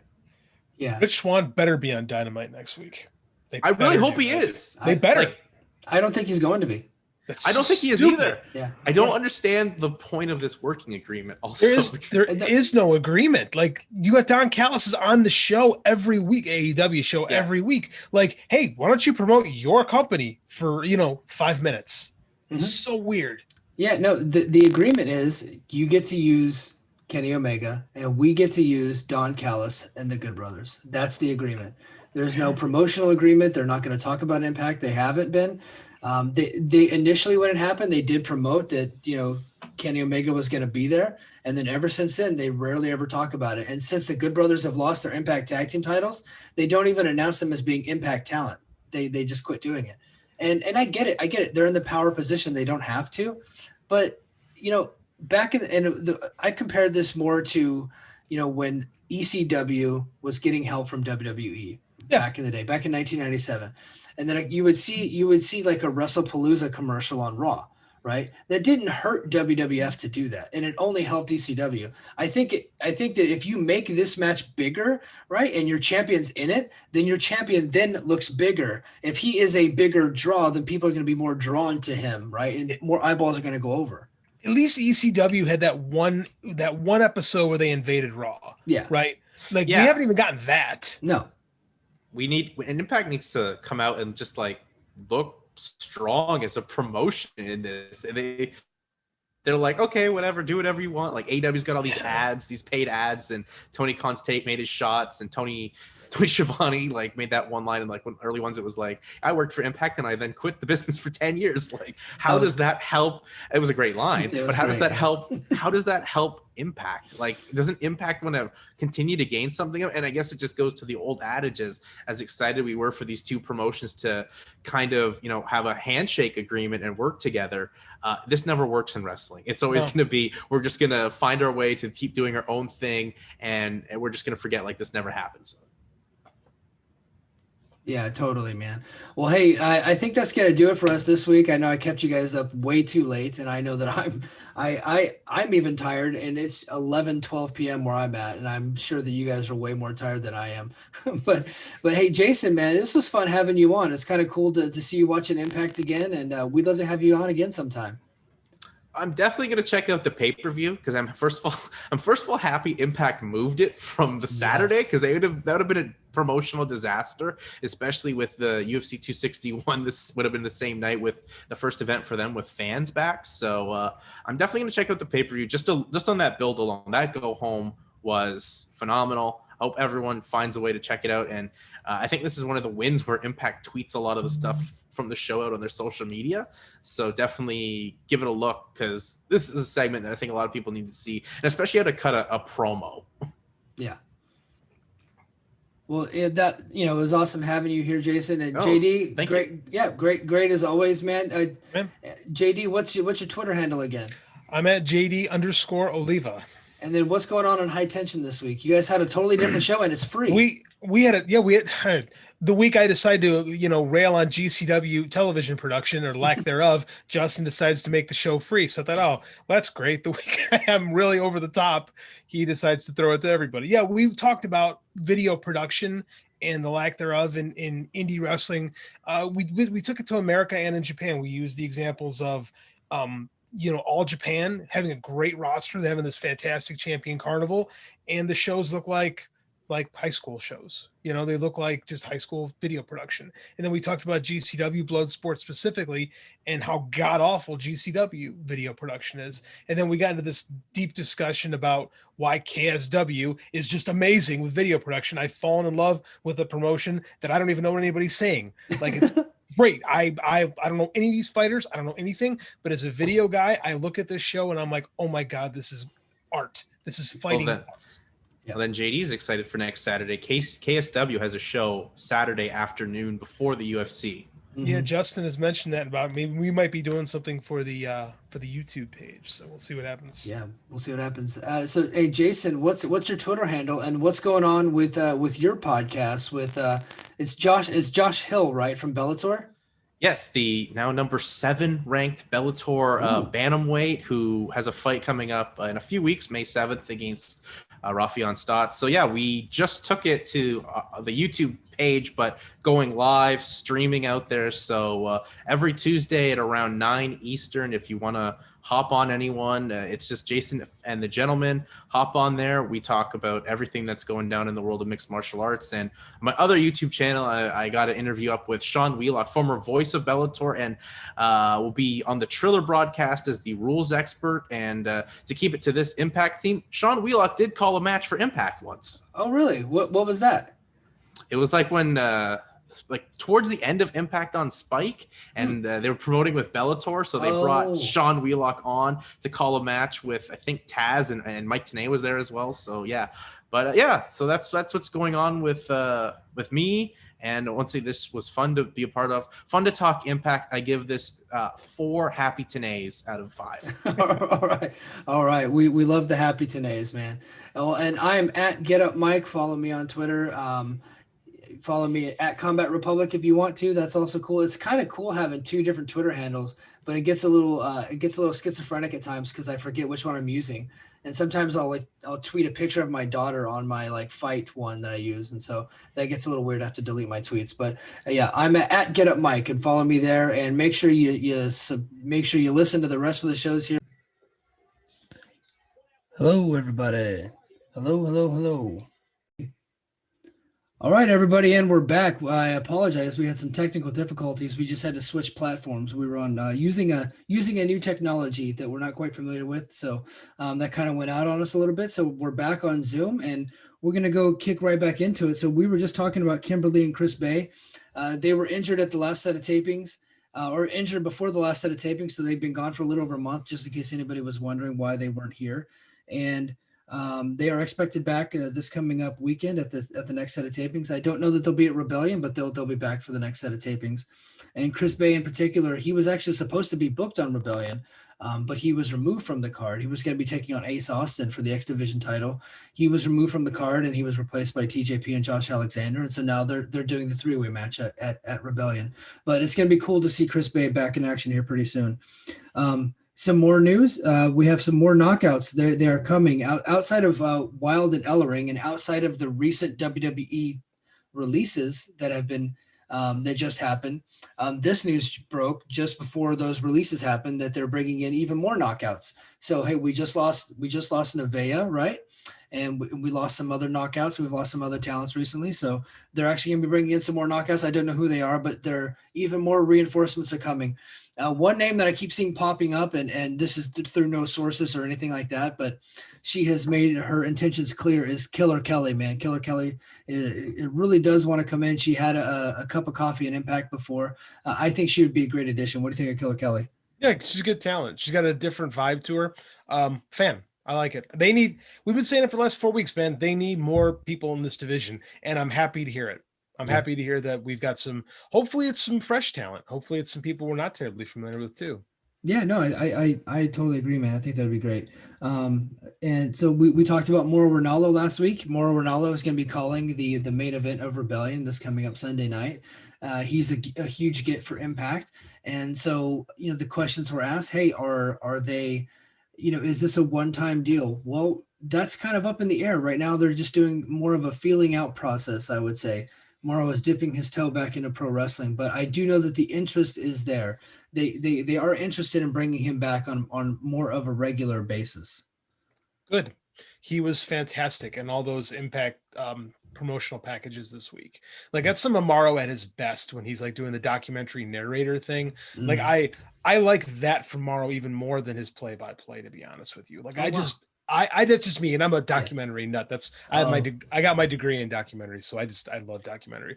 But I think he is so good at that stuff, and like a big part of the reason I'm super excited for this pay-per-view is literally Mauro Ranallo kind of steering the ship and promoting this thing. Like it's given it a big fight feel that I think a lot of not just Impact, but a lot of wrestling in general really lacks when we're trying to promote big matches or big fights. Like this feels like, and part of it was Mauro selling me on it. So the more they can get him involved, and I think that Impact's schedule will be more co-inducive, and he won't have someone shouting at him. So this is good for everybody.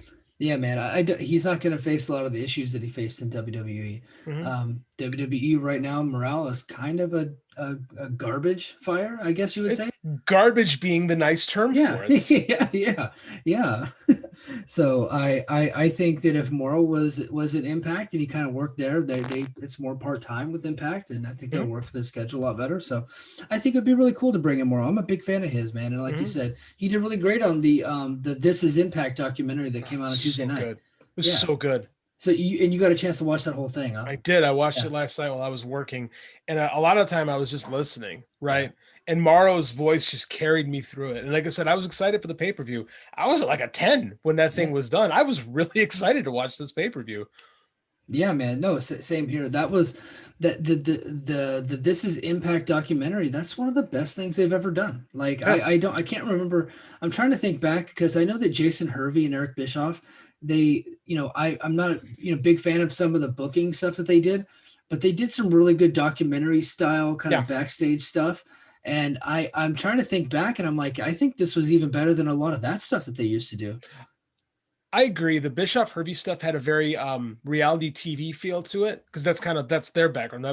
That's the stuff their production company made. This had more of which is what I like. Like I was praising KSW the last couple of weeks. Yeah. This had more of a vibe, like a lower, more on a budget version of something like that. That's more documentary feeling. That feels more doc, less reality TV.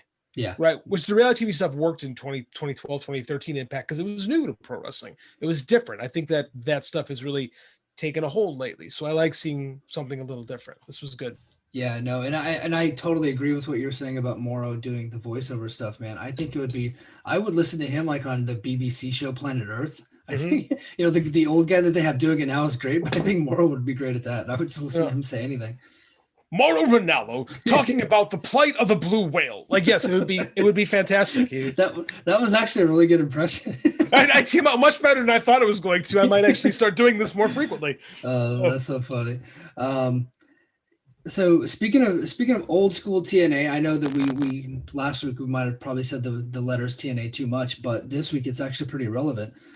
Scott Demore was on the Wrestling Perspective podcast. It's the one that Petey Williams and of all people, Lars Fredrickson from Rancid hosts. They host a panel and they got some baseball players too. There's some MLB players. They host a wrestling show. I think that's kind of cool. It's cool. It's eclectic. It's the world we live in where hey, anyone can host a podcast. It's a pretty cool show. Yeah, it's kind of cool. But he talked about the Knockouts getting their own show. And I know that last year, or it was either last year or the year before, some logos leaked of Total Knockouts, like TKO Total Knockouts, that they had kind of made up. And at the time, they had a lot of knockouts. Right now, they have hardly any. Does that sound like a good idea? I have thoughts on this. The name Total Knockouts sounds way too much like Total Divas, Total Bellas. Yeah. So I think like for brand confusion, it's not good. Second, a year ago, they had a great roster in the knockout division. Now, not so much. So my question is this a reality show or is this a separate wrestling show focused on the knockouts? Yeah, I don't know. He didn't really elaborate, but he was just talking about the possibility of the knockouts getting their own show.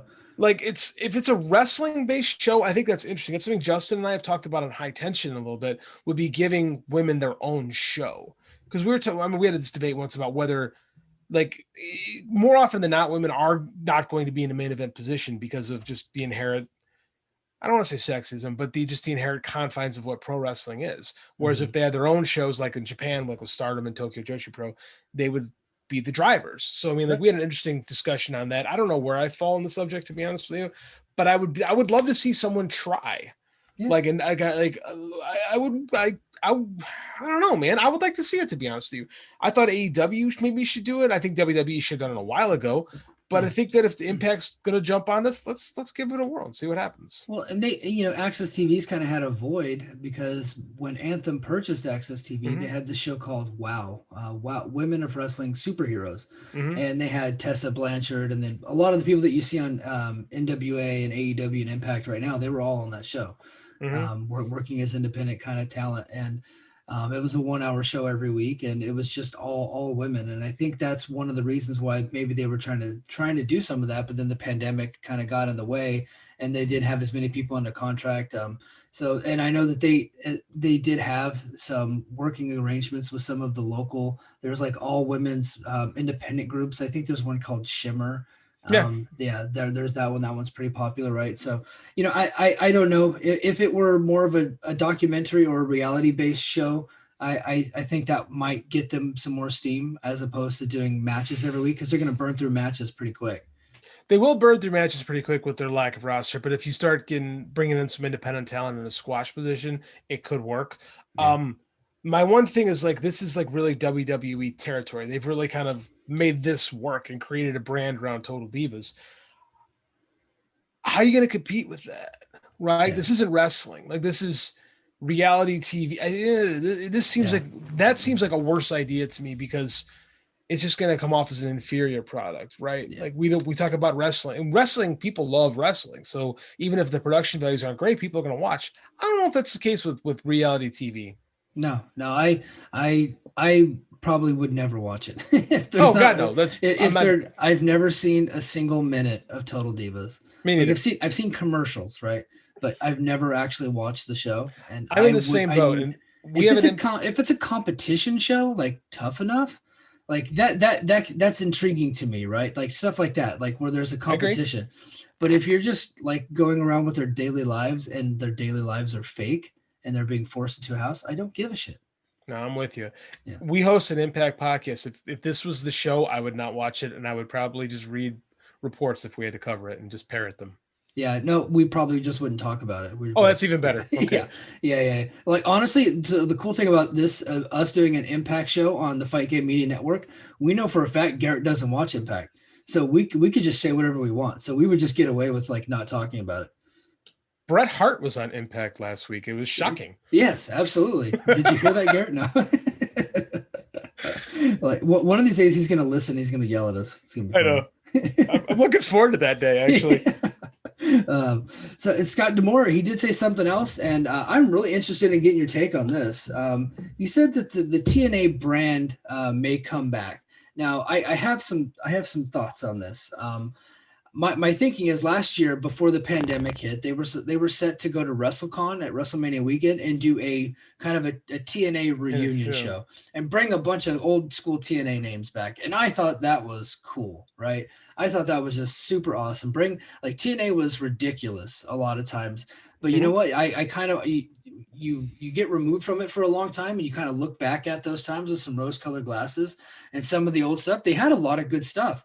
There was a lot of shenanigans in there that was just terrible. But when you take a look at a lot of the talent that came through there and a lot of the matches that they had, there was a lot of cool stuff and a lot of cool characters and a lot of really stupid characters. But now I could, seeing them 10, 15 years later, I think that's kind of cool. So that was going to happen, but he didn't really say that it was just supposed to be a reunion show. The way he said it was, TNA branding coming back. What do you think about that?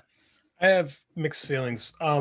The TNA channel on Pluto is a lot of fun. Like if you're just looking to get some work done and throw something on in the background, that's perfect because you can look up here and there and see some really good wrestling and laugh at some of the stupid stuff they used to do. Mm-hmm. That being said, they fought for almost a decade now to kind of erase the scrub away that TNA stink a little bit. Like the company is called TNA, and that was a cute haha joke 20 years ago, and now it just sounds really stupid. Yeah, but there is nostalgia for TNA. So I don't know. I don't know what that, if it's like a branded pay-per-view, kind of like they did like Hardcore Justice is kind of their ode to ECW.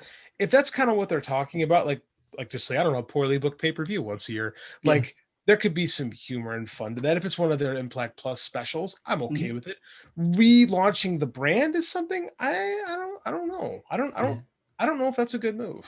No, I don't think that it is a good move, and I don't really think that that's what they're doing. But that's kind of what there were some inferences there. I don't think that's what they're doing. I'm always of the opinion that you never go backwards, right? I agree. You always take steps forward. Sometimes you have to take a step or two back to kind of gain your ground a little bit to move forward. But going back to TNA would be like 57 steps back, right? Like you're going back into the stink that you just got away from, right? To this day, people have trouble not calling them TNA. But if it's just a one-off, we are those people. yes. If it's just a one-off branded show, I think that's really cool, and I hope they do it. No, I'm with you. Like I said, we actually slip into TNA sometimes. Sometimes I still slip and say WWF. Yeah. Right. Like if you've been a fan for a long time, like these names stick with you. I'm okay with them revisiting it. I like they brought the belt back. Like I know that we talked about Don Callis's. I was thinking about this, his All Japan idea, like in modeling the company a little bit off that. Having two titles kind of fits in. They having two physical title belts kind of fits into that motif. So yeah, whatever. There's still there's still some legs with it. So find something, I guess. Yeah, man. It's going to be interesting to see. But again, I really don't like the idea of moving backwards if you don't have to. Not at all. Hey, did you see Petey Williams' chin? I don't know where you're going with this. Okay, so I'm gonna have to tweet you the picture, but he busted his chin. Oh yeah, the big gash that he had. I did see that. I take that back. He had a mouth on his chin, bro. It gross. It actually made like the Daily Mail UK website or whatever. It's actually gaining some steam. He tweeted that out. I think it happened in his match that was on the Impact pre-show.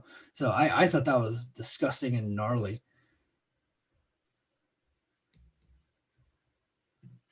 This last set of Impact tapings was like Gettysburg between all the injuries that occurred. It's they don't have the flexibility to get these people hurt. Yeah, that's awesome. All right, so hey, let's go ahead and get into the show, man. Tonight was the Rebellion Go Home show, and we'll keep this short and sweet. It was a lot of kind of commercials and advertisements and promo time for Rebellion. We had two matches that were pretty decent, and then there was just a lot of matches with angles after angles after angles. But what did you think of the overall show? I liked it. I really did. We got rid of, so we had no TNA-ish nonsense on the show. Like it was a super focused show. I thought a lot of selling the pay-per-view, which you should be. But I really found the whole episode super digestible and fun to watch. And again, made me look forward to the pay-per-view. So it hit all the right notes for me. Yeah, absolutely. So did you watch on the app again tonight? I did watch it on the app again tonight. Did they hit you with commercials on the app? They did. They I didn't. think. No, I don't Man, remember. Every time there was like a commercial break spot in the show, I would get hit with like a local Jiffy Lube commercial or like a Save Ethiopia commercial. It was only That it was only did like 30, happen. yeah, it was You're only like 30, right. dude. It was like a 30-second spot, but that's something new. Now I have two opinions on this. My first opinion is smart. Good job, Impact. That's a good idea. Sell advertisements on your app. I think that's smart, especially when people aren't paying for the app. My thought is this sucks. I enjoyed not having commercials. It actually took me about 10 more minutes to watch the show than usual tonight, but it was still an easy watch, I thought. So I guess because this is only the third show I've watched on the app, I didn't even think about it, right? Because I'm just used to commercials and wrestling. So Yeah. I didn't even think twice. Like you asked me and I had to think about it. And you said the Ethiopia thing. I was like, oh yeah, I did see that a bunch. Like, I didn't notice. Man, you got to monetize. You got to make money. Yeah, man. Right. Especially this company. Like if they can make a couple extra bucks, doing some local, you had a Jiffy Lube spot. I had to go back and see what they plugged in here. I don't even remember, but I do remember that the other thing. So whatever, man, if you make a couple bucks, if it takes me 10 more minutes to watch Impact, I'm fine.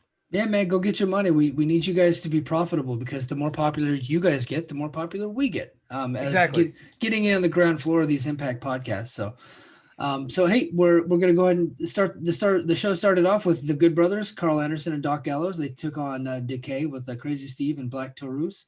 The Good Brothers looked really, really good here, and they got a good, solid, definitive victory over a team that has been pushed. So they're looking strong heading into the pay-per-view. What did you think? Exactly what the Good Brothers needed. They needed to look strong. I hate that you have to do it to Decay because you just don't have any other tag teams, because that really should, like, if they win the titles back, like that should be the top challengers for the belts, right? Yep. But we don't have, but who else do you got? Yeah. Someone's got to lose. So I didn't love it, but it was necessary. Like, it's that Batman thing. It's not the match I wanted, but it's the one we needed. Yeah. I honestly, going into it, I thought Decay was going to win because Impact.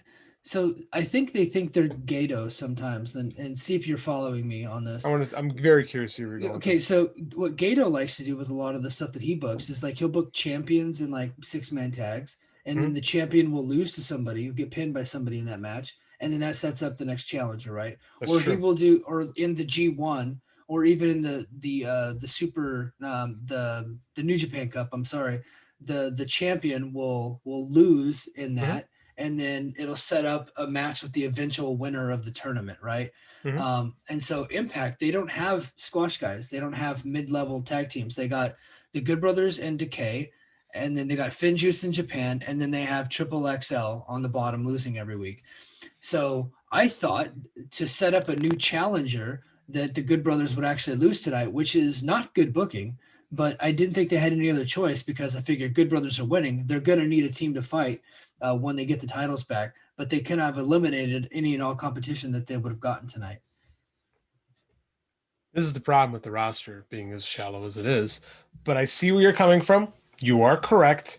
I also think Gato is remarkably uninspired when it comes to booking the tag team division in New Japan. Yeah. As I've said on our other show, like, makes sense. But again, it was a smarter decision not to do that. Right. Yeah. But the problem comes this next week. Who's the challenger? Like, I don't know. Yeah, we'll see. Maybe they bring somebody new in. I think that would be cool. They definitely need it. Yeah, or maybe they win and then they go trilogy with Finjuice. I think that's a possibility too. That's fine too. Yeah. Yep, but I thought this was a really good match, and it was very very effective in getting me interested in the match. We got a video package of Violence by Design versus the Impact. Was this Impact roster here on the Wrestling Observer? The feud with Eddie Edwards, Willie Mack, James Storm, and Chris Sabin, and then EY cut a promo about James Storm. I thought this was a really cool video package. Really good. Yeah, I love EY in this role. I do. Like, he's such a great. It's almost like I almost consider this like a spiritual successor of Sanity a little bit. right? It's a little, I think it's more focused than even Sanity was at its peak. Like, I like this version of the Eric Young character. Like, I liked everything about this. I like the production quality. This is again making the most of of what you've got to work with, like production wise. This worked. This was good. Yeah, no, I thought it was really good. And now to not so good. We're going to go to Tadale Dashwood with Caleb taking on Susan with Deanna Perrazzo. I honestly, I got it full disclosure. I didn't get to watch much of this match because my wife had just gotten home and she came in to talk to me, and I didn't pause it. And by the time the conversation was over, the short match was over, and I saw like a little bit of a scuffle and a stare down, and that was really all that I could see. Well, so you have to talk me. Was this any good?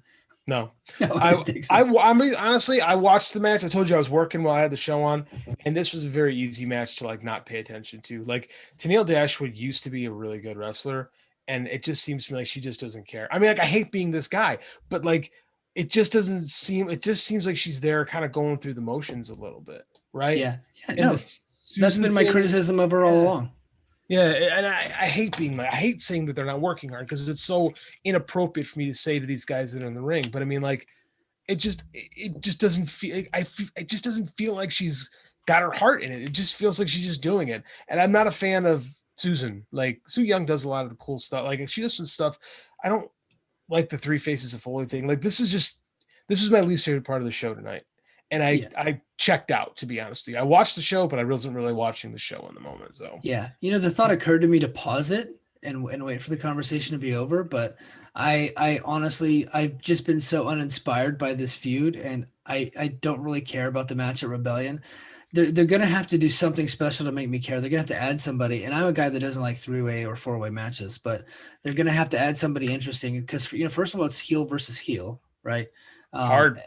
And there's no real feud here. She won a match at Hardcore Justice, a show that nobody but me watched. And they're gonna head into the biggest pay-per-view of all time and in Impact. And I just don't care. That's the thing. Why do I care? Like, what have you done to make me care even slightly about this match? And I get it. Roster is in a depleted spot right now. You brought back the Knockouts tag titles when you probably shouldn't. And like, this is where we are. Like, I don't care about this match. I hope that Deanna squashes her very quickly on the pay-per-view. Yeah, same here. Brian Myers cuts a promo on Matt Cardona saying that he's evolved. Yeah, it was a really good promo. And we talked about this one on Rebellion, but it was he's saying he doesn't live in the past, but Brian Myers very much lives in the past. He's a heel, so he can lie. He's clearly a delusional heel, Yeah. possibly the most delusional heel. So it works. Yep, absolutely. Then we got another promo for Omega and Swan, where the whole roster was talking about the match.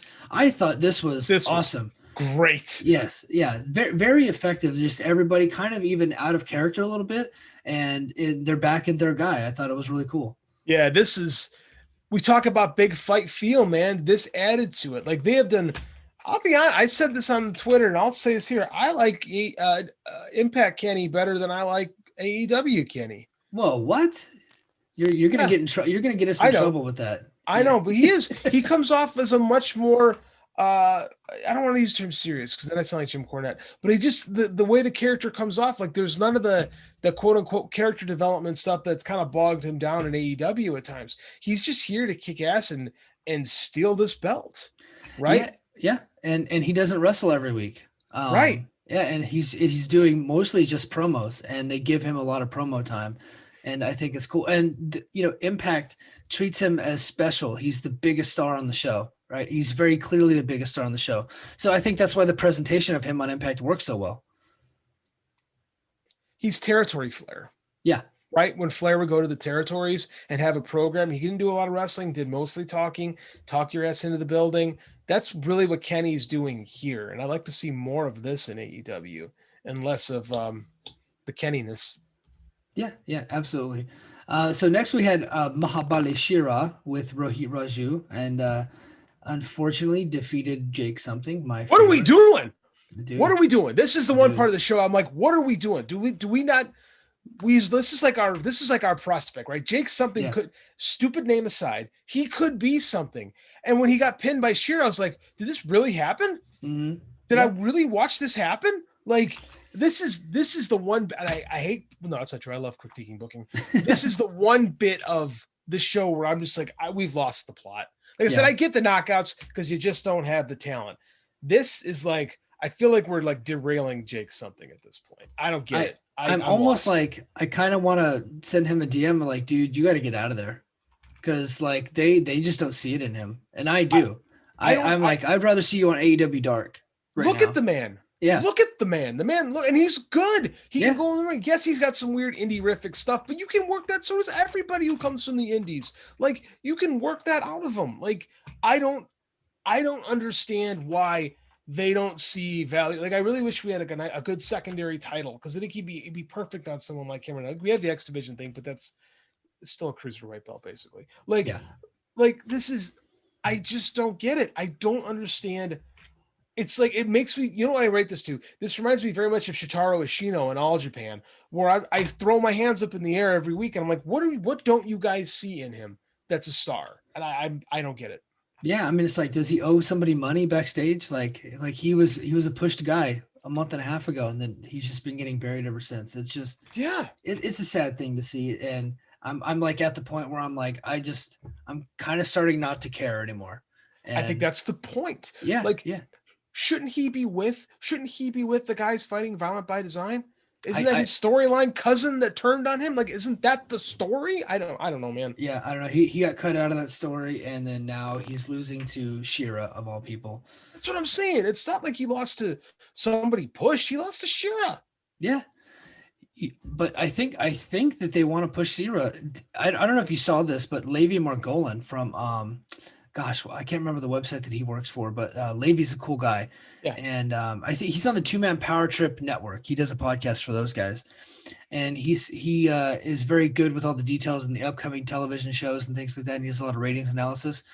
He said that next Thursday that the Impact in 60 following Impact is going to be Impact in 60 Mahabali Shira, like a whole show dedicated to terrible Mahabali Shira matches.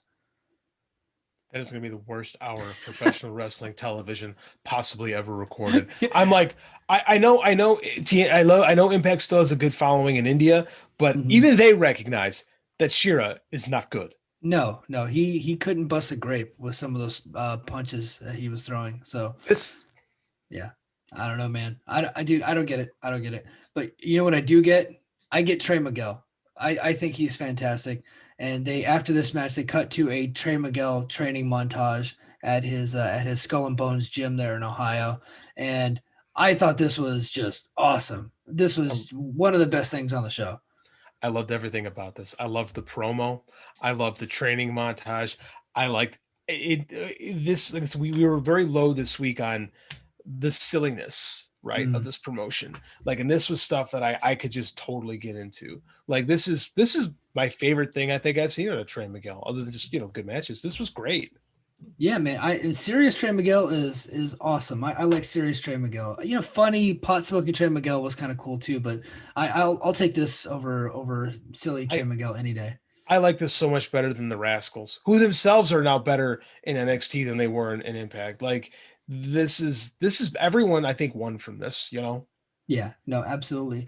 The next we got a video package for the X Division three-way rivalry. That was okay. I don't really remember too much about it, to be honest with you. And then after that, we got Rich Swann. He came out to challenge Omega, and then Omega came up on the screen, and they kind of just blew him off. And I thought that was kind of cool, very, very effective thing to do. They built up the match, but then I got super excited about this. I wasn't watching the show live, but people started to text me because I've been like, where's Moose? Where's Moose? Where's Moose? And then boom, Moose's music hits, and he comes out as a surprise return. He's been gone since Sacrifice, and basically laid down the challenge to Rich Swann, saying that if you lose those titles, you got to come deal with me next. And so I thought that was awesome. This really sets up the Swann's losing those belts, because now we have a program for him to do while Kenny is busy with other things. So yeah. This works. I mean, they have great matches together. They have unreal in-ring chemistry. Moose always looks like a star. Saw on his Twitter that he's shredded at the moment. Dude, looks great. Looks phenomenal. So, and he just, boy, I hope this means they've re-signed him. Yeah, yeah. So, he posted a picture of himself with a brand new car. It was like a Ducati or something. I can't remember what the hell it was called, but it was one of those, with the doors that pop up that come up. I don't know what they're called, but it was a badass car. And he said, "Oh, you guys think that Impact doesn't pay people nothing, huh?" And that made me think that he signed a contract then, and they're just not telling people. So I don't know. But I don't know why you would do this if you're not planning on bringing the guy back. So Yeah, I hope so because he's again, he's far too important to this promotion. yeah, he's a cornerstone, and the one thing about Moose that people don't realize, he's a super loyal guy. Now I think that's not very responsible on his part when it comes to business. I think you should always go, where your business takes you when it comes to pro wrestling.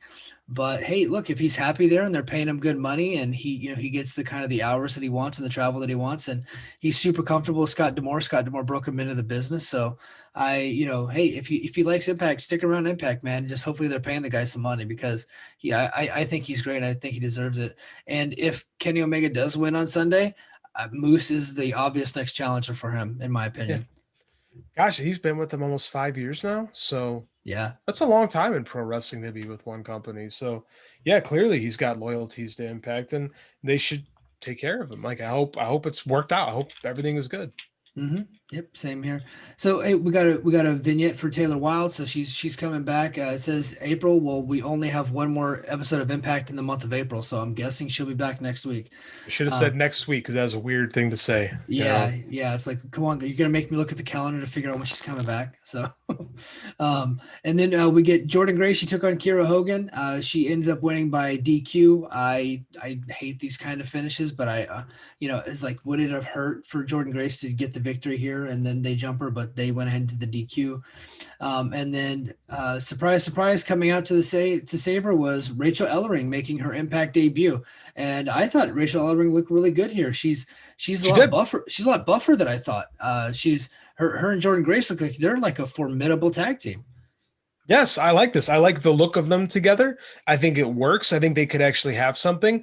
It seems like the Jazz thing, which last week we were a little scratching our heads on, is legit. She seems to be, at least from Impact, really retired. So I need a partner for Jordan Grace because we have these tag team titles with 8 women on the roster. So we got to do something with it.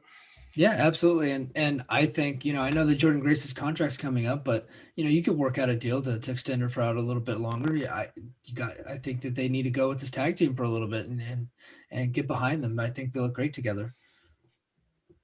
Agreed. And yep. And then next we had Juice Robinson and David Finlay cutting a promo from Japan.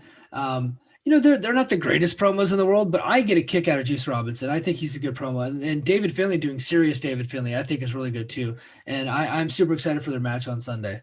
Juice Robinson is a great promo. Don't let anyone tell you any different. Like when he gets serious and gets talking, Juice is great. Oh yeah. Oh yeah. This wasn't necessarily a serious Juice promo, but it was a good Juice promo. Like I liked it. It got me excited for the match a little bit. I think it's gonna be a good match. Like the Good Brothers are especially Gallows is a lot better than people give them credit for.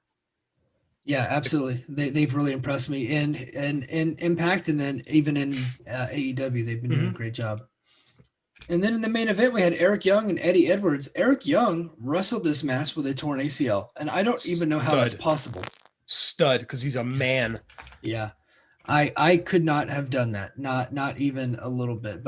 And I kept looking, and you could tell that he had something wrong with his knee during the match. And because I knew, I kept looking for it, so maybe that's why I noticed it so much. But there were a lot of moves there that I was like, oh God, that poor guy. He's taking that right on his knee. Yeah, it was pretty clear he was hurt because it wasn't like he was selling it, right? It looked like he was legitimately hobbling and not moving right, but fighting it. Like again, this dude is just nails, man. Like the balls on this dude. Yeah, super, super insane. Eric Young ended up winning. He got a little bit of help from outside interference, which you're gonna get. They're building up an 8-man tag match, right? So I thought this was a really good match, and I think they get extra credit just for Eric Young being as hurt as he was. I agree. Like I probably did grade this one on a curve because again, you're right. They're heading in an 8-man tag. We got our evil faction. This is kind of what it had to be. Yeah, absolutely, man. Well, hey, that did it for Impact this week, and I think that's going to go ahead and do it for us for Brace for Impact. So, why don't you guys go ahead and go over to the Fight Game YouTube Media channel and or Fight Game Media YouTube channel. Sorry, I said that incorrectly. And watch our Rebellion preview. Give a like, subscribe to the channel, share it with your friends. Let us know what you think. And then tell us what you think about this show, man. Hit us up on Twitter. My Twitter handle is @GetUpMike. And JD, what's yours? At JD_Oliva. And we will be back. We're going to be back on Sunday night, live on YouTube on the Fight Game Media YouTube channel. We're going to test it out. We're going to try to go live within minutes after Rebellion is over. I plopped down my money. I actually spent my own money. I purchased this pay-per-view. I purchased an Impact pay-per-view for a long time. I did not get a Fight TV. I did not get a Fight TV freebie this time, which I was kind of disappointed about. But I am, you know what? I think it's going to be money well spent because I think Kenny Omega and Rich Swann are going to tear the house down. Do you have any clue how cheap I am and how difficult it is to get me to spend money on a pay-per-view? And I'm actually going to spend money on an Impact pay-per-view. It's not like last time where I spent $10 and I didn't have to spend $10 or whatever it was. Like this time, I haven't bought it yet, but I'm going to buy the pay-per-view, and because I have to. Like this is a happening, man. Yeah. Like we have to see this. This is going to be, I don't want to say a defining moment of generation because that's overstated, but I can't remember the last time we've seen two promotions uniting their titles. Yeah, maybe it's not going to be the defining moment of a generation. I think it could be the defining moment of a company. I agree. Of a blossoming company that's looking for a foothold in the industry. So Tommy Dreamer got me all scared when he's talking about Super Clash and Jerry Lawler, Kerry Von Erich, and I'm like, oh man, why would you even bring that up when I'm excited about something? Why would you even make me think of something that bad? Like that was a gory match, but I don't know if it was like that was a nightmare scenario. But it's just like. Yeah. Did you know the story going into that match? Which story in particular? So, Kerry Von Erich was like super loaded heading into the match. And then he ripped his arm on his ring jacket going to the ring. So he had a big slice in his arm. So that's why his arm is bleeding before the match. You're like, how did he gig his arm? Yes, because Kerry Von Erich. Yeah. And then he bleeds all over the place. I actually really like Lawler in that match. That's a good one. But I'm hoping for something better than that, and the result, like a long-term result that is better, because that whole thing was not good in retrospect. So hopefully we've grown up and are less carny about all this. But Tommy Dreamer gave me nightmares thinking about that. So hopefully we don't have that. Yeah, well, hey, we'll see everybody on Sunday, folks. That's gonna do it for us tonight on Brace for Impact. Thanks for listening. All right, talk to you later. Bye. All right, welcome back to Brace for Impact. I am your host, Mike Gilbert, and I'm here with JD, by God, Oliva. How you doing, JD? I'm good, man. Good, man. So we're it's kind of our Rebellion hangover show. I really enjoyed the YouTube video that we did for the Fight Game Media YouTube channel. That was really cool. It's actually got a lot of play. Yeah, it was fun. I mean, it was good to have having Jeremy back kind of change things up a little bit, and I really liked the interaction.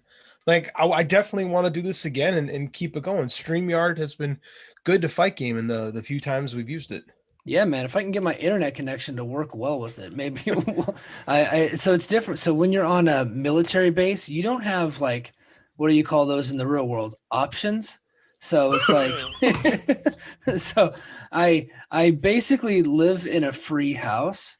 I do pay for my internet, but there was only two options. Either the most expensive option, which is what I have, and it's like $60 a month, or the basic bare bones option, which is like $40 a month. So I went with the 60 a month, and that's just what you get, and those are your options. And so my router is actually in the laundry room, and then that streams throughout the rest of the house. So it's not like I can bring that. So that's where the port's at for the house. And so I can't like move it into my office here and plug in a computer. I couldn't go buy an adapter for the MacBook or anything unless I wanted to just set up shop on the washing machine. You could do that. I wouldn't advise it though. No, that's I mean, we work around stuff, man. It's funny because it works fine when we do Zoom. I guess StreamYard's a little more finicky, but it's fine. We'll figure it out. Yeah, we'll figure it out because I really did like that. I like the interaction with everybody. I like the YouTube comments coming up, and then that was really cool. I think it was one of our more played videos on the Fight Game Media channel. So I would say that we're over, pals. So I thought that was really cool. Lots of there wasn't like a ton of news coming out of Rebellion that we didn't already cover. But one of the things that I wanted to go ahead and start off the show with and address was, now that Kenny Omega is the champion, it seems like a lot of people who don't really watch Impact are, I would say, like strangely interested in how Impact gets out of this. And they are assuming within 4 days after the title reign, they are assuming that somehow Impact is going to mess this up, that they're going to figure out a way to screw this up. And the reason why they think that is because that is the history pre the Don Callis, the Scott D'Amore era, that their history is to kind of blow a deal like this. And I totally get that. Now I don't want our show to focus on this every week, because I'll be honest, I really don't give a shit. I don't care. I don't think it's ending anytime soon. I don't see the point in talking about how they get out of a title reign that just started, and I think it's probably going to last a long time. What do you think? Why is it that in pro wrestling fans, when something happens, right, the first thing people think of is, okay, how does it end? Right? Like Kenny Omega literally wins this title on Sunday, and it's like, okay, who beats him for it? Jesus, can we tell some stories? Can we like let this work a little bit? Is there a more polarizing figure in internet wrestling than Kenny Omega? No. Like, people hate him or they love him, and there's very little middle ground when it comes to him. I think that, so there's two kinds of hate for Kenny Omega.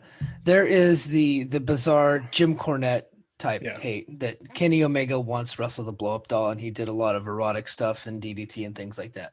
Now I don't like DDT.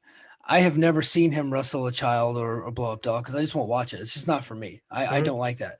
But I'm not willing to hold that against anybody forever. Like, I think that's a silly thing to hold against them. But I guess I understand some of the old school people that are upset by that. However, I think they're just playing it off to get people to spark interest into a podcast like Jim Cornette. Jim Cornette wrestled a Ninja Turtle. He did. He absolutely did. He has zero credibility when it comes to this. I can't stand these old school guys when it does it. Right. Jim Cornette booked people to wear baby diapers and drink out of a bottle. Mm-hmm. Right? Jim Cornette booked, and he'll tell you this on his podcast because I've listened to plenty of them, that you book to what works in your territory. Right? He booked what was over in Tennessee. DDT is a comedy promotion. It's not as much now, but especially in that era, they were booking a lot of weird stuff like that. Minoru Suzuki fought the Mecha Mummy in DDT. That's DDT, man. Like, who? And it's not for us. Like, not. And this is a real hard thing that fans need to understand. Not every bit of wrestling is meant to appeal to you, right? There's things that I don't care for, so I don't watch them. I don't like WWE. I don't watch it. I don't talk about it. I don't lose sleep over it, right? But this irrational hatred, like, he goes out his way to call Kenny Omega a pedophile and stuff like that. Like, he's lost his goddamn mind. Yeah. So you have that type of hate, right, from Jim Cornette, who, I still occasionally will listen to his podcast because other than Dave Meltzer audio. Yeah. Other than Dave Meltzer, like, there's nobody that has a better recall of wrestling history than Jim Cornette. And I think mean stuff is funny sometimes. And so I won't say the stuff that he does, but it is kind of interesting to hear him say those types of things. So I am guilty. I'm not the morality police here. I'm not the guy that's going to be doing that. So if that's what you're looking for out of me, I just ain't the guy. So you got that type of weird hatred of him. And then you got the type of hatred that's coming from these WWE fans, that the mere existence of another company and another wrestler having success outside of WWE is almost insulting to them. Like, they are offended by the fact that people like this guy, that people are put him on a pedestal, and that they're rating him as, if not the best wrestler in the world, like one of the top 2 or 3 best wrestlers in the world. And I guess I understand that maybe you feel like your favorite promotion is being slighted somehow. But, WWE is not the end all be all of pro wrestling. WWE is one league, the major league. They are, the Yankees and the Dodgers of pro wrestling. But that doesn't mean they have 100% of the best talent in the world. They have most of it. They do. They have a ton of great talent. but they don't have Kenny Omega, and they wanted him bad. They wanted that guy like you wouldn't believe. And guess what? He took a better deal elsewhere, and he's living his dream, and he's living his best life. He's putting on great classic matches, and in my opinion, you know, I think that he is the absolute best in the world. I think you could put him in any promotion right now, and he's the top guy. I agree 100%. I'm a big Kenny Omega fan. In my own life, like I'm super independent. I'm very much into, self-starters and guys, make your own break kind of performers in anything, right? Like I love guys that in music can get their own stuff going. They put their stuff on SoundCloud out and they find their own audience. Like stuff like that's super appealing to me. And that's Kenny Omega. I have friends that agree with that are WWE guys that truly believe that if you don't go to WWE, you aren't anything, right? They're in their mind, it's that you are admirable if you go to WWE and you accept their bad booking. That makes you, that because you deal with it, that because you're willing to be treated like shit in a company that you hate, there's something admirable to that. I love you, Scott, but it's insane. He's not on the Patreon, so it's not fair I pick on him, but I mean, like, it's insane. Like, I wasn't going to mention his name, but you mentioned it. Well, I'll totally do it. I do it to him all the time. Like, he's one of my dearest friends. It's the foundation of our friendship is this. But I mean, at the same time, he didn't start watching wrestling until 2005 or something like that. So, I mean, he never grew up in a world where there was a legitimate number two, right? Or there was a true alternative. Like, we're on an Impact podcast, but for the majority of TNA's existence, it was not viewed as a legit contender to WWE, right? No, not in the way EW has been. So there is this, and I'll maintain that Impact now, in the position that it is far more interesting than a lot of those points where they were considered the number two, right? Like this version of Impact is much better than a lot of TNA. Yeah, I truly feel that way. So, and they have the biggest star that's outside of the WWE system that was never built in the WWE system. Right? Yeah, absolutely. Kenny Omega has never like he was in Deep South for like a cup of coffee, right? That guy has never wrestled for Vince McMahon, and he has this kind of a following in the United States. That's impressive. And he never showed up on their programming, and that bothers people. Yeah, it's just a weird thing with people, and it's these blind loyalties to specific companies and specific TV shows. You know, we talked about it before. It's a lot like politics, and it's a lot like sport. It's a lot like sports. Tonight I was watching the NFL draft. I watched that, and before I watched Impact, and the 49ers drafted a player that I really like, and then another team drafted another player that I didn't like, but if he came to the 49ers, I probably would like him. If that's how that goes. That's how that goes, right? It's stupid. And I acknowledge that. But what I don't try to carry that over into pro wrestling, because pro wrestling is such this big thing, and it exists outside of these specific little bubbles, right? And WWE has the biggest bubble. But guess what? If you don't like what they have to offer all the time, you can go watch AEW. You can watch Impact. You can watch New Japan. You MLW just got on Vice, right? So, you can watch Ring of Honor. You can watch all of these different things, and you don't have to choose sides. You can watch a little bit of everything if you wanted to, or if something that doesn't appeal to you, like Monday Night Raw, Miz and John Morrison and these other guys got into a tomato fight. Okay, that doesn't interest me, right? So I'm not watching it, and I really don't talk about it other than that's just an example. So you don't really have to have you don't have to choose sides. It's the dumbest thing. Last night I watched AEW, and then usually I have to watch the West Coast feed, but last night my wife was nice to me and put the kid to bed, so I got to watch the live AEW, which is rare for me. And then I was like, I still want to watch wrestling, so I watched Ring of Honor. And then I'm like, I'm still up. I feel like watching more wrestling, so I watched MLW, right? And then tonight I watched Impact. I got to consume all of the major wrestling outside of WWE going on in the US right now, and each show is different. Each show has its strengths and has its weaknesses, but has its own flavor and variety. So, I mean, like, there's a little something for all kinds of wrestling fans. And if you don't like that, you can go on YouTube. Monsoon Classic is back up and running. There's plenty of wrestling to watch over there, right? There's never been a better time to be a wrestling fan. So why people get angry about wrestling, I'll never know. Yeah, it's the weirdest thing. And to kind of, so the original point was, I think the original question that they're proposing was, how does all of this end? Oh, yeah. And my thing is, besides the fact that I don't really care, is that I just don't see it ending anytime soon. I think that Impact rides the wave as long as it can. I know one of the questions that Garrett posed to me was, okay, well, who do they have that's ready next to take over for Kenny Omega? And the answer is simple. They don't have a guy that's as big a star as Kenny Omega on the roster right now. They're gonna have to make a guy. And he asked me who I thought they should try to make, and my answer was Moose. And his opinion was that Moose has TNA stink on him.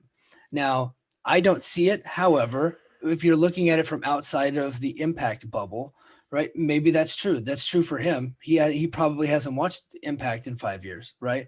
So, and maybe that's true for him. And so, one of my favorite phrases that anybody has ever said that's super smart is "fuck the casuals." That's what I think. And that was JD. And I told a group of people that. I was just like, okay, well, if a bunch of people that don't watch Impact don't think Moose is a big enough star to be the champion, I say fuck them. I say fuck the casuals. Don't eat them. Just grow from within, and then grow your hardcore base and cater to them, and then continue to grow it. And if you're putting on good shows, enough people will talk and people will find out and they will come and watch it. So let's be real. We both like this show right now. I would not be sitting here at 1:45 in Chicago time. I'm supposed to be at the gym in 6 hours. Like, I would not be doing this if I didn't enjoy this show. I do. I like Impact now. Like, I've really enjoyed it. I don't care if they get a casual audience. A casual audience isn't going to access TV to watch Impact. They have to super serve their hardcore fans. They need to get the kind of people that Kenny Omega draws, right? That's how they're going to build their fan base. They can't think about siphoning off WWE fans. That's not real. For too long of TNA's existence, they tried to siphon off either WWE fans or people that got tired of wrestling and left when WCW died, rather than really focusing on and creating their own fans. And that's how you sustain in a creative business. In a creative endeavor, you need to create your own fans and not just hope that some will stumble in. And I will never understand wrestling fans like, we need more people who really don't care about the product watching the product. We need to serve the people who are lukewarm to what we do. That doesn't make any sense. No business in the world says to, like, Coke doesn't sit there and go, you know what we really need? People who drink iced tea. That's who we need to drink Coke. It doesn't make sense, right? You go after the people that like your product. It astounds me, right? Yeah. Game of Thrones never dumbed it down until the very last episode. But I mean, like, when they built their fan base, they served their fan base. That's what it was. And it grew because people said, hey, you know what's a really good show? Game of Thrones. And it got bigger and bigger and bigger. But at no point did they scale it back and say, you know what? Dragons and ice zombies, it's a little much for people. No, they said, this is what we have. And that's what wrestling needs to be. This is wrestling. Go be wrestling. Don't worry about people who don't like your show, because guess what? They don't like your show. Mm-hmm. Yeah, there are people that gave up on Impact back when it was called TNA, and they're never coming. They're never coming back. There's a lot of people that are never coming back. I didn't think that I would come back. I really didn't. When the whole thing was going down with Billy Corgan suing and all this and that, and the Hardy Boys had just gotten screwed over after Anthem purchased, and they put a cease and desist on Ring of Honor that was just shady as shit. I was disgusted by that whole thing, and I vowed not to come back. And guess what? I came back. For the most part, people aren't coming back, and I think that I think Impact has accepted that. The people outside of Impact that are weirdly concerned about where they go next, I think it's kind of cool that they're even talking about it, because nobody even talked about Impact for a long time. So it's gotten them talking. So I think that's cool. But I guess my ultimate answer is, look, when this whole thing with Kenny is over, and we don't know when that is, and it could be years, it could be 6 months, it could be over by Slammiversary in July. We don't know. But when it's over, there's going to be a drop-off. It's natural. There's always a drop-off when you have a super popular champion going to the next person, unless that person is more popular than the guy you already have. That's just not going to happen with the current crop that they have. So they're going to have to build people, and that's fine. There's going to be a drop-off. If they can keep a good percentage of those people sticking around, I think that's a win. If they don't, guess what? They're right back where they were started. They're right back where they were. on Access TV, on a TV channel that they own, right? They have their own app that they own. They exist in their bubble, and they thrive in that bubble. And the good things that have come out of this, and we're going to get into that just now, is that, you know, while they have Kenny Omega, they're making good money, right? I don't know how much they're paying Kenny Omega. I'm guessing he doesn't come cheap. And I'm taking a wild guess that Tony Khan is probably taking a little bit of a cut of that. But, you know, Rebellion was a hit. Rebellion, like we had predicted, was the one of the biggest shows that they've done in a long, long time. It's going back to the Spike era. We don't have the exact numbers yet. I did pepper Dave Meltzer for the numbers. He's not budging yet, but what he did say, and he said this to a bunch of us on his message board, that Rebellion was 9 times bigger than Bound for Glory. Nine times bigger than Bound for Glory of last year. Now, I don't know how many buys Bound for Glory had, because he never did the calculations because it's so small, and it doesn't, you know, talking about Impact doesn't really drive his business, so he didn't really think to even calculate it. But he's got the number now, and it says it's 9 times bigger than Bound for Glory. Now, it's 38% bigger than this year's WrestleMania.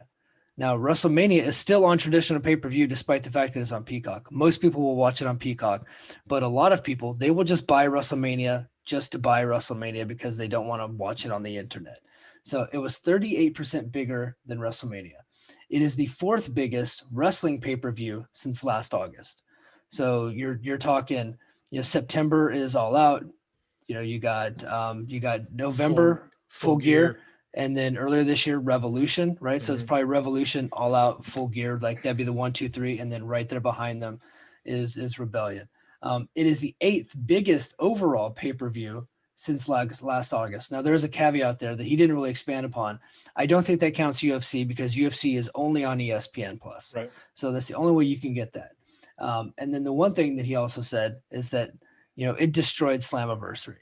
Like he got the streaming numbers right away, and the streaming numbers that he got beat the total overall numbers without cable coming in yet, beat the total overall numbers of Slammiversary. And he doesn't have those exact numbers yet, but he's hoping to have those. So I'm thinking by the time you guys are listening to this podcast, that the Wrestling Observer will be out, and Meltzer will have posted a lot of the numbers, but we are not going to stay up that late to wait for those numbers to come out to talk about it. So I will likely have it in my column tomorrow. I'll aggregate that news. I don't do it a whole lot, but I'll do that tomorrow. But I mean, Rebellion, massive hit.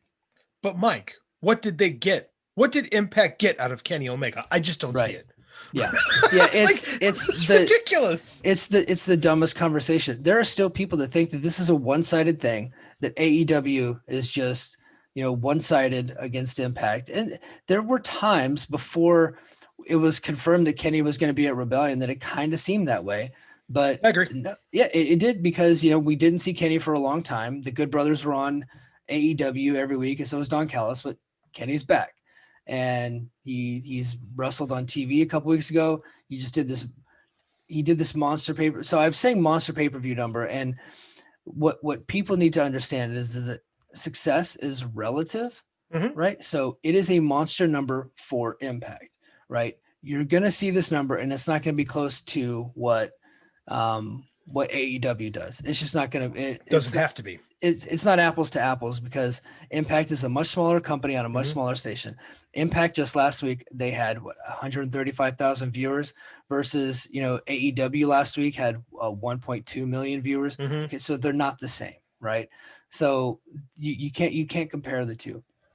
But what you can compare is Impact's business since they've had Kenny Omega. 9 times Bound for Glory. Bound for Glory was headlined by one of my favorite storylines in the company of the last 3 years, with Rich Swann and Eric Young. They had such a beautiful story with Rich Swann's comeback, and Eric Young's this vicious guy. He's coming off of WWE, not TV, I guess, main event, right? But he had just come in and won the title. And so it did 9 times bigger than that. That is insane to have that kind of a business jump from October of last year to this year. There's a word that wrestling fans throw around a lot without really knowing what it really means. And that word is draw, right? What does something draw? That means that are people willing to spend money to, you know, imbibe a product, right? Kenny Omega is a legitimate draw. He's drawn eyes to the program. He's drawing eyes to the pay-per-view. And pay-per-views aren't exactly cheap, man. So he got a lot of people who I bet a lot I've never spent money on an Impact pay-per-view before. Yeah. Yeah. He got them to spend money on a match that we all knew was a foregone conclusion. And everybody said, "Oh, I never bought it for a second." You know what? You bought it though. Yep. Like you literally made the purchase of it. So you bought it. You can critique all you want about the match structure, but you spent the money. They got the job done. It's like when those guys complained with AEW with Sting got the advantage. Like, "Oh, who's gonna want to pay for it?" More people than have ever have. That's who wanted to pay for it. Like, that's the truth. Like, we have to stop looking at things in these like terms and actually look at what they mean. Kenny Omega brought an audience to Impact. Now, is it the same size of the audience that was being done on Spike? No, but the TV industry is so much different than it was a decade ago, right? And he's one of the few guys that has made a gigantic difference. Yeah, and I don't know who beats him for the title. I don't want him to get beat for the title for a long time. Like, let's let this play out. Yeah, I mean they have who I consider the best wrestler in the world as their champion. I know that they did mention on Dynamite last night that Kenny was the Impact champion. I don't care if they ever mention it again. I think it's kind of cool that he's on Impact and he's on AEW, and the characters are slightly different and they're being presented in a different way. And I think that's cool. I'm cool with it. I'm now of the opinion that I really don't want to see the war. I don't want to see a bunch of Impact wrestlers on AEW because guess what? They have 70 people a week on that show. I think it's kind of cool that Kenny is doing his thing on both channels and doing different stories. So yes, I agree with that. And what Kenny's doing now reminds me of Territory Flair. Yeah. Right. Flair had the NWA title in all these different territories, but in everyone like he's feuding with Butch Reed in Florida and Kerry Von Erich in Texas, and he's going up to Portland, and he's doing all kinds of different stuff all over the place. That's kind of what we have with Kenny, and I'm perfectly fine with this, by the way. The more the merrier. I like it too. We want these wars. We want these like super card matches that are always disasters. And this is why people have fear that this will blow up. And no one has done that yet. AEW this week too announced that Yuji Nagata is going to come in and wrestle Moxley for the US title, right? That's great. This is what these partnerships should be. It shouldn't be like everyone shows up on everybody else's show. It should be peppered in. Hey, this guy's going to be on this show this week. This guy's going to be on that show this week. And it's so much more exciting. Because I'm telling you guys, I saw Super Clash 1. You ain't missing nothing. Like, it's best we don't chase this. Now, that being said, I would love if we had Madison Square Garden. We did get one big Super Bowl of wrestling show that got all the stars in for one night. That would be cool. But we don't need guys bouncing here and wagging like this inter-promotional wars. Those never go well. Never. They're always a disaster. And even if you look in Japan, those weren't really promotional wars. That was one company owning another and presenting them as a stable, right? It's not real. This is the best possible scenario that we could have. Just a little bit here and a little bit there. Yeah, and speaking of which, it was announced on tonight's show, and I know that Justin he had sent us a message on Twitter, and he wants to know our thoughts about ELP, El Fantasmo. He's going to be debuting next week.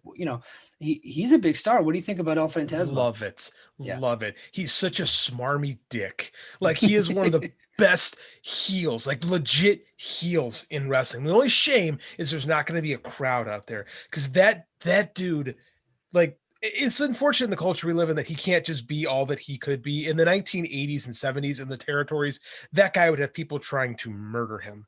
He's so good at it. He's so good at what he does. He's a really good wrestler too. So I think he's going to go great. I love this. I really do. Yeah. And I love that this is the continuation of that New Japan partnership. We saw Finn Juice on the show tonight, and then now next week we're going to see ELP. I'm curious. We'll find out next week, but I'm curious as if they're going to have him go after the X Division title, considering he is the back-to-back New Japan Cup winner. I would love to see ELP versus Josh Alexander. Oh yeah. That's good wrestling right there. Oh yeah. What's not to love? Yeah, this this is great. Like I would love to see like if he I don't know how long he's going to be in, but I'd love to see him work with Ace Austin. Love to see him work with Josh Alexander. I just give him Chris Bay. Give me that. It's going to be great. Yeah, it's gonna be great. And I said New Japan Cup. It's Super J Cup. I always get those two mixed up. So because it's the same thing, really. But you know that there's gonna be like a dork out there, like Yes. he doesn't know anything. That's exactly what it is. Yeah. So I do know a little bit. And I do know that that ELP was the back-to-back Super J Cup winner. And as a guy who hosts a Japanese wrestling podcast, it really doesn't matter. No, he won a tournament. It's fine. Yeah, and he looked great in the tournament. The one that they had this past December, yes, and that was in front of no fans. That was just in that arena over in I live close to where they tape, and I wish that they would let people in because it's on like a naval facility. It's called Port Hueneme. Really? In Oxnard, California. So Port Hueneme is the name of the town, but it's literally it's in a bigger town called Oxnard. It's like an offshoot, right? And so, but you don't have to have military access to get on there. But if you do have military access, it's like better. So I'm like, man, the NWA Hollywood used to tape there all the time, and then Impact taped there a couple years ago. You can only get 200 fans in there, but that's kind of cool. I wish they would open that thing up for us though. I hope they do eventually because that reminds me of like an old studio wrestling location, and I do like old studio wrestling. I think there's a charm to it when done right. And Strong's been a good show, so yeah, I'm glad they do stuff there. Yeah, man. Every time I watch Strong, it's kind of a fun show. So the last bit of news, and we'll go ahead and just get into it now. So W. Morrissey. It was reported by Sean Ross Sapp that I'm going to call him William. I don't care. So reported by Sean Ross Sapp that William Morrissey, the former Big Cass, he actually signed a long-term deal. Now he didn't really disclose the length of the contract, but he is going to be an Impact for the foreseeable future. So I think that's kind of cool because a lot of times when Impact's bringing these dudes in, they're on per date appearances as kind of like a feel you out process, but they went after him right away and they locked him in, which I think is good. He looks like a star. He's got that old WWE rub, and he's a guy who needs a second chance. And I think he fits. I think he's a guy. He's a gamble, right? He's like you see a lot of guys tonight in the draft, like my team, the Chicago Bears, gave away a lot for Justin Fields, but I'm all excited about it because we need a quarterback. Like Andy Dalton is not the solution for the Chicago Bears. So sometimes you got to risk a little to get something big in return. Sometimes it pays off big and sometimes it doesn't. But you look at a guy like I always want to call him Cass. You look at a guy like William Morris Endeavor and you see his body, you see what he looks like right now. And why not? The guy's always shown that he has charisma. He's always shown that he's pretty good, like for the big guy style. Yeah. Good. Yeah. He could be something in Impact or he could wash out. Either way, you tried. They need to try. Yeah, they got to take chances on guys. So just to go back to, I'm not going to harp on this. Back to Rebellion, I forgot one thing. It wasn't in my notes, so I didn't actually hit it. But I told JD that I would hit it. I actually talked to a guy who has connections within a major cable distributor, and he is saying that, and this is the same person that I talked to about Fight TV and Impact Plus parting ways, and the reason why. That ended up getting covered in the Observer like a week later. So we had that early on this site and our podcast. So the same person that I talked to, and he was telling me that, that Rebellion, according to this person, did less than 20,000 buys. But that's just one cable distributor. So we'll wait for the estimates, but the one estimate that I have seen is less than 20,000. Meltzer did say that it didn't even get close to Samoa Joe and Kurt Angle. Their big number, 55,000. It didn't get close to that. So I'm guessing that we thought the plus or minus would be 30,000. It's probably looking more like 20,000. That's so he says 20,000 plus the streaming buys or just on cable? I think he's just saying that's the overall projections based off of this one cable company, what their numbers were. So kind of like projecting overall. So, okay. Yeah. Check this out. We're getting what, about 135,000 viewers per show. Mm-hmm. And you're ballparking around 20. That's not bad. No. Like that's like 1/5, something like that. Math's not my thing, but I mean, like when you look at it breaking down, so you're converting a lot of your fans. Like that was the big problem with Impact with TNA is you get 1 million viewers, but your top selling pay-per-view is 55,000. That Right? was their top selling pay-per-view ever. So their routine, I was listening to, don't judge me. I was listening to Eric Bischoff's podcast recently, and they It's were not about. Garrett will get mad at me if I say this, but it's not. You can get some things. You can glean some bits of knowledge from him yeah. sometimes. And Eric Bischoff has a good mind for just marketing and production and business and things. And they read the numbers for the Against All Odds pay-per-view back in 2011. That one got 8,500. Right. And they were getting, 1 to 2 million a week on Spike. And that pay-per-view got 8,500, right? We talk about I do a big part of my business right now is you doing Facebook ads and stuff like that. And you talk about clicks and then conversion off your clicks. Like that's a terrible conversion rate. Mm-hmm. So you have 1 million people, you just run 1 million people watching your show and you're getting 8,500 to pay money. That's terrible. So you're talking with a much smaller base. This is why I say fuck the hardcores, because if you get all the don't fuck the hardcores, love the hardcores. We love the hardcores. Yes. Fuck the casuals. Casuals don't spend money. That's a great example. You've got all these people watching your show, but they weren't getting this big. They weren't getting WWE TV money. So it's what are you getting? You're not converting your customers to paying subscribers. This is better in my opinion, and they can grow. They can grow off this if they get hot. Let's ride this and see where it goes. Yeah, man. So we're done talking Rebellion. We had a full podcast about Rebellion. It's on the Fight Game Media YouTube channel. So we'll go ahead and leave it at that. So the show opens up and basically the entire Impact roster is beating down Scott D'Amore's door and they want a piece of Kenny. And D'Amore tells everybody, go ahead and just go to the ring. I'm going to address that situation right now. And then he talks to Don Callis and he said, hey, make sure Kenny's here tonight because we're going to have his celebration. And Don was saying, well, hey, I'm going to shoot him the Zoom link and we'll have a good celebration. He's like, that was so cool. Right. Yeah. And perfect. Perfect. And D'Amore's like, hey, no, we have a contract in place. If Kenny doesn't show up, not only is he stripped of the Impact title, he's indefinitely suspended from both AEW and Impact.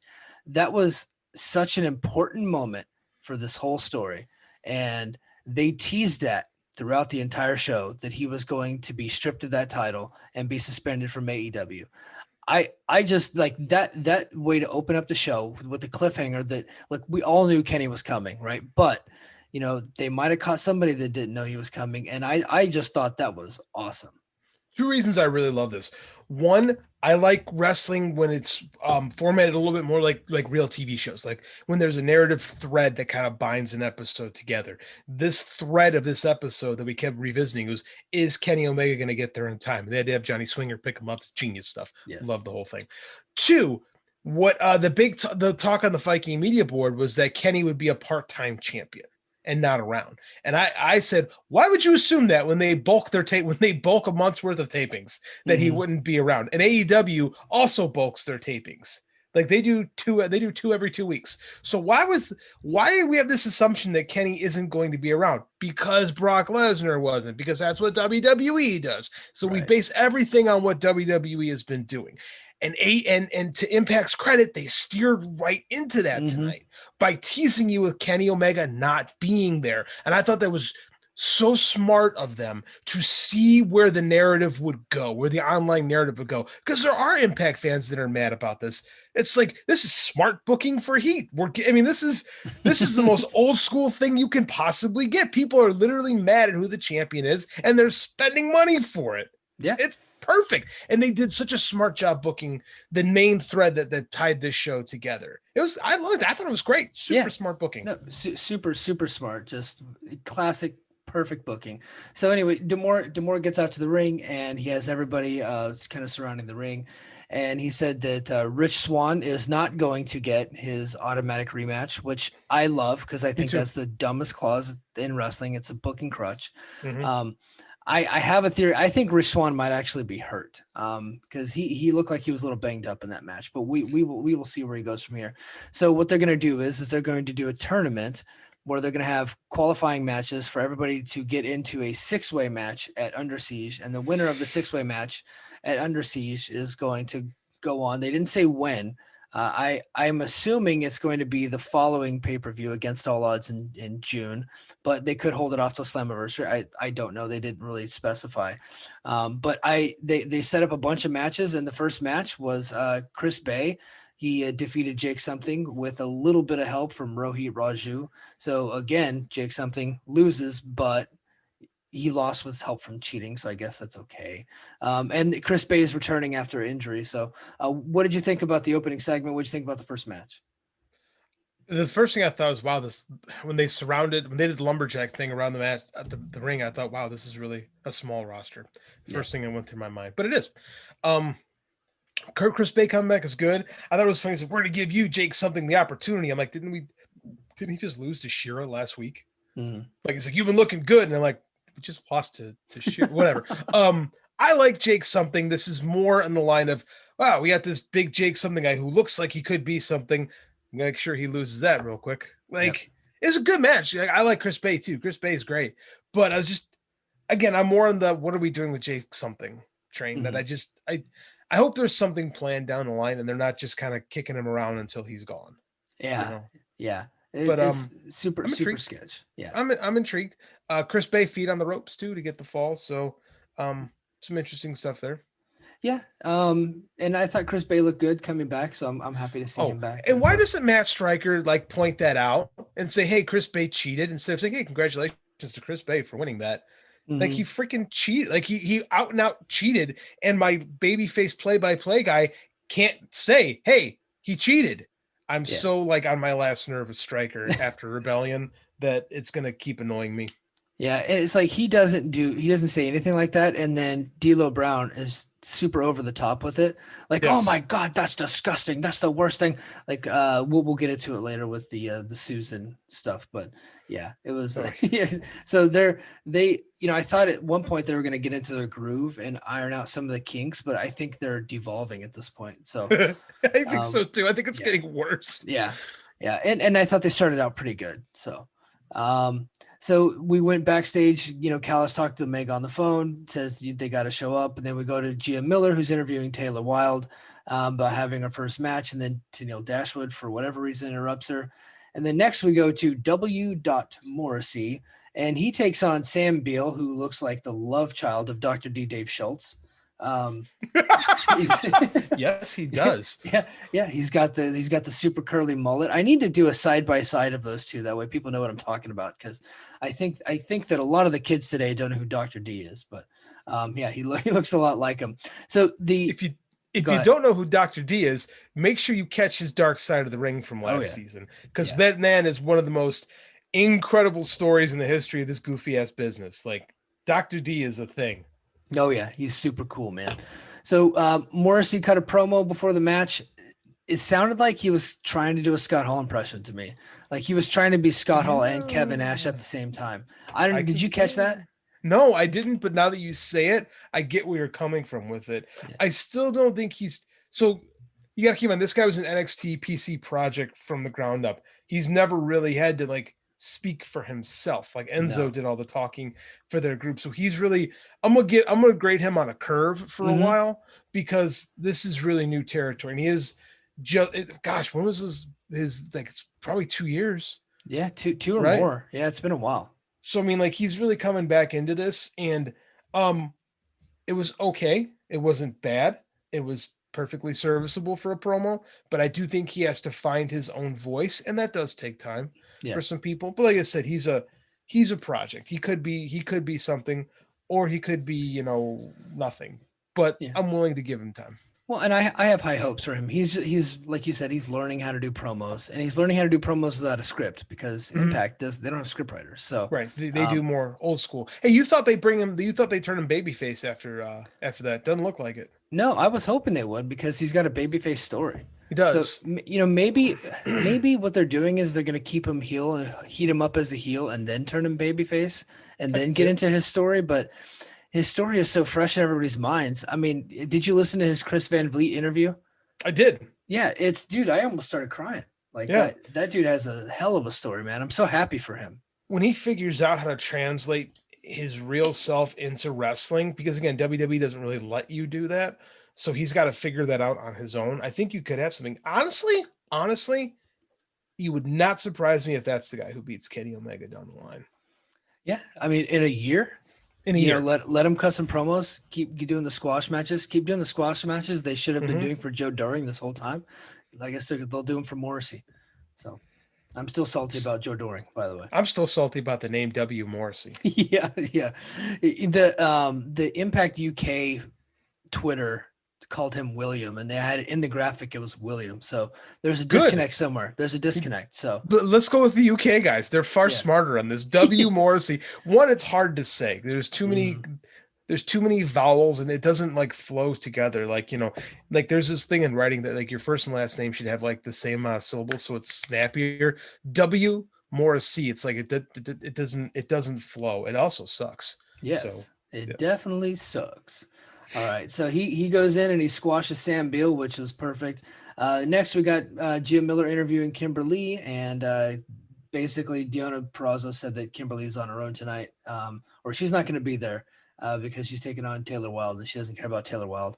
And then we get to Miller interviewing Willie Mack about being pinned by Morrissey, and then Mack challenges Morrissey. So I guess that's going to be the match at Under Siege. So I don't think there's going to be a squash of Mack. I think they'll have a good match, but obviously, I think we all know the winner there.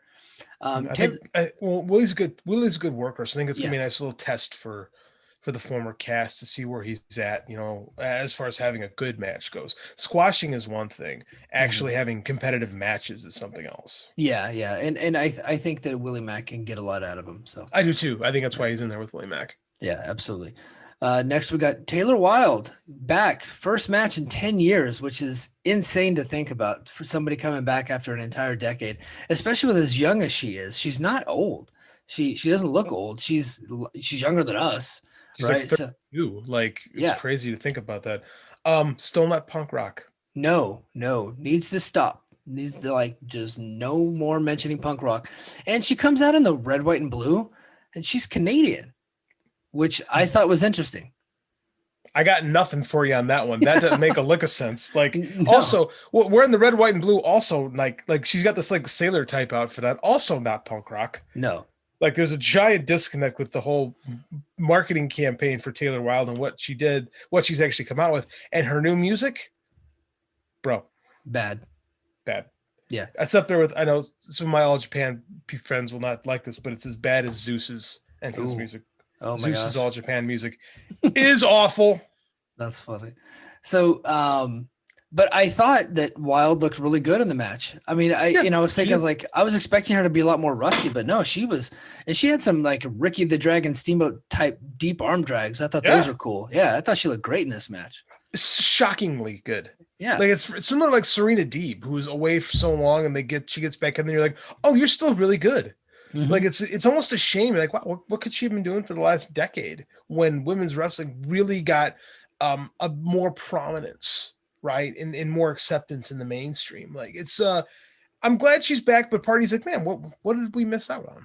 Yeah. So, great to have her back. I'm still not that impressed with Kimberly. So it's good to have Kimberly around. She's got a little bit of an indie name and she loses. So, but what do you think about putting Taylor in the title program right away? Who else do they have? Oh yeah, good point. Yeah, never mind. I mean, unless they bring back Gail Kim, like we had talked about before, unless they're bringing back Tessa, who's begging for a job, I don't see anybody else that they have. I think they have to go with her. Yeah, good point. The depth. Yeah. And then, so, obviously Taylor Wilde won that match. And then Susan, so there was a moment in there where Susan, who is Sue Young, attacked Taylor Wilde with her shoe. And then D'Lo Brown, I think he was trying to get people to prosecute her. And, he sounded just so upset by this. D'Lo was a little over the top on this one. It's D'Lo, tone it down, brother. Like I was saying before with the Chris Bay thing, he cheated and nobody said a word about it. And it was I felt like D'Lo was trying to make up for that. Mm-hmm. This was not their best work this week. No. Let's just leave it at that. No. But speaking of their best work, the X Division champion Josh Alexander took on Ace Austin, and this match was a fucking banger.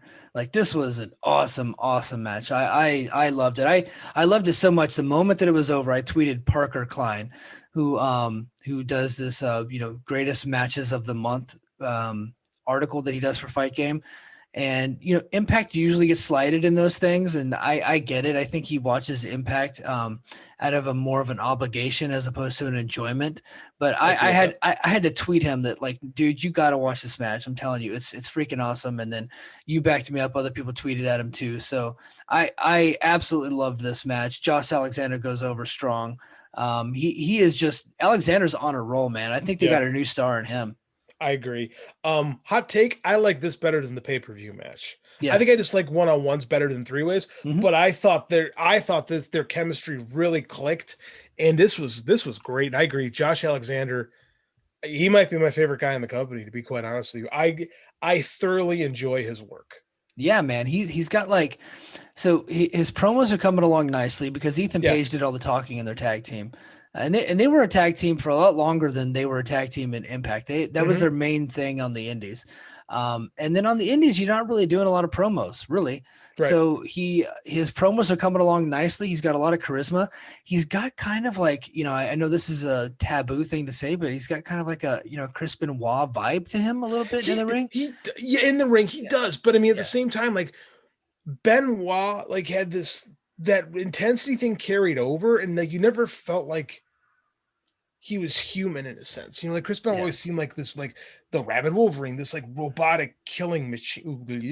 I didn't mean like that. Too far. This sorry, I meant like in the ring he was this he was a Rabid Wolverine. JD. Whereas Josh Alexander has got this like kind of everyman vibe to him.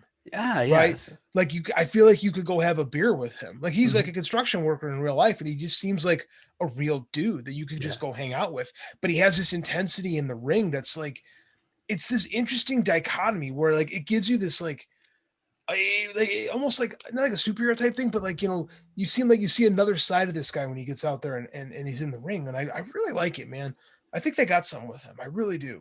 Yeah, man. He is just awesome, and I'm not saying he could be the one to defeat Omega, but I will be pissed if we don't get one match out of those two. With him as the X Division champion, Kenny Omega as the world champ, and Kenny Omega loves having these long ass matches with people. And I'll tell you, he's had longer matches with people that aren't nearly as good as Josh Alexander on Dynamite. It's going to happen over the next couple months. There's going to be some banger 4.5-star match that these two are going to have at some point. It's going to be awesome. Yeah, they absolutely got to do it. And then Stryker and D'Lo said that there's international talent on the way. And they said they're coming for Alexander. So I think they're talking about ELP there. Possibly. And we even later in the show we actually got a commercial or an advertisement for ELP, so that's cool. And then we got Callis backstage with Johnny Swinger and Hernandez, and I just obviously thought this was funny. And the big man needs protein shakes. Yeah. And he wanted Swinger to send a car over, and so Swinger says, "Yeah, man, I got Dino. Dino can go." He's talking about Johnny Bravo, but he calls him Dino Bravo, which always cracks me up. And then Callis was like, "Okay, cool. I'll text you the address." And Swinger's like, "Okay, man, page me." And then he just walks away. And then he's on the phone with Kenny, and he's telling Kenny, he's like, "Hey, don't worry, I got it taken care of. Somebody's gonna come get you, but he's a total idiot." So the first couple, when you start watching Impact, right, and you see Johnny Swinger, you're like, this guy's an idiot, and you think he's annoying the first like 3 or 4 times you watch it, and then you start laughing, right, and then after a while, it's your favorite part of the show. Like, he's great. I'm so glad he's in this promotion. Yeah, so great. Next, we got Jordan Grace and Rachel Ellering talking about their tag team title win, and then of course Fire and Flava come interrupt, and then they set up a match for Under Siege. They had a rematch clause. Rich Swann did not, though, per the agreement with AEW. But in the Impact lore, the tag team champions get their rematch. And honestly, who the hell else is going to wrestle for those titles? They're the only other team. They lose the titles and they immediately go back to being the number one contenders because they're the only ones there. This was the most WWE like segment of the show. Like, I just was not feeling the promos at all, and it was I didn't care for this a bit. But I do like Ellering and Grace. I think there's something there, but Yeah. I don't know. It's fine. Yep. Speaking of WWE, Mid Cardona took on Brian Myers in a number one contender match, or a contender for the 6-way qualifier match. They had a much better match tonight than they I had at agree. Rebellion. Agree It was. 100%. I wish they would have had this match at Rebellion, and Yes. I don't know why they didn't have the match. Maybe they wanted to just do an angle, but in my opinion, pay-per-views are for the finalities of angles, so the closure of the angles. TV is for the angles. So I they set up agree. an angle for TV, and that's fucking sucks. I agree 100%. And I got mad watching this match. I'm like, yeah, I paid $40 for this pay-per-view, right? And you're just gonna give me this match that I watched for free on the app that you give away for free. Like, it kind of frustrated me a little bit because I specifically railed on that match on the YouTube show, how much I hated it. It was my least favorite match of the show. Yeah. And this one, it wasn't as good as Alexander and Ace Austin. Oh God, no. You couldn't expect it to be, but it's a good, 2.5. Maybe somebody if they're an audience, maybe you go 3 on it. But that's a solid match. I thought that was a pretty good match, and so, and it just shows me that these guys are actually more capable of what we saw, or than what we saw at Rebellion. So that that is disappointing. Maybe So, they knew they didn't have a great match and kind of really wanted to go out there and show that they could do better, because it did seem like a significant step up from the pay-per-view. Yeah, or maybe they got yelled at. That could be. That's possible too. Yeah. Eric Young cut a promo with VBD. I kind of tuned out during this thing, so my bad on that. But I'll read what they said. I guess they were more of the same, man. More of the same. They're disappointed about losing, I guess. So there you go. I've liked these better. I like last week's better. This one just seemed, like I said, it seemed like more of the same. Like nothing, to me at least, nothing new was covered. Yeah, it wasn't bad. It didn't go on forever, so that's good. No. And we'll talk about it afterwards. But I thought the pacing of the show was pretty good tonight, and so this didn't really take anything away. So then we had the Phantasma vignette. Next, we got some of the matches for next week. So we'll go ahead and talk about those now. So next week we got Rohit Raji versus Trey Miguel, which should be good. Rhino versus Chris Sabin. And then I'm guessing the main event, Moose versus James Storm. And those are all qualifying matches for Under Siege. Fun show. I'm looking forward to it. Yeah, they typically, they don't do this a whole lot. They will announce things throughout the week on social media, but they actually went ahead and announced like half of a card for next week tonight. So I thought that was good. I think they're going to have a bump in rating this week. I think they're going to have a lot more people watching the show fresh off the pay-per-view. And I think they've learned last time is we need to, first of all, when everybody started watching, when Kenny first started showing up, those shows weren't nearly as good as the most recent ones have been, right? So I think they wanted to show people, hey, we've got really good stuff coming up next week. Come back, which is smart. They should do that. Yeah, they should. Unfortunately for them, last night AEW got their ass kicked by Joe Biden in his presidential address. Tonight, Impact's going to get their asses kicked by the NFL draft.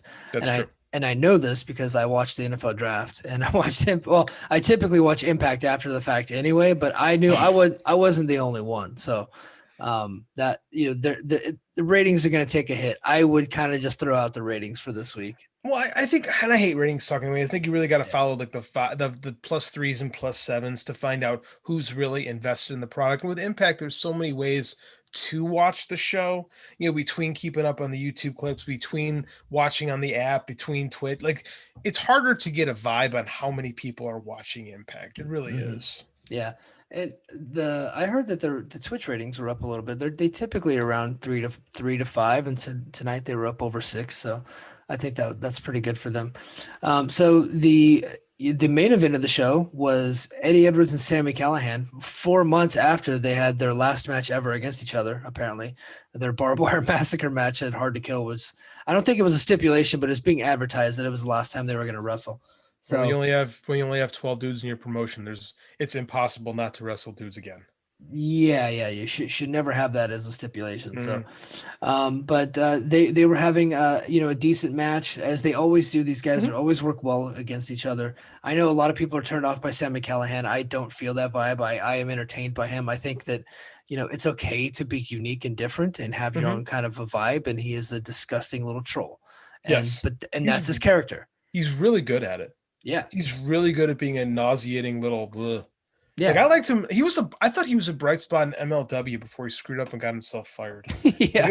he had this really fun match with Mance Warner. This brawl that went all over the building, and unfortunately, they cost like $30,000 in damage or something stupid like that. Mhm. Which, like I said, as a guy watching, I was entertained as all hell. But it's too bad because then we lost Sammy in MLW. Yeah, yeah, I remember that match. I think he had his no, Mance Warner got his tongue stapled to the mat on that match. So That is yeah, what that happened. yeah, Yes. that was disgusting. So, but they I thought they had a pretty good match, and of course it ended when the Elite with Kenny Omega finally showed up and they attacked Sami Callihan and Eddie Edwards. But because they hit Callahan first, Eddie Edwards was disqualified, which makes no sense. But it's the story that they're telling. So Sami Callihan moves on to Under Siege, and he would be part of that 6-way match. And they announced after the show tonight that Under Siege are going to have the Elite, Omega, and the Good Brothers will take on Eddie Edwards and Finjuice because Finjuice came out to help and tried to fight off the Elite. So there you go. That's going to be very likely the main event of Under Siege is this big 6-man tag there. I thought the biggest surprise of the show was that Finju stuck around. I thought they'd be going back to Japan right away. No, I honestly, Japan's on lockdown again. I don't know that you Oh, can go that's back true. to I Japan. forgot. Yeah. Might as well. I mean, they got to work. They are in fact the tag team champions, so you might as well use them. Yeah, I'm glad that they're sticking around. Me too. And I hope they bring in some more challengers for them because it looks like they're going to go right back to the Good Brothers. Well, but they're going to drag it out for a little bit. I hope you can talk to your buddy Tony and borrow a couple tag teams that aren't doing a whole lot on Dynamite right now. Yeah, but there's so many tag teams on the independent scene that they could just bring in. Like there's these. Who would you bring in? Who's on your mind? So- You think is a good tag team? So there's this tag team on the indies right now. They have the worst name in the history of tag team wrestling, but they're good wrestlers. They're called the Besties in the World. That's a terrible name. Very terrible. They're from your neck of the woods. They're Midwest guys, and they're always on those AAW shows. And they have, yeah, they have a big following there. I would bring those guys in. There's another team out of OVW called King's Ransom. They're these twins. They look really good. You could bring those guys in. You could bring in some talent from Mexico because Mexico's not running right now. So there's lots of teams out there. I think the Von Erichs, their contracts are either up or coming up soon. And now the MLW is going on Vice. I say you steal those guys. I think those guys, they're not the greatest tag team, but they look like stars. They do. They're very Von Erich-esque, like they're a little rough around the edges, but there's a charisma to, not like a I'll talk to you charisma, but like a physical charisma. Like you see them and you're like, these guys are somebody, right? Super in line with their dad and uncles. Yeah, absolutely. So, that was the show. What did you think of the show overall? Super digestible. They've done such a better job of really trimming the fat on this show. Like we're not seeing a lot of, I remember when I first started watching it, there was a lot of slog to get through there. I don't feel that at all anymore. Like I really feel like everything has been really super streamlined and there's very little to show that I just kind of roll my eyes at now. Like it's really good. Like this was a really good episode. So when I started watching on Impact Plus in November and I realized I could just fast forward stuff, like it was such an easier watch for me. The last few weeks I haven't fast forwarded anything. And tonight I didn't even think about it. I was just like nothing dragged. Everything, it was just bam, bam, bam. The pacing of the show was just great. I felt the same way about Rebellion, where they're just going to segment into segment, all the while still letting things breathe, which is, I think, a lost art in wrestling. So I agree. I thought tonight was, I don't want to say a home run because they didn't really have any hot angles, other than just the cool story where, hey, is Kenny going to show up? And then he ends up showing up. But I thought this was a really fun show. So like I said last night, I watched AEW, Ring of Honor, and MLW, and then now this show. I think this of those four shows, probably the second best show of the week. And they do a lot. What I'm impressed with Impact is I think they do a really good job maximizing the talent that they have available to them. Right? Like I don't feel that way all the time with Ring of Honor. Like I think Ring of Honor's got better production value. But I think that Impact really does a better job utilizing story and utilizing the players that they have available to them. I think MLW is a mess. Yeah. And so, and the thing, and I really like AEW, and I think that, AEW, it was probably the best show of the week. That was, yeah, I agree. Because, they had so many angles, Mhm. and AEW every week just is more chaotic, It and is. it feels bigger all the Mhm. time. And so they had this huge fight on top of the bus with Cody and QT and all that, with the ridiculous part where Aubrey's up on the stupid bus with them, which was dumb. But Oh, and then completely dumb. yeah, Completely dumb. Yeah. and then they had the inner circle, thing. So, I thought, like, overall that was probably the better show, but this was, like, not by much over Impact this week, because Impact was presented their show in a different way. Like, they don't, their show isn't just nonstop chaos like AEW is, where there's literally beatdowns in almost every segment, and Mhm. then they have these super super long matches on their show. And Impact only does maybe one of those a week, while AEW is probably doing two or three. And then at the end of those matches, they get everybody that could be anywhere near that feud. They're showing up in that, so that way they can get so many people on those segments. And I think what Impact does is, like you said, they maximize the value of the talent they have, because they don't have so many talent. Mhm. They have to showcase everybody properly, right? But with AEW, it's like you can just throw them out there, and I feel like they do that a lot. They do. AEW very much has the 96, 97 Nitro vibe to it, intentionally. Yeah, Whereas Impact, it kind of reminds me a little bit more of like 93 Raw, in like just its pacing and how it uses its stars, and how it forwards storylines. Because those were good shows, but they were very different shows, yeah, you know? And that's just the vibe the two shows give to me right now. Like, I wouldn't call it like ECW or anything like that, because that's like, that was a lot of smoke and mirrors. But hmm this show it's good, man. It's good. It's good wrestling. It's, yeah, like I said, super digestible. yeah. Good wrestling. I thought good matches up and down. Yeah, Like, even the Taylor Wilde match I thought was a really good match. So surprisingly good match, yeah. actually. And then, W. Morrissey was a squash. I thought that was cool. And then, of course, I like squad. Yeah, I thought Josh Alexander and Ace Austin hit a It was a freaking great home match. run. So, Yeah. a big thumbs up for me this week. I'm looking forward to next week. They have a ton of matches already announced, and so, hey, I think that's gonna do it for us. I gotta get this thing saved and sent over to Garrett so he can get it out. That way, you guys get to listen to it on your way to work in the morning. So, JD, what is your Twitter handle, and how's it going with your Kickstarter? Pretty good. We're more than double funded. I'm trying to get it. I want to get, we're at 1,600 right now. We have 10 days left. My personal goal was hit 3,000. I think we're going to fall shy of that. If we can get to 2,500 in the next 2 days, I'd be a happy camper. So we're just going to keep grinding on. But you can find me where I talk a lot about wrestling, talk a lot about my books and amateur wrestling stuff at JD_Oliva. Cool. And I am at Get Up Mike. You can hear me bitch and moan about football all week. So there you go. That's what I'll be doing. But I will also be talking about pro wrestling. And I do most of my pro wrestling talk on my Combat Republic Twitter. So you can follow me there too if you like. But hey, that's going to do it for us. We'll talk to you guys later. Bye.